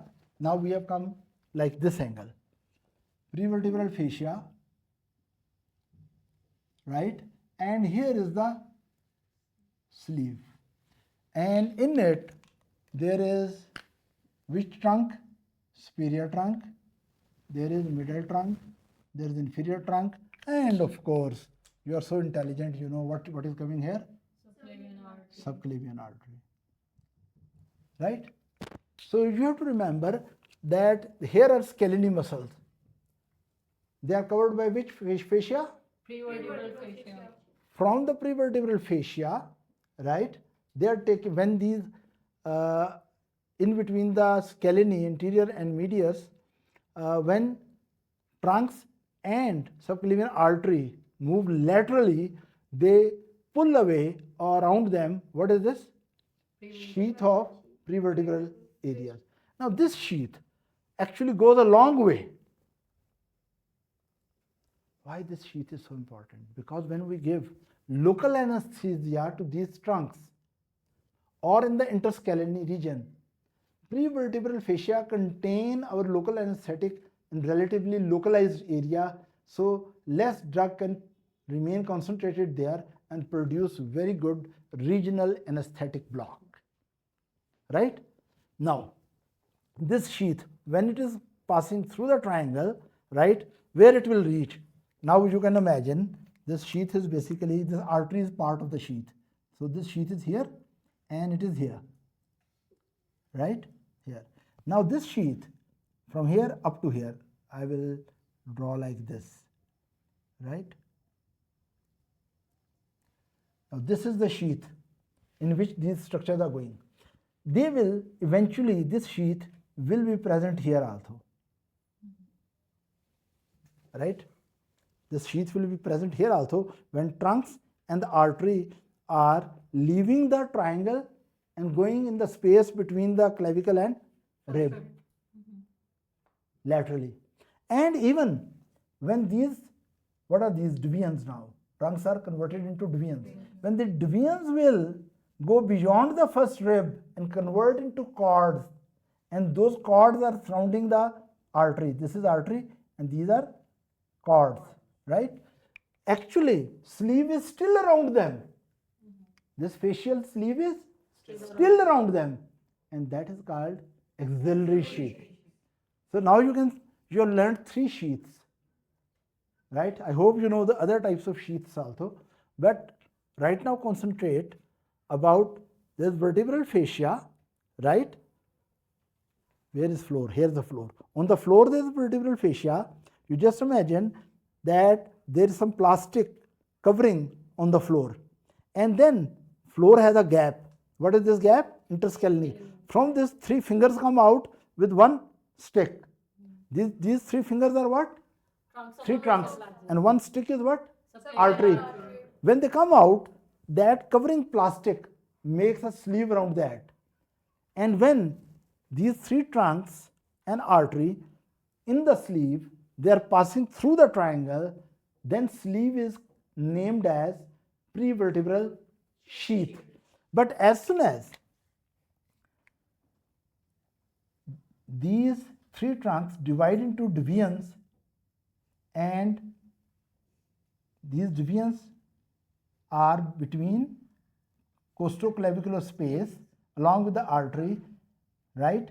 Sheaths still remain around these neuronal and arterial component. Then they appear into axilla, upper part of axilla. As soon as sheath goes beyond first rib, right, and enveloping these neurovascular structures in the axilla, this sheath is called axillary sheath. It is called axillary sheath.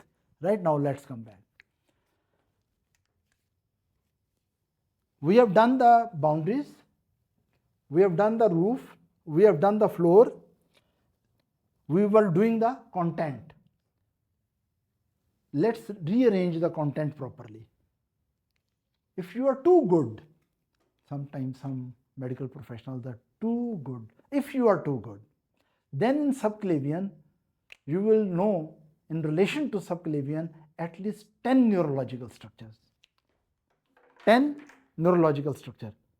If you are not too good, you are just good, at least you should know that 3 trunks of, what is this? Brachial plexus are passing. So you want to know only 3 or you want to know 10? 10. You want to know 10? Okay, let me tell you. First of all, these 3, 1, 2 and 3. In the brachial plexus, as a content, right, over the roof and below the floor, over the floor and below the roof, there are 3 trunks, then 2 branches, nerve to subclavius. So, how many components of brachial plexus are present in this triangle? 5. 3 main trunk and 2 branches from the upper 5. So 5 we have done. How many more we need to do? 5, which are in relation to this. In the roof of this, I told you they were coming very romantic nerves, which are collarbone and this area. I know you remember it, right? So they are in the roof. Of course, they are related with this triangle. They are related with this triangle. Then, in the roof, you have supraclavicular. If you go into floor, there is also something plastered on the scalenus interior. What is this? Phrenic nerve. So how many now? 5 were, listen, 3 trunk, 2 branches, 5. Then on the roof, supraclavicular coming down. In the floor, phrenic nerve. Right? Actually, that is in the floor. Right?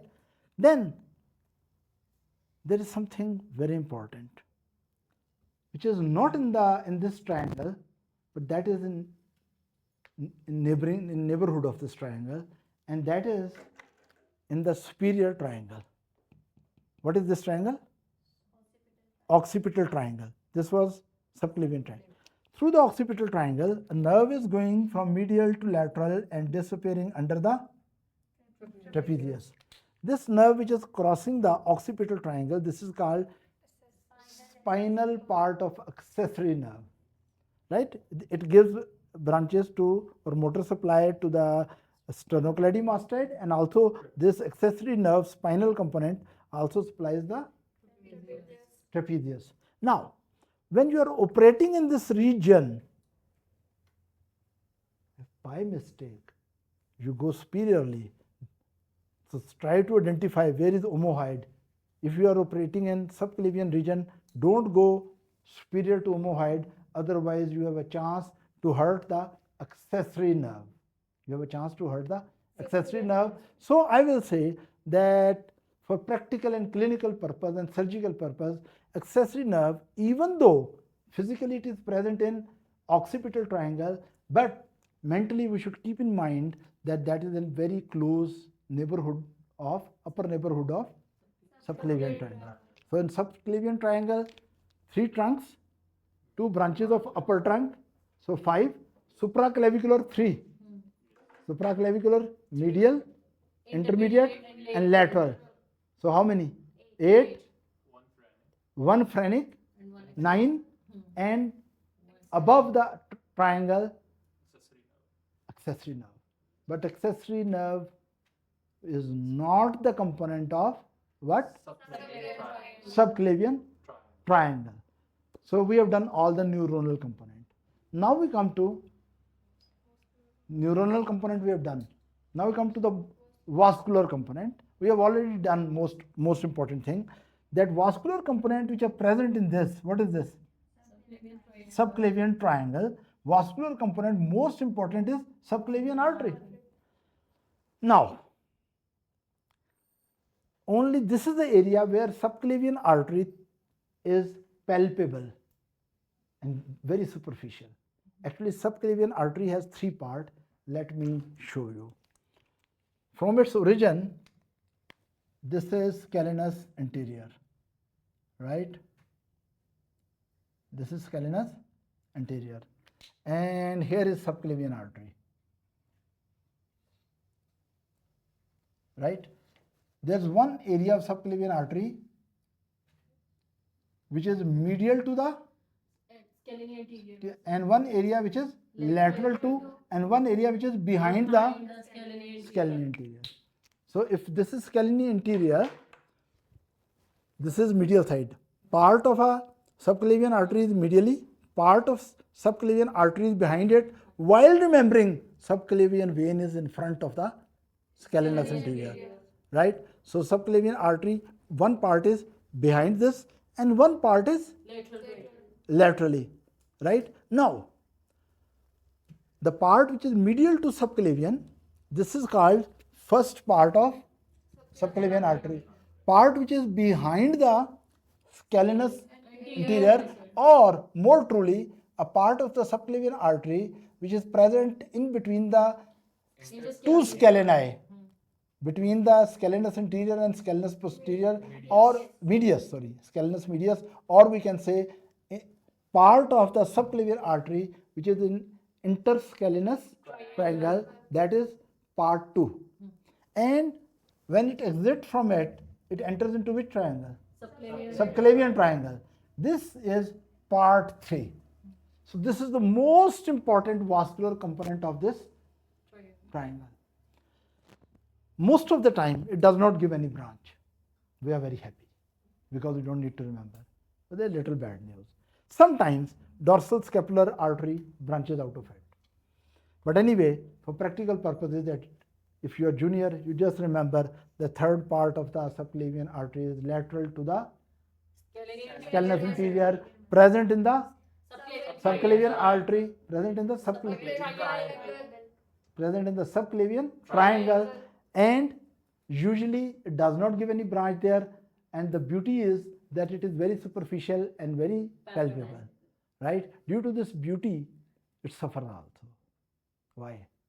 Trauma here can produce severe bleeding. But there is one more thing. If someone has severe trauma to the arm, as you know, subclavian artery eventually becomes axillary artery and then brachial artery. If there is severe injury to arm or hand, and there's too much bleeding going on, to immediately reduce the bleeding, you can compress the subclavian artery downward just against the first rib. This is extremely important. Subclavian artery, while it can be palpated in the, or we know it is present in the subclavian triangle, if there is severe bleeding going on, clinically this spot is very important, because if we press it, we'll press it against first rib, which is a fixed portion, and we can occlude the artery to some extent to reduce the bleeding. Secondly, this subclavian artery, this point is also used when you need to ligate this artery surgically, right? In those situations. Now, this is subclavian artery, right? What is this? Scalene anterior. Very beautifully shown that subclavian vein in interior to the scalene anterior, subclavian artery posterior, right? This is vertical phrenic nerve, right? But usually the first part of subclavian artery gives a very important branch. It gives many important branches. One of the important branch is this one. This is called thyrocervical trunk. It is not the trunk of brachial plexus. It is trunk of artery. Why we call it thyrocervical? Because it has one branch going to thyroid gland, right? Other two branches are moving laterally to the neck, but in front of scalene anterior, and eventually then they become more lateral. They appear in contents of subclavian triangle, right? And in the subclavian triangle, this lower artery will move downward, right? and disappear under trapezius, just above the clavicle. This is called suprascapular artery because it is going towards the scapula.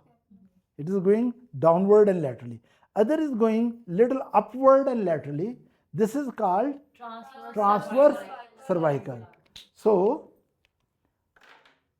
what I'm saying, if this is scalenus anterior, right?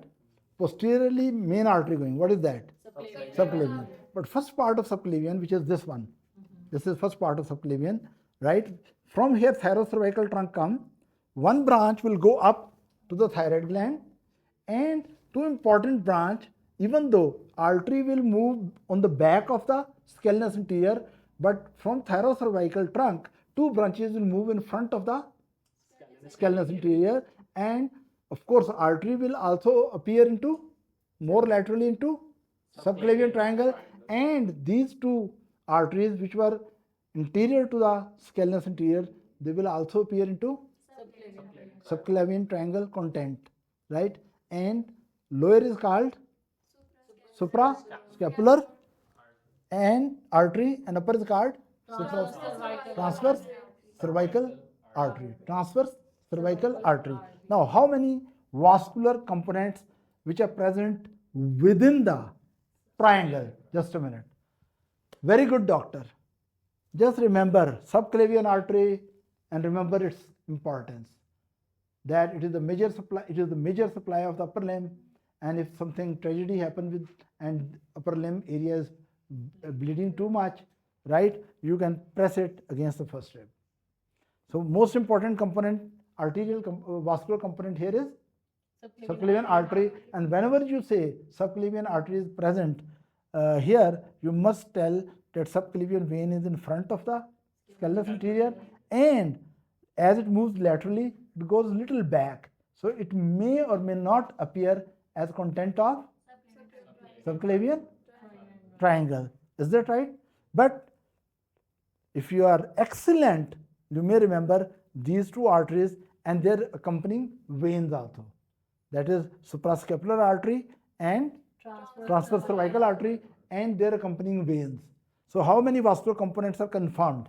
One, subclavian artery, then suprascapular artery and vein, they become three. Artery, and one vein.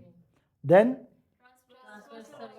transverse cervical artery and vein, 5 components. 5 components are confirmed. Fifth component is? Sixth component is sometimes present or not. Is that right? Now what we have done in content?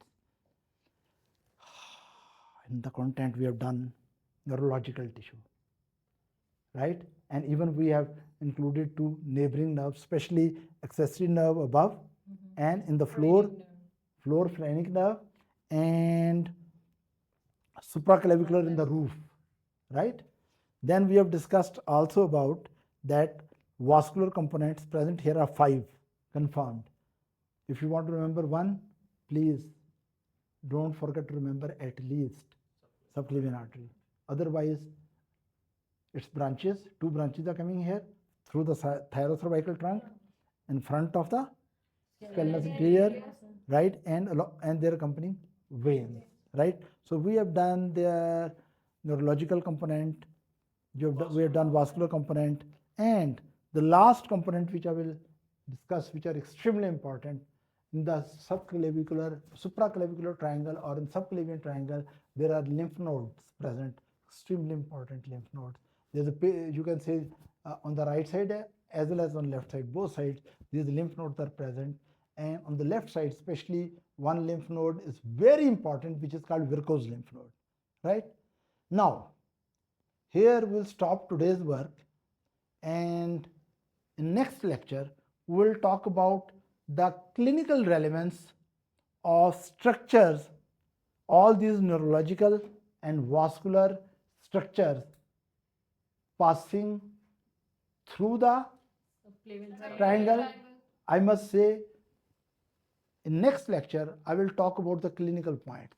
Junior student can miss it, but senior should not. The next lecture. What I will be talking about clinical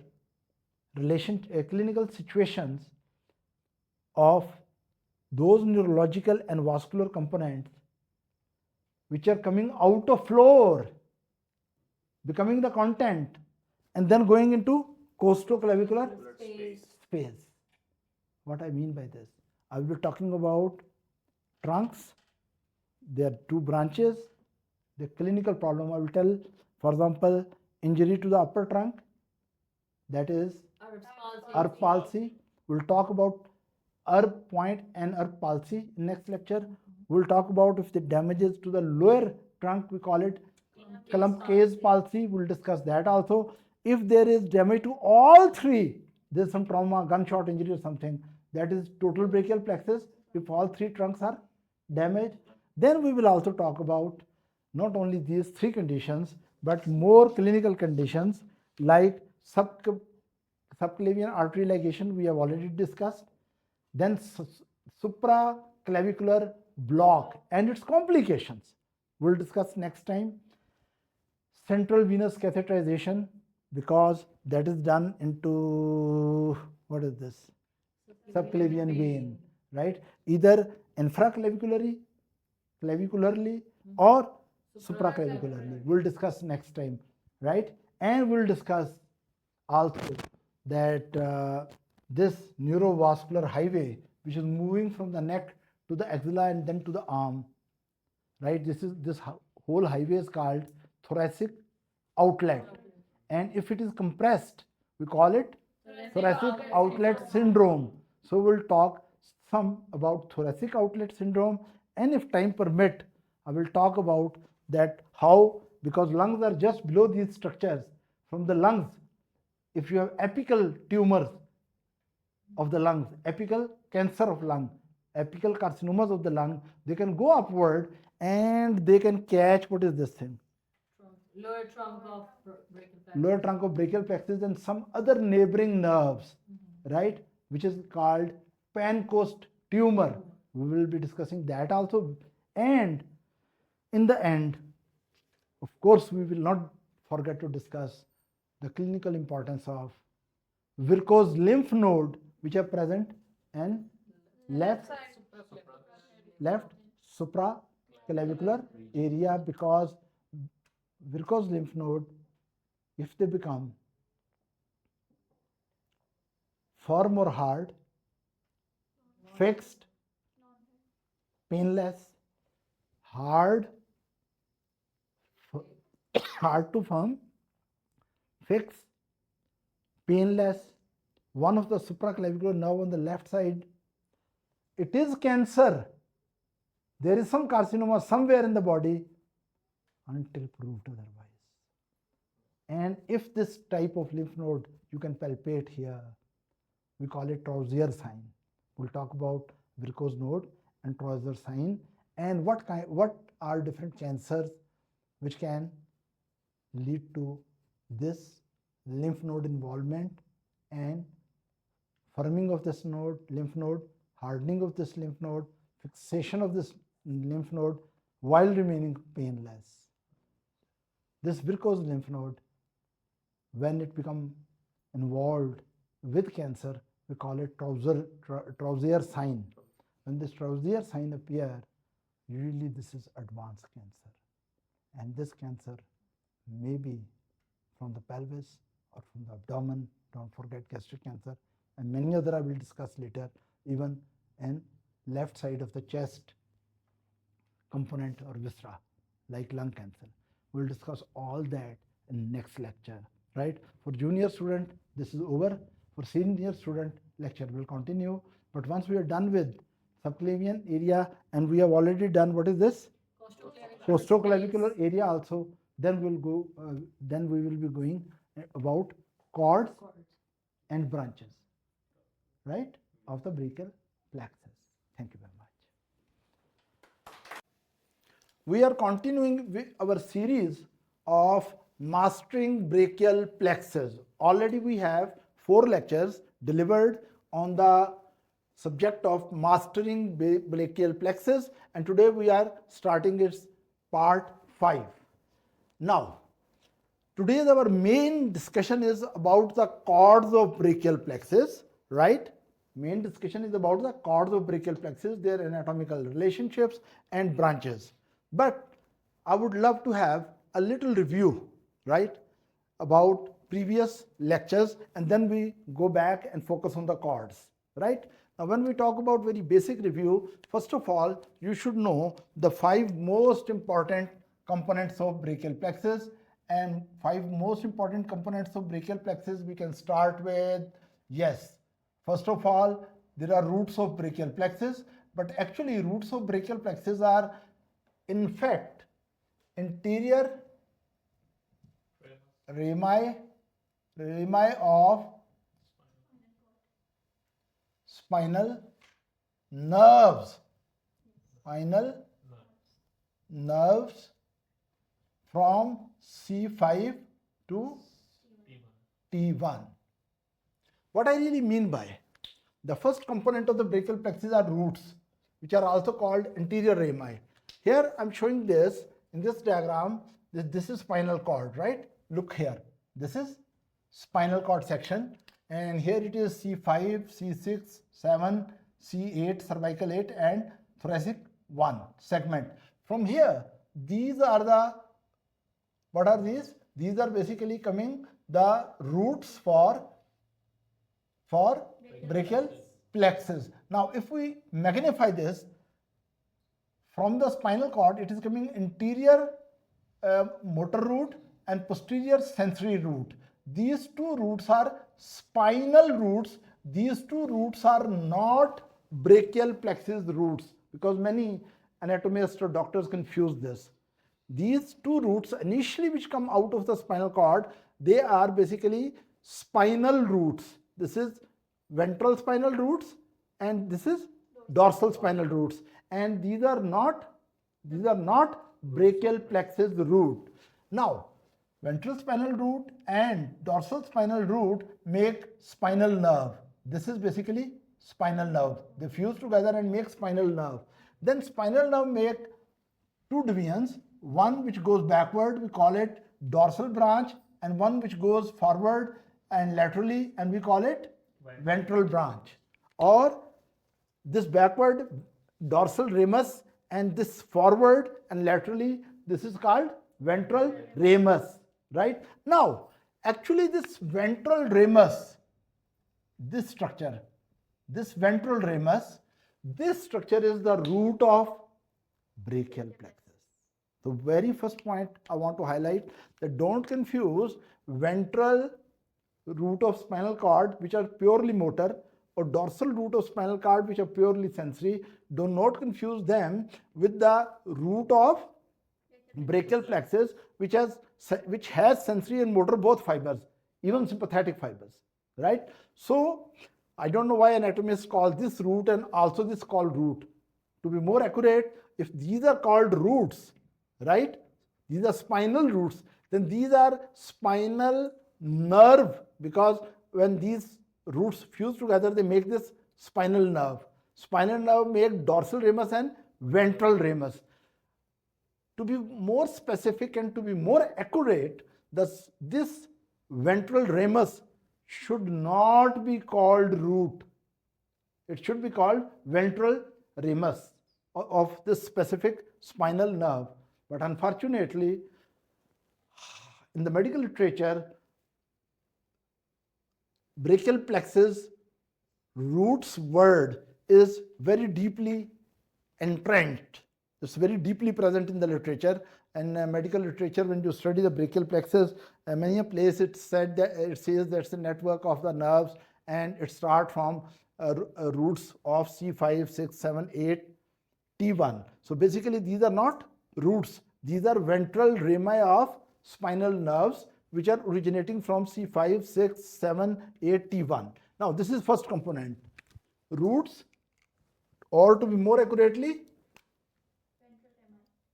interior rami or ventral rami, right? Interior rami or ventral rami. Now, what is their exact location? We'll come to this anatomical location. Here I've drawn a spinal cord segment, and you see as soon as they exit from the spinal cord and then from the spinal canal and enter vertebral foramina, they find themselves in between the two muscles. This is scalenus anterior and this is scalenus medius. So these roots are passing in between the scalenus anterior and scalenus medius, right? We call it scalenus triangle, right? So what is the exact anatomical location of brachial plexus ventral rami, or what is the exact anatomical position of brachial plexus so-called roots? The answer should be that these roots are originating from C5, 6, 7, 8, T1 segments of the spinal cord, right? And eventually their ventral rami are moving laterally and forward in the neck. They're moving ventrally forward and downward in the neck in between the two muscles, which are called scalenus medius and scalenus anterior, right? Scalenus anterior and scalenus medius. We call it interscalenus triangle. And this neurological bundle, right? This is just superior to the subclavian artery, which is also passing through the same gap between the two muscles, which is interscalenus triangle. Now, after the roots, this is the exact position of the root. So now, next time if someone asks, what is the exact pinpoint location where the roots of brachial plexus are located, you will say behind the scalenus anterior muscle and in front of the scalenus medius muscle, or we can say that these roots from C5 to T1, they are sandwiched between scalenus anterior and scalenus medius, right, along with the artery, but subclavian artery. And there is a very important point here, anatomical point, that you should know that subclavian vein is not through that neurovascular bundle, that is not passing in between these two muscles, rather that is interior to the anterior scalenus muscle, right? Now, when these roots come out, now I'm showing the roots here. These are the roots, or you can say ventral rami. These are all roots or ventral rami. So this is from C5, this is C6, cervical 7, cervical 8, and T1. Now, what happens? As soon as these roots leave the triangle, they rearrange themselves into trunks. How? C5 and 6 fuse together and make upper trunk. C7 is very arrogant, doesn't want to fuse with anyone, so it goes alone as middle trunk. And C8 and T1, they love each other and fuse together and they make lower trunk. So there is upper trunk. What is this? Middle trunk. And what is here? Lower trunk of brachial plexus. Now, these trunks, you can see the root values. C5 fibers are coming into, these fibers are coming here and these fibers are coming here. So root value will be, what will be root value here? Root value will be C5 and C6. C5 and C6. So we say upper trunk is carrying the fibers from C5 and C6, right? Then we come to the lower trunk. Now lower trunk, it is receiving fiber from the ventral ramus of C7. So, and it is not fusing with any upper or lower neurological system, so it continues as such. So its trunk, which is middle trunk, it carries the same C7 fibers. Then we come to two lower trunks. Again, two upper roots make upper trunk, two lower roots fuse together and make lower trunk, and middle trunk is arrogant and it keeps on moving in the middle as middle trunk, right? Now, when root from C8 and root from T1, they fuse together, they are coming here and also coming here. So, what root value is present here in this trunk, the lower trunk? It is C8 and T1, right? C8 and T1. Now we know about the root values. Now, where these trunks are anatomically present? What is the exact position where these trunks are present? We have seen here again. Let me show you. This was C5 and 6. They made upper trunk. They made upper trunk. This was C7, which itself continued as middle trunk. And this is C8 and T1. They together made lower trunk. So these three trunks, and these three trunks, this is which muscle? Sternocleidomastoid. Here is trapezius. When they go up, they fuse with each other and make posterior triangle of the neck here, sternocleidomastoid and trapezius, making it, and clavicle below, making the posterior triangle of the neck. And this posterior triangle of neck is divided into upper portion and lower portion, which is crossed by lower belly of the omohyoid muscle. Now, below the omohyoid, this triangle, which is behind the sternocleidomastoid, lower part of sternocleidomastoid, above the clavicle and below the omohyoid, this is called subclavian triangle. This is called subclavian triangle. When these trunks come out of interscalene triangle, right? Roots were in the interscalene triangle. As roots are emerging out of the interscalene triangle, they rearrange themselves into trunk, and trunk will find themselves into subclavian triangle, which is also called supraclavicular triangle. So this will be upper trunk, this will be upper trunk, and this will be middle trunk. Here it will be lower trunk, right? And you see they are all above the artery, and all of them are moving from medial to lateral and downward, because actually brachial plexus is a network of nerves from C5 to T1, which are, this network is moving along with specially subclavian artery and distally with axillary artery as a neurovascular bundle, which is moving from the root of the neck downward and laterally and passing through interscalene triangle, then trunks are roots, interscalene triangle, trunks in subclavian triangle, and then trunks will move forward in between the first rib and the clavicle, right? Let's come here. Here this diagram shows scalene triangle, right? Scalenus anterior, this is scalenus medius, and here are the roots.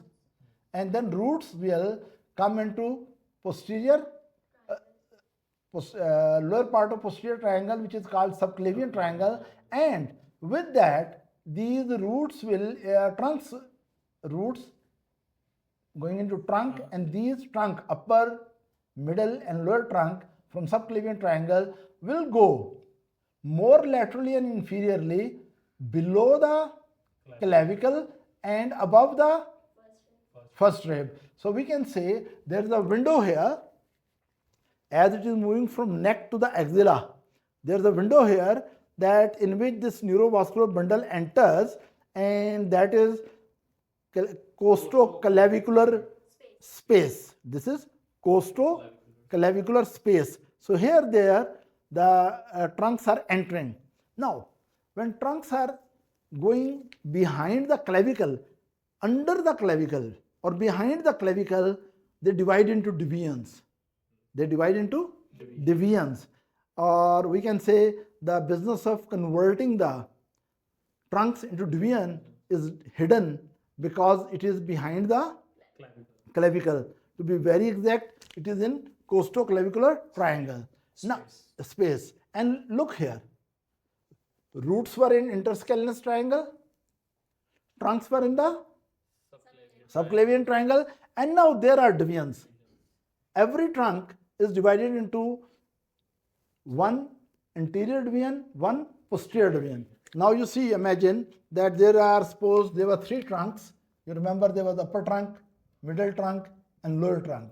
Now from every trunk there is one upper division, interior division, which are moving interiorly, and there are divisions which are moving posteriorly.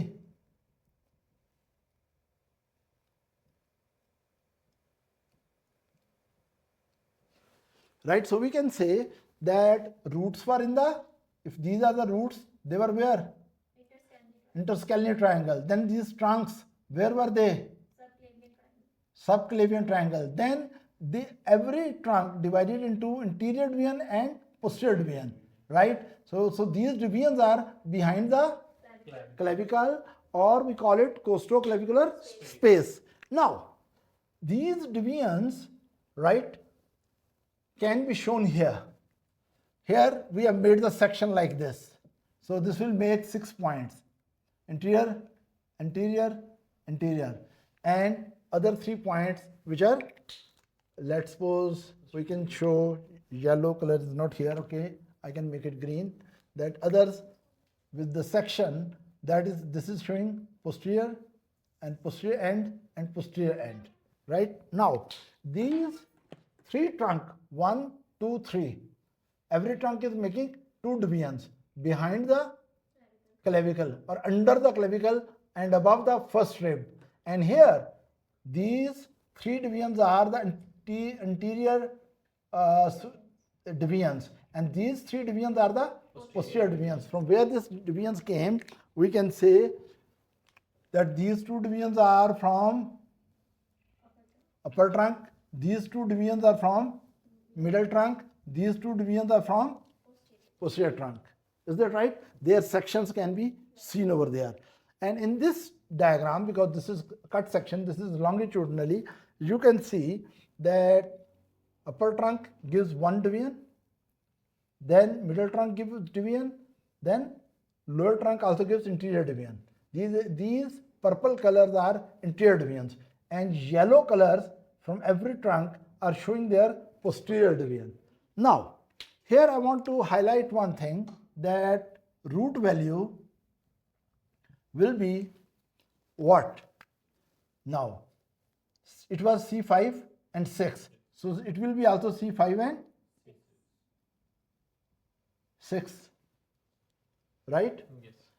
Division. Now this division is coming from middle trunk, which was originally having fiber only from C7. So we will call this C7. that here is only C7. And here this interior trunk, sorry, the interior division of the lower trunk, it is receiving fiber from C8 and T1, and both fibers will be coming into this. So we can say that it is having fibers C8 and T1.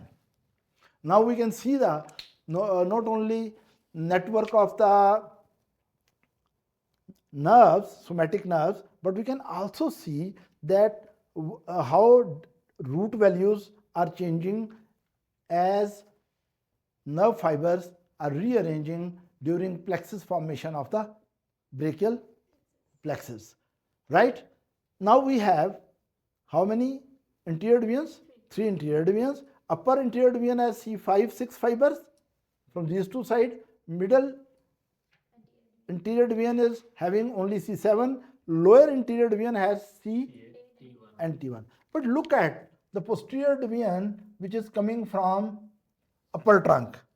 If you look at the posterior division which is coming from the upper trunk, then this posterior division is bringing which fibers? It was having 5 and 6 fibers in anterior division and also 5 and 6 fiber to the posterior division. So you can say that these are 5 C, 5 and 6 fiber, right? In this, from here C, 5 and 6 fiber, right? And if you look at posterior deviation of middle trunk, it has only fiber from C7. It is fiber only from C7. And if you look at the posterior deviation, which is coming from the lower trunk, it is receiving the fibers from, yes, C8 and plus T1. Now you see one thing. You know the root values of every deviation, and all these deviations are exactly present behind the costoclavicular. They are present within the costoclavicular space, right? In between the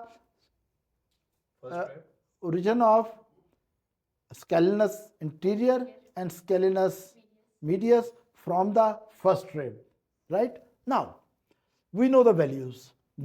Now you don't need high intelligence to understand that what fibers will be coming into this cord.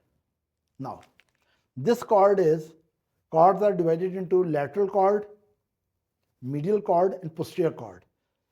Actually, these three cords, these divisions, they will again rearrange and make the cords. How? That this lateral cord is made by which divisions? Interior upper two divisions. Then medial cord is made by interior division of the lower trunk. But posterior cord is made by the posterior divisions from upper trunk, posterior division from middle trunk, posterior division from the lower trunk, all together make posterior cord. Now, but why we call this lateral cord and we call this medial cord and we call this posterior cord? The reason being that travel of neural bundle started posterior to the artery.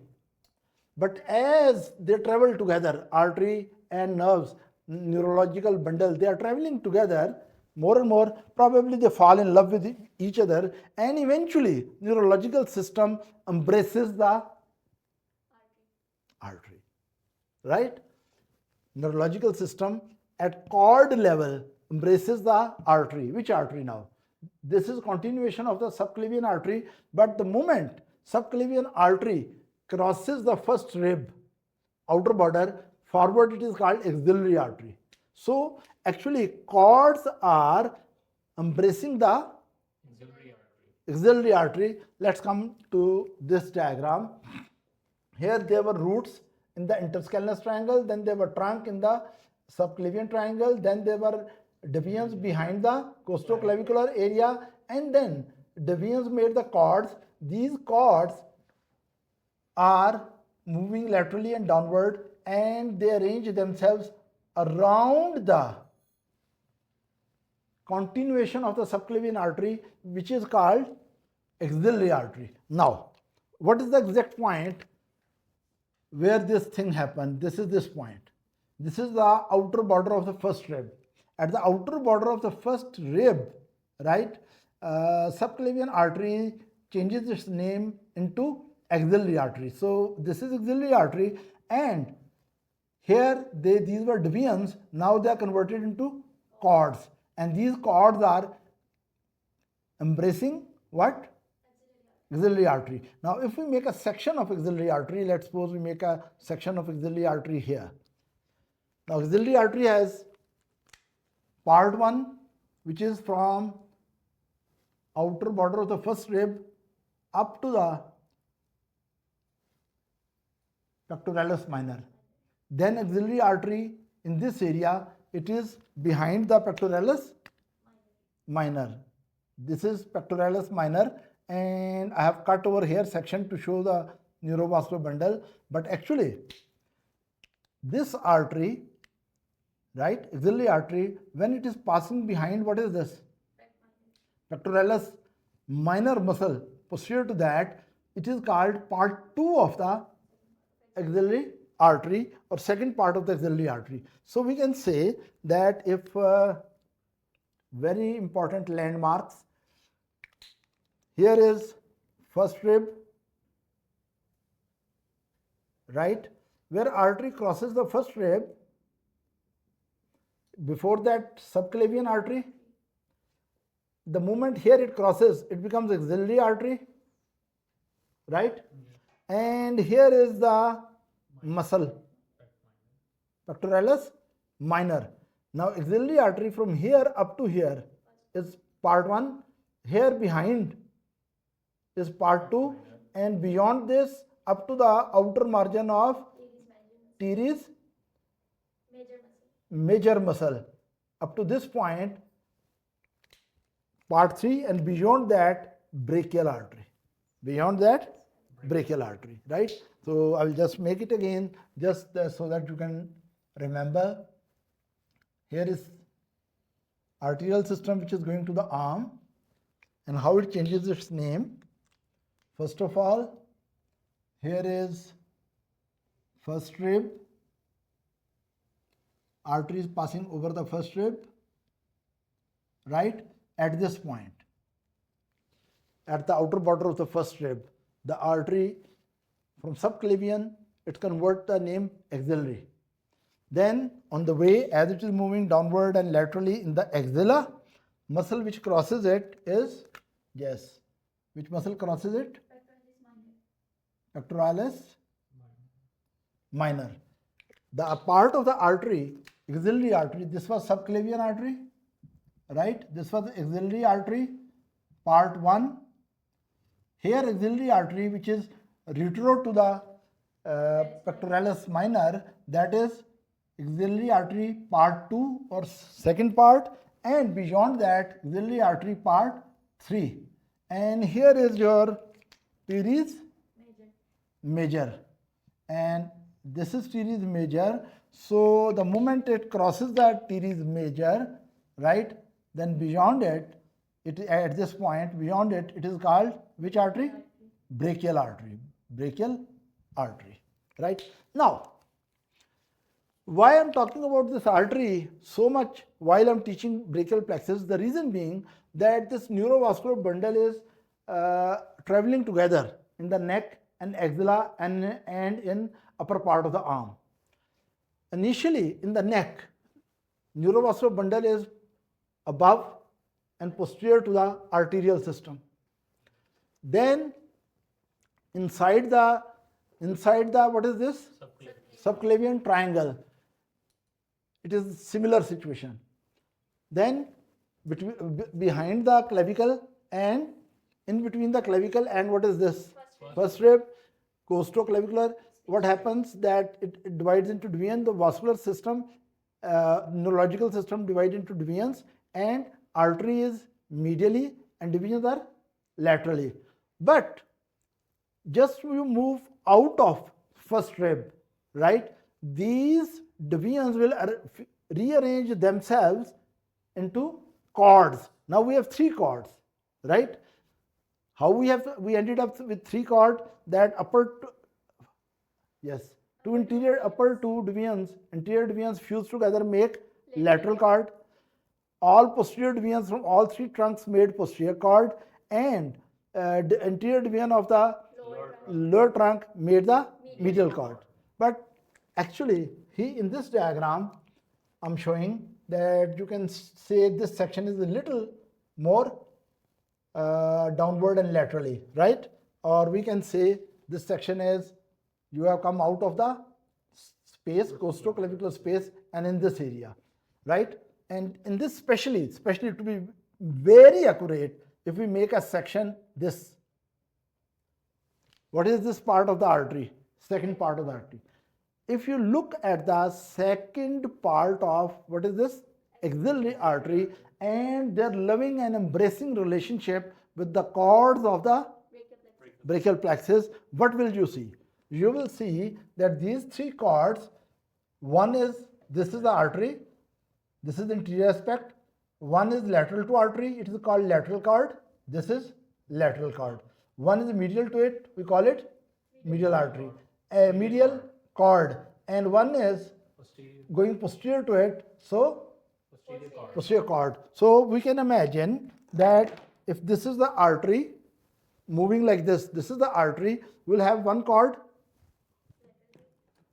here medially, here laterally and here posteriorly, right? Anteriorly there is no. So this neurovascular bundle, right? This is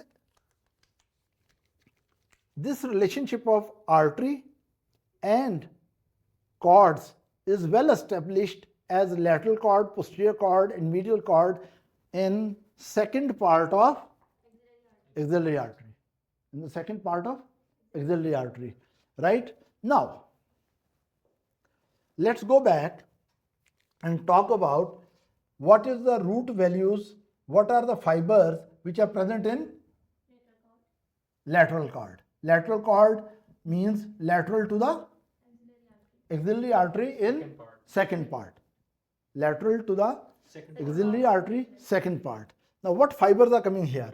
Now, we can see actually this lateral cord was made of anterior division from upper bundle and anterior division from middle bundle, right? So, from upper bundle it brings the fiber C5, 6 and from middle bundle it brings fiber C7. So, the fibers which will be here, they will be, yes, fibers which will be here in this cord, they will be C5, 6 and 7, right? But when we look at the medial cord is basically continuation of anterior division of the lower trunk, and lower trunk has only fiber from C8 and T1, you know, C8 fibers and T1 fibers, right? So the fibers which are present over here, they are C8 and T1 which are flowing into this. But when you look at the posterior cord, so what is the value of this cord? C5, 6, 7, right? What are the values of this cord? C8, T1. Now this is the posterior cord, right? This one. Now this posterior cord, it is receiving fibers from the posterior division of every trunk. These are the trunk, upper trunk, middle trunk, lower trunk. Every trunk has a posterior division and fibers are going and fusing together to eventually make posterior cord. Now they are receiving fibers from everywhere. So from the posterior division of upper trunk, they are receiving C5 and 6. So let me write here as they are receiving C5, C6 coming from the posterior branch of upper trunk. Then they are receiving C7 fiber, cervical 7 fiber from posterior division of middle trunk. Then they are receiving fibers from the posterior division of lower trunk, and these fibers are C8 and plus T1. Now these are the fibers. Now we know the fibers in the upper, lateral cord are C5, 6, 7. Fibers in the medial cord are only C8, T1, right? And fibers which are coming to posterior cord, look at it. C5 coming from here, C6 coming through this route, C7 coming through this route, C8 from here, and T1 also from here. Is it clear? Yes. Any question up to this? Then, as we move forward, right, cords will eventually divide into terminal branches. Even though on the way they will give pre-terminal branches as well, we also call them collateral branches. But first I will just name the terminal branches, right? Terminal branches are basically the last part of brachial plexus. That we can say that we already know the formation of the cord. The formation of the cord is by the divisions, right? And eventually cords divide into these blue terminal branches. Now terminal branches, if we see it, what is this? Lateral cord. So its lateral cord has terminal branches. What is this here? Musculocutaneous. What is it? Musculocutaneous nerve, right? This is musculocutaneous nerve, right? Now, you can understand the root value of musculocutaneous nerve. It is receiving C5, 6 and 7. So again, here we can say that there, logically speaking, the fibers will be C5, 6 and 7, right?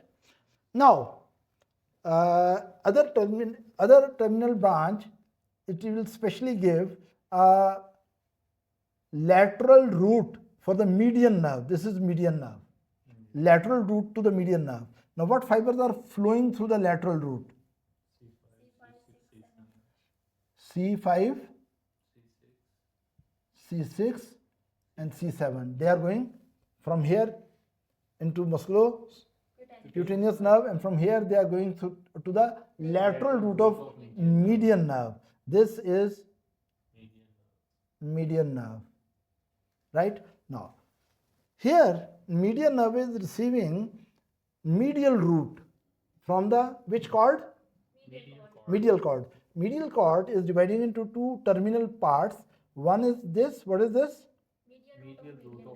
Medial root of medial nerve. Which fiber it is bringing? C8 T1. So we can say it will bring here C8 and T1. Now the root value of median nerve, now you can determine what will be the root value of median nerve.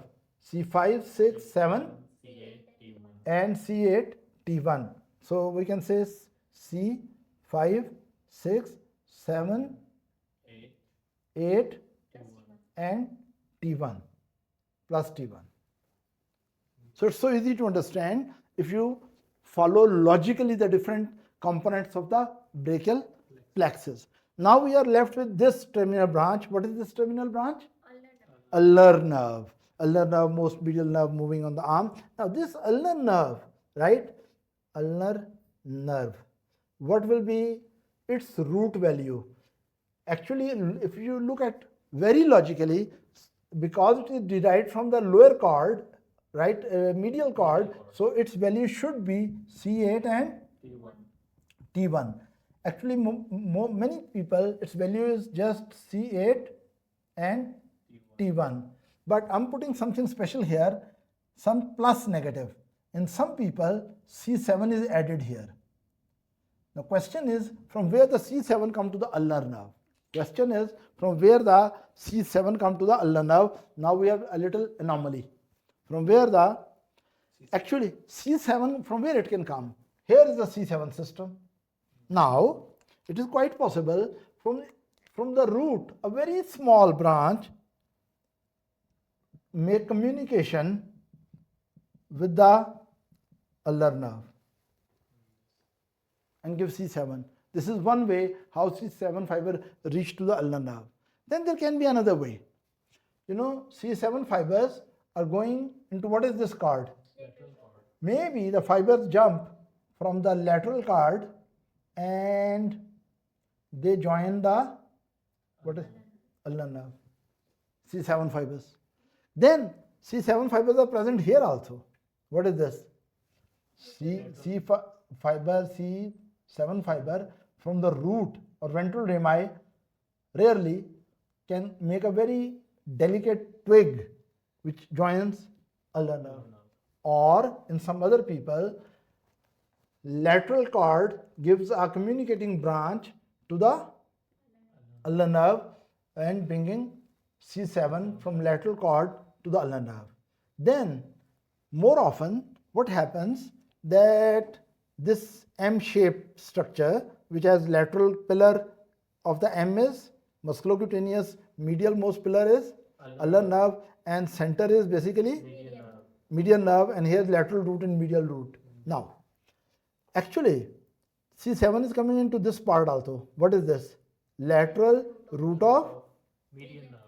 Lateral root of median nerve. It can take from here and also jump directly here.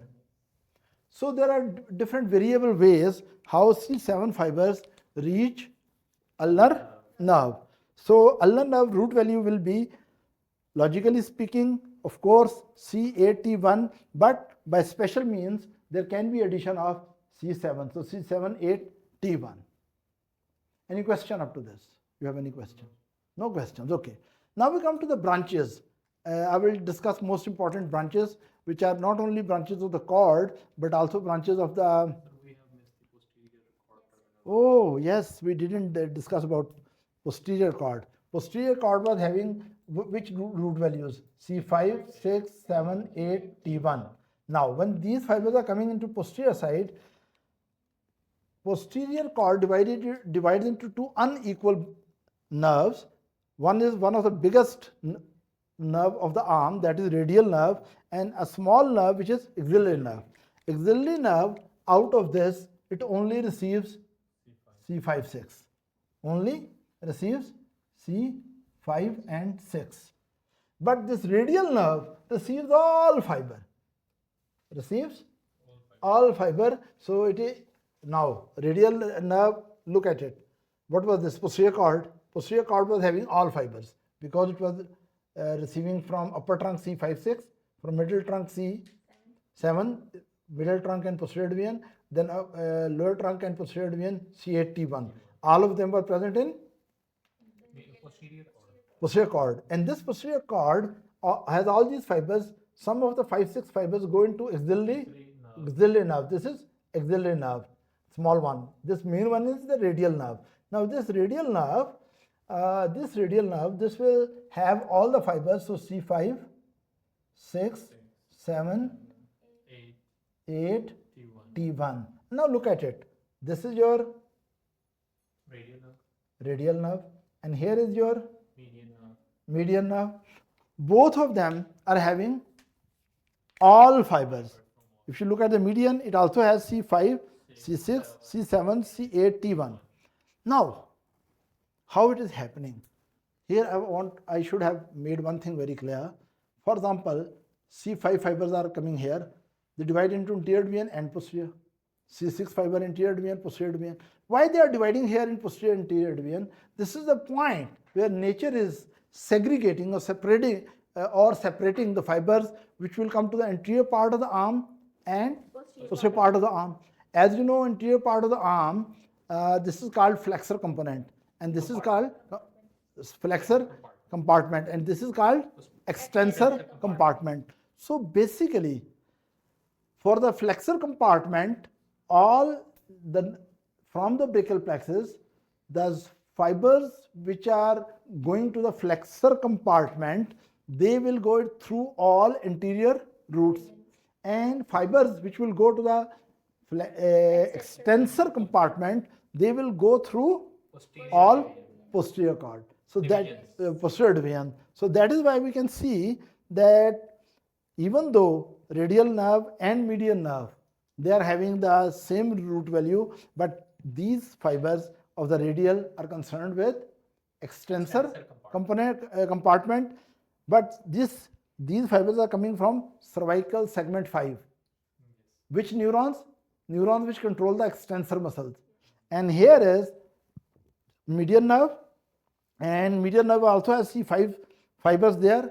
It is also coming from C5 segment of the spinal cord, but they are basically supplying the flexor, right? So actually what we can say that for the flexor side, there are two main nerves. Number one is median nerve and number two is ulnar nerve. On the posterior compartment, there are two main nerves, musculocutaneous nerve. Just a minute. Interior compartment has 3. Musculocutaneous, which is coming from the lateral, musculocutaneous, then it is having median, and then it is having ulnar nerve. These are all for the flexor compartment, and all of them are basically derived from the anterior divisions of the trunks. And for the extensor compartment and shoulder, right, this is axillary nerve and radial nerve, they are receiving fibers from the posterior divisions of all the trunks, right? So basically the division of fibers for example, if I talk about C7, C7, this is motor gray area. This must be having fibers for flexors as well as fibers for cell bodies for the extensors. But actually they will separate with each other at the level of deviance, right? For example, C7, which is starting from here, neuron, they will move through this and then come anteriorly, and then eventually they will supply the flexor side, right? Either through musculocutaneous or through median nerve, or no, ulnar nerve does not receive C5. Then at the same segment, if there are some motor neurons which are supposed to supply extensor fibers, they will initially they are together, but here they will segregate at the deviant level, and then they will go into posterior cord, and then eventually radial nerve and axillary nerve, right? So is it clear up to now? Now we know root values, how logically they flow from the spinal cord into ventral rami, into trunks, and then into deviance, and then into cords, and eventually into terminal branches. Now we will also discuss the root values of pre-terminal branches which are derived from the brachial plexus. Pre-terminal branches mean before these blue branches, before that, right? Now these pre-terminal branches, if we discuss all brachial plexus from proximal to distal, so first of all, this gives, C5 gives a small branch to the phrenic nerve. Phrenic nerve root value is C345. So from C3, for example, phrenic nerve root value, if I make here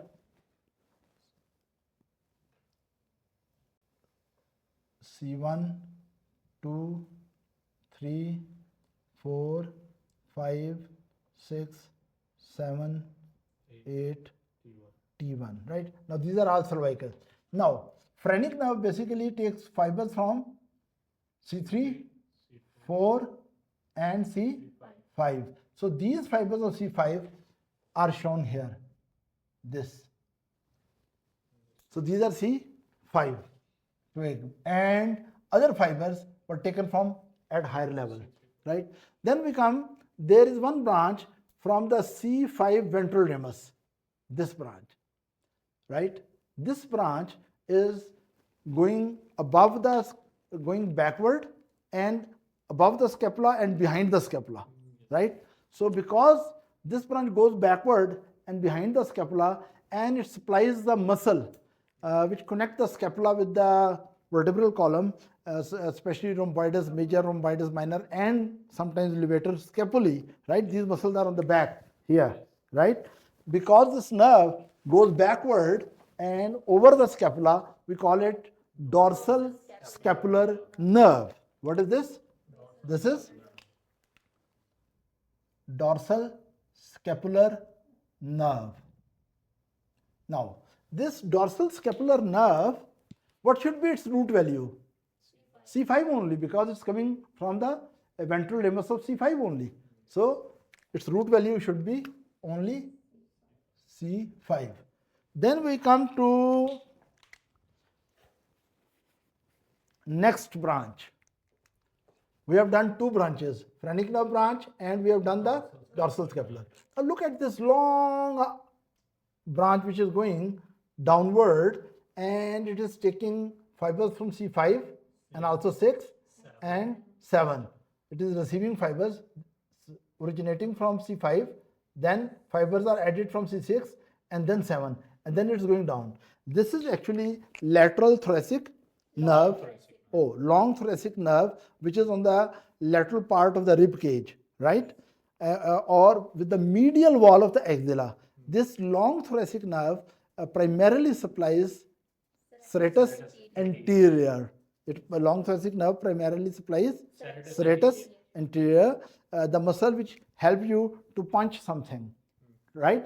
And if this is paralyzed, and very commonly it happens unfortunately during lymph node removal, during breast cancer surgery, or sometimes there are tuberculous lymph node which stuck with this and destroy it, but any reason which lead to the destruction of what is this? Long thoracic nerve, right? That will lead to winging of scapula, because when person will push against the wall, scapula will not hold and medial end of the scapula will bulge backward, right? So we call it winging of scapula. Now this long thoracic nerve, I think by this time you must be master of it. What is the root value? C5, 5, 6, 6, 7. 7. So its root value is C5, 6 and 7, right? C5, 6 and 7. Now how many nerves we have done here? We have done the phrenic nerve, we have done the dorsal scapular nerve, so we dealt with the, and also we done the long thoracic nerve. Here, yes, here we see there is a special autonomic fibers coming, sympathetic fibers coming, because sympathetic, there is lateral horn, we start from thoracolumbar spinal cord, or this lateral horn has autonomic fibers, and here it is sympathetic fibers which also come with the interior interior root, and this, some of these fibers, they will separate and come to a ganglion which is called stellate ganglion, right? Or thoracic 1 ganglion. Now these fibers which are coming here, they are T1 fiber, and these T1 fibers come into a ganglia, and from this ganglion, postganglionic fibers, some of them will re-enter, right? Others will go upward into cervical parasympathetic ganglion. Some of them will go down into thoracic and lumbar sympathetic fibers. Some of these fibers will go directly to the viscera. We call them splanchnic nerves. We have discussed this in first lecture in detail. Now, how much we have discussed? Tell me that it is stellate ganglion, or stellate ganglion is made by something Okay, else? you are asking, is it? It is with T1. Why it is called stellate ganglion? Actually, in some people, T1 ganglion is separate and inferior cervical ganglion is separate. For example, if I make cervical chain, okay, let me make cervical chain here, cervical sympathetic chain. Cervical sympathetic chain has superior cervical ganglion, middle cervical ganglion, inferior cervical ganglion, and below it just there is T1 ganglion, T1 and inferior cervical ganglion. Now, I was showing fibers coming to T1, but actually in many people, inferior cervical ganglion and what is this? T1. First thoracic ganglion, they fuse together, and when they fuse together, they are called stellate ganglion. Then they are called stellate ganglion. So we have seen how many pre-terminal branches? We have seen, yes, phrenic nerve, we have seen dorsal scapular nerve, Long thoracic then nerve. we have seen long thoracic nerve, and we have seen fibers going to the autonomic nervous system, right? Then 4. Then we move forward. There are upper trunk, because roots don't give any more branches, right?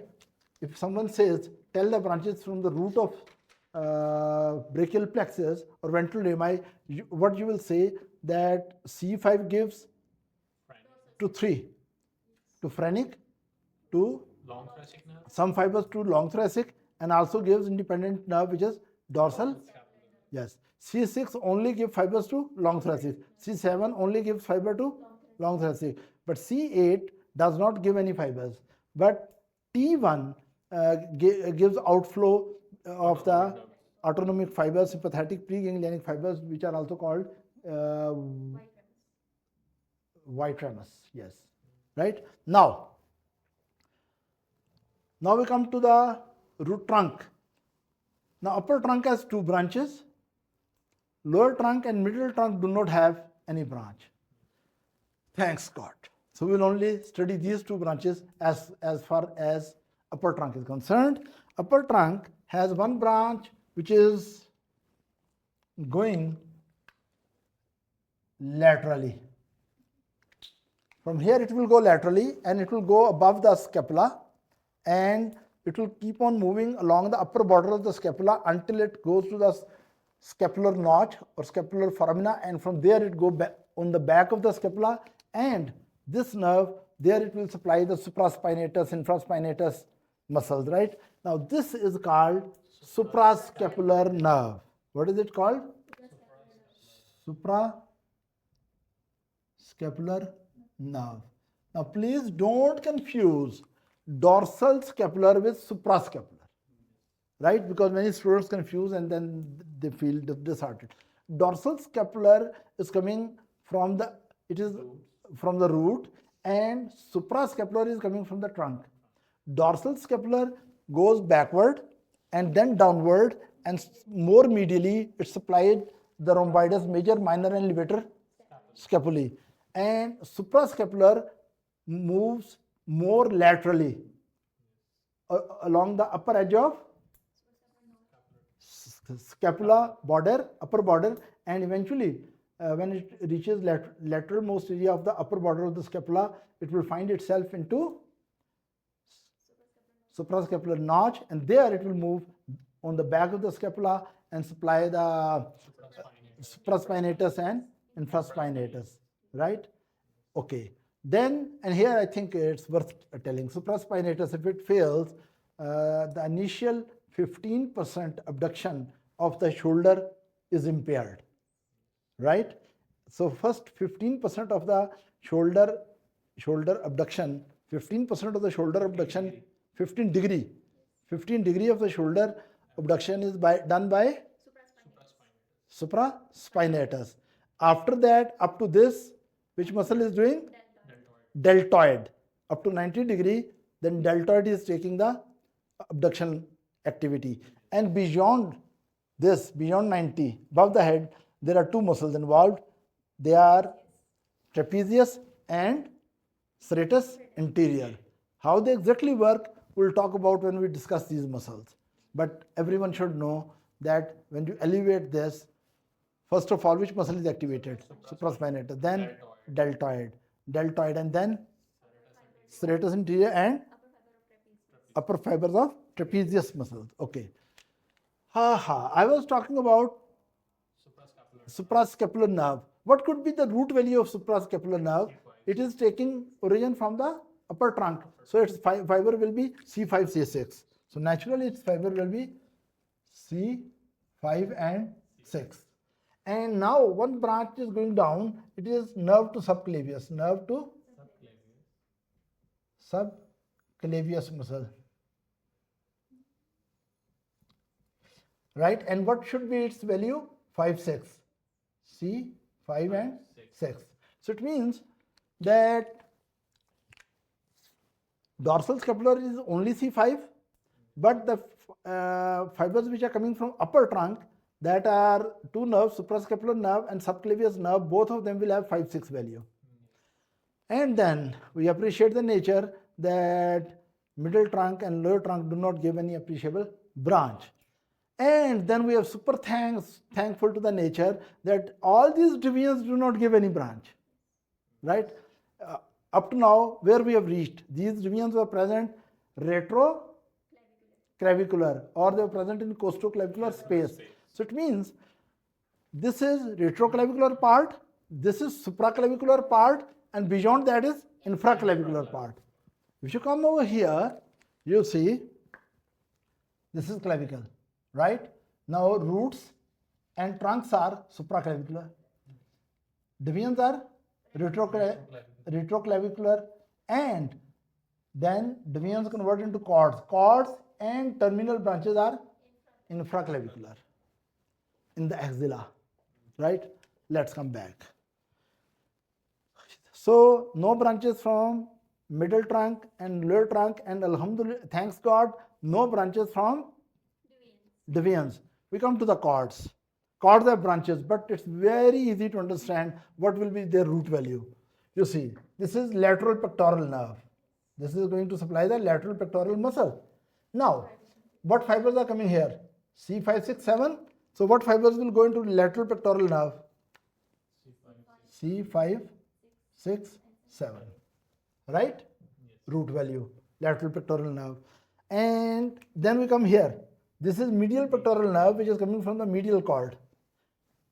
right? Yes. Now medial cord, what branch it is giving? Medial pectoral nerve, what fiber? C8. C8T1, which are the main cord fibers. Then we come to these two are, I'm showing here the skin. These two are cutaneous branches. This is cutaneous, medial cutaneous nerve of the arm, and this is medial cutaneous nerve of the forearm. It is going too much. Medial cutaneous nerve of the arm and then medial cutaneous nerve of the forearm. Now, what will be their root value? The same C8T1. C8T1. And what will be here value? C8T1. Now we can see that there are three nerves which are derived from the cord, medial cord, and all nerves, one is muscular and two are cutaneous, but all of them have C8T1 root value, right? Now we come to the branches from posterior cord.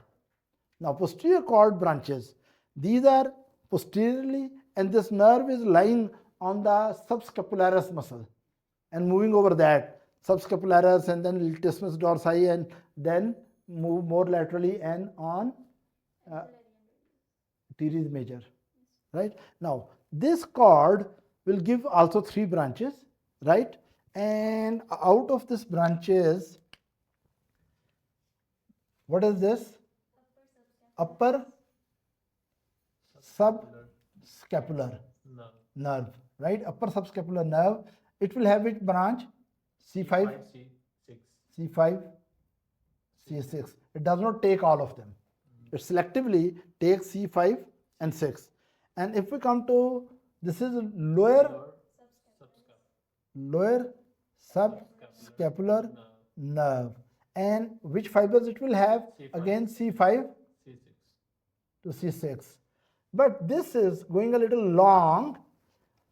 This is giving fibers. Upper subscapular muscle is innervating the upper part of subscapularis muscle.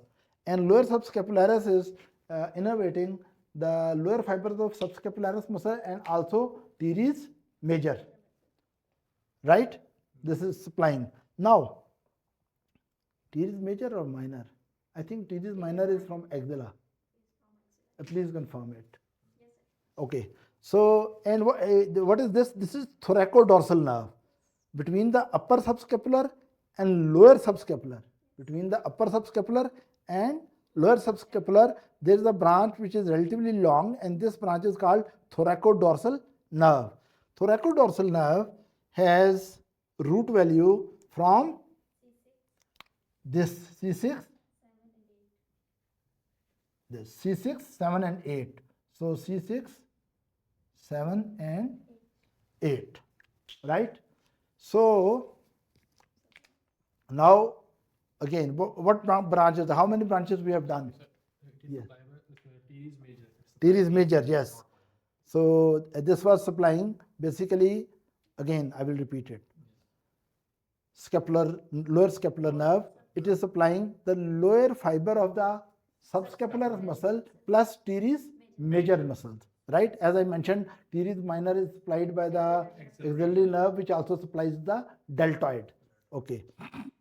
Now, the things which really confuse the students are scapular nerves, because from here you have dorsal scapular, then you have suprascapular, then you have subscapular upper, then you have lower subscapular.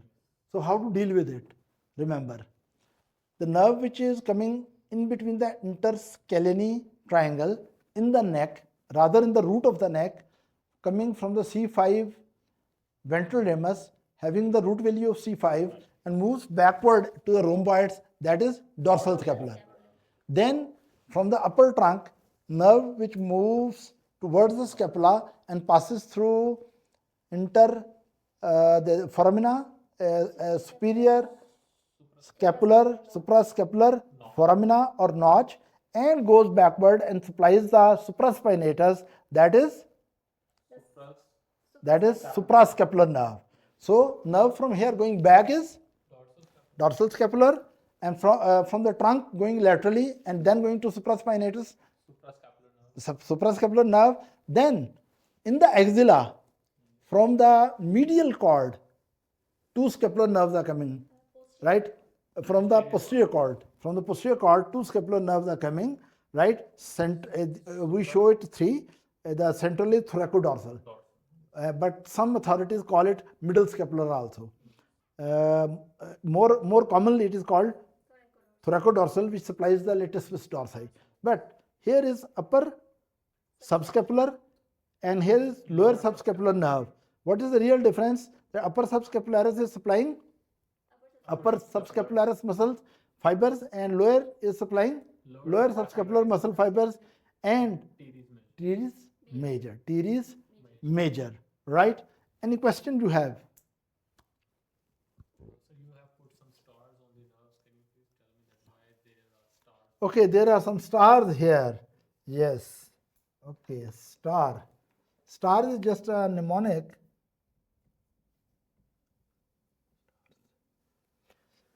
This S stands for supra. This is subscapular nerve. T stands for thoracodorsal nerve. And then again go to this S. This is subscapular. So basically this S stands for upper and lower subscapular. This is for thoracodorsal, and they go and give terminal branches, axillary branch and radial branch. Axillary for A for axillary nerve and R for radial nerve. So when we talk about branches, pre-terminal and terminal branches of posterior cord, we can remember it by star. Okay, double S T A R. Upper subscapular, lower subscapular, thoracodorsal, axillary nerve, and radial nerve.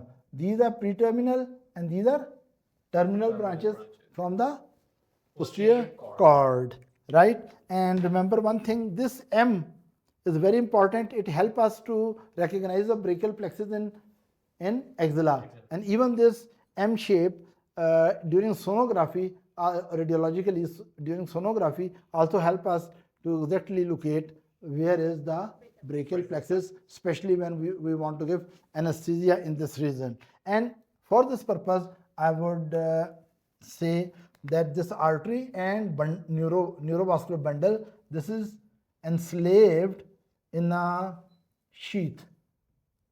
This sheath is called axillary sheath. From where this sheath originates?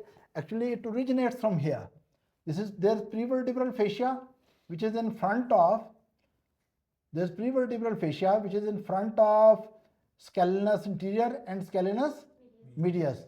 And in between these two scaleni, when like fingers come laterally, nerves and artery, they drag a pouch of prevertebral fascia. For example, prevertebral fascia was like this.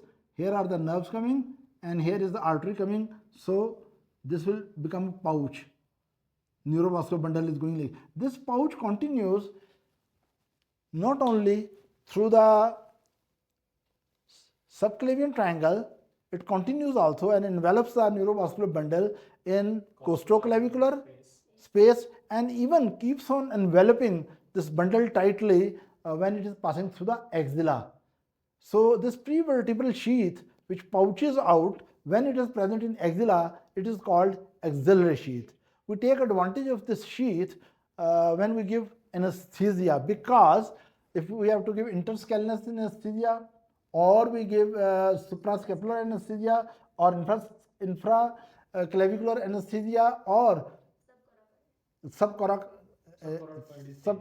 just a minute. How many anesthesias, local anesthesias are given? Start from here. Interscaleni anesthesia. That anesthesia should be given within the sheath so that less amount of drug is well concentrated around the nerves, right? Then we can give anesthesia in subclavian triangle, right? Still sheath is there, and within the sheath anesthetic should be injected, local anesthetic, for example bupivacaine. Then we give infraclavicular anesthesia or axillary anesthesia, right? Subcoracoid anesthesia. All these anesthesias we need when we want to anesthetize the shoulder or arm, right? But because this neurovascular bundle is enveloped into a very tight sheath, especially artery and its accompanying No. brachial plexus, plexus. right? So that is present within the sheath. So if you inject within the sheath, then drug will not diffuse out into surrounding tissues. It will stay in the sheath and get well concentrated in the nerves, and you can achieve very good anesthesia for the patient. One thing which is a little confusing, but I would like to clear that, for example,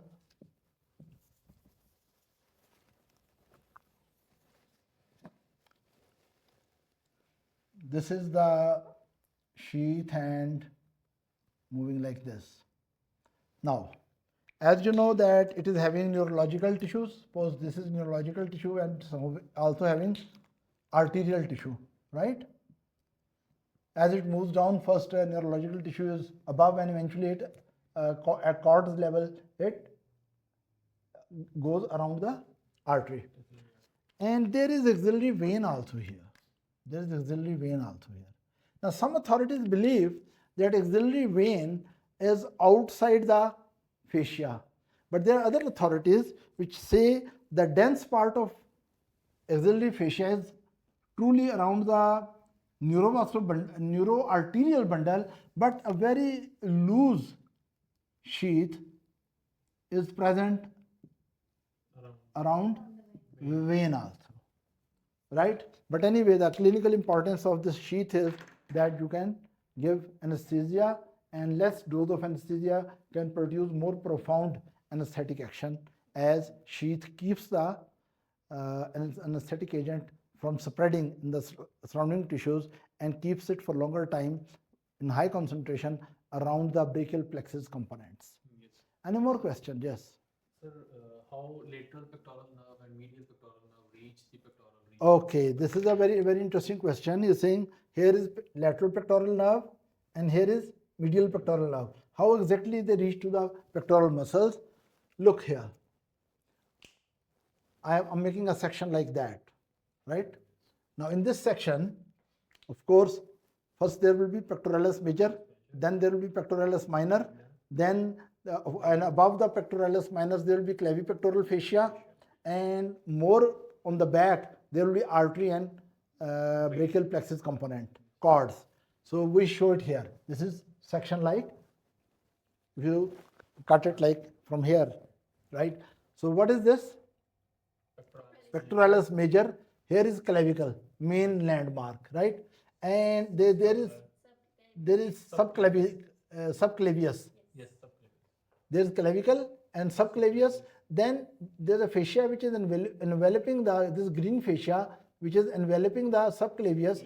Then it goes down as clavipectoral fascia, and it comes down and then envelops the pectoralis minors, and then it comes down as single fascia. We call it suspensory fascia, which binds with the fascia in the floor of axilla.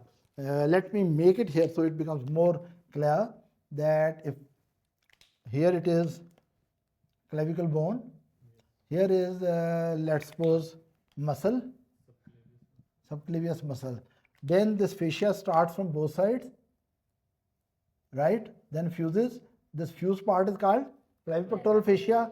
Then it bifurcate, and inside it has which muscle? Here was subclavius, and here is pectoralis minor, and then it is going down as suspensory ligament, and then it comes to the floor of axilla. So in this way. Now, after you understand this clavipectoral fascia is this part of the deep fascia, right? Now, here is behind all these structures, what is here? Axillary artery, and this is lateral and medial cord, right? We are talking about lateral cord and medial cord, they are here. Now, lateral cord here gives a branch, yes, here. Lateral cord here gives a branch to lateral pectoral muscle. This is a lateral pectoral nerve, which is passing from deep to superficial area and laterally and eventually reaching to pectoralis major while piercing through clavipectoral fascia. You see how many things are piercing clavipectoral fascia? This one, thoracoacromial artery from this axillary artery, then thoracoacromial artery, then there is basalic or cephalic vein, and then there are some lymphatics which are from the breast going to the axilla, right? And then nerve to lateral pectoris.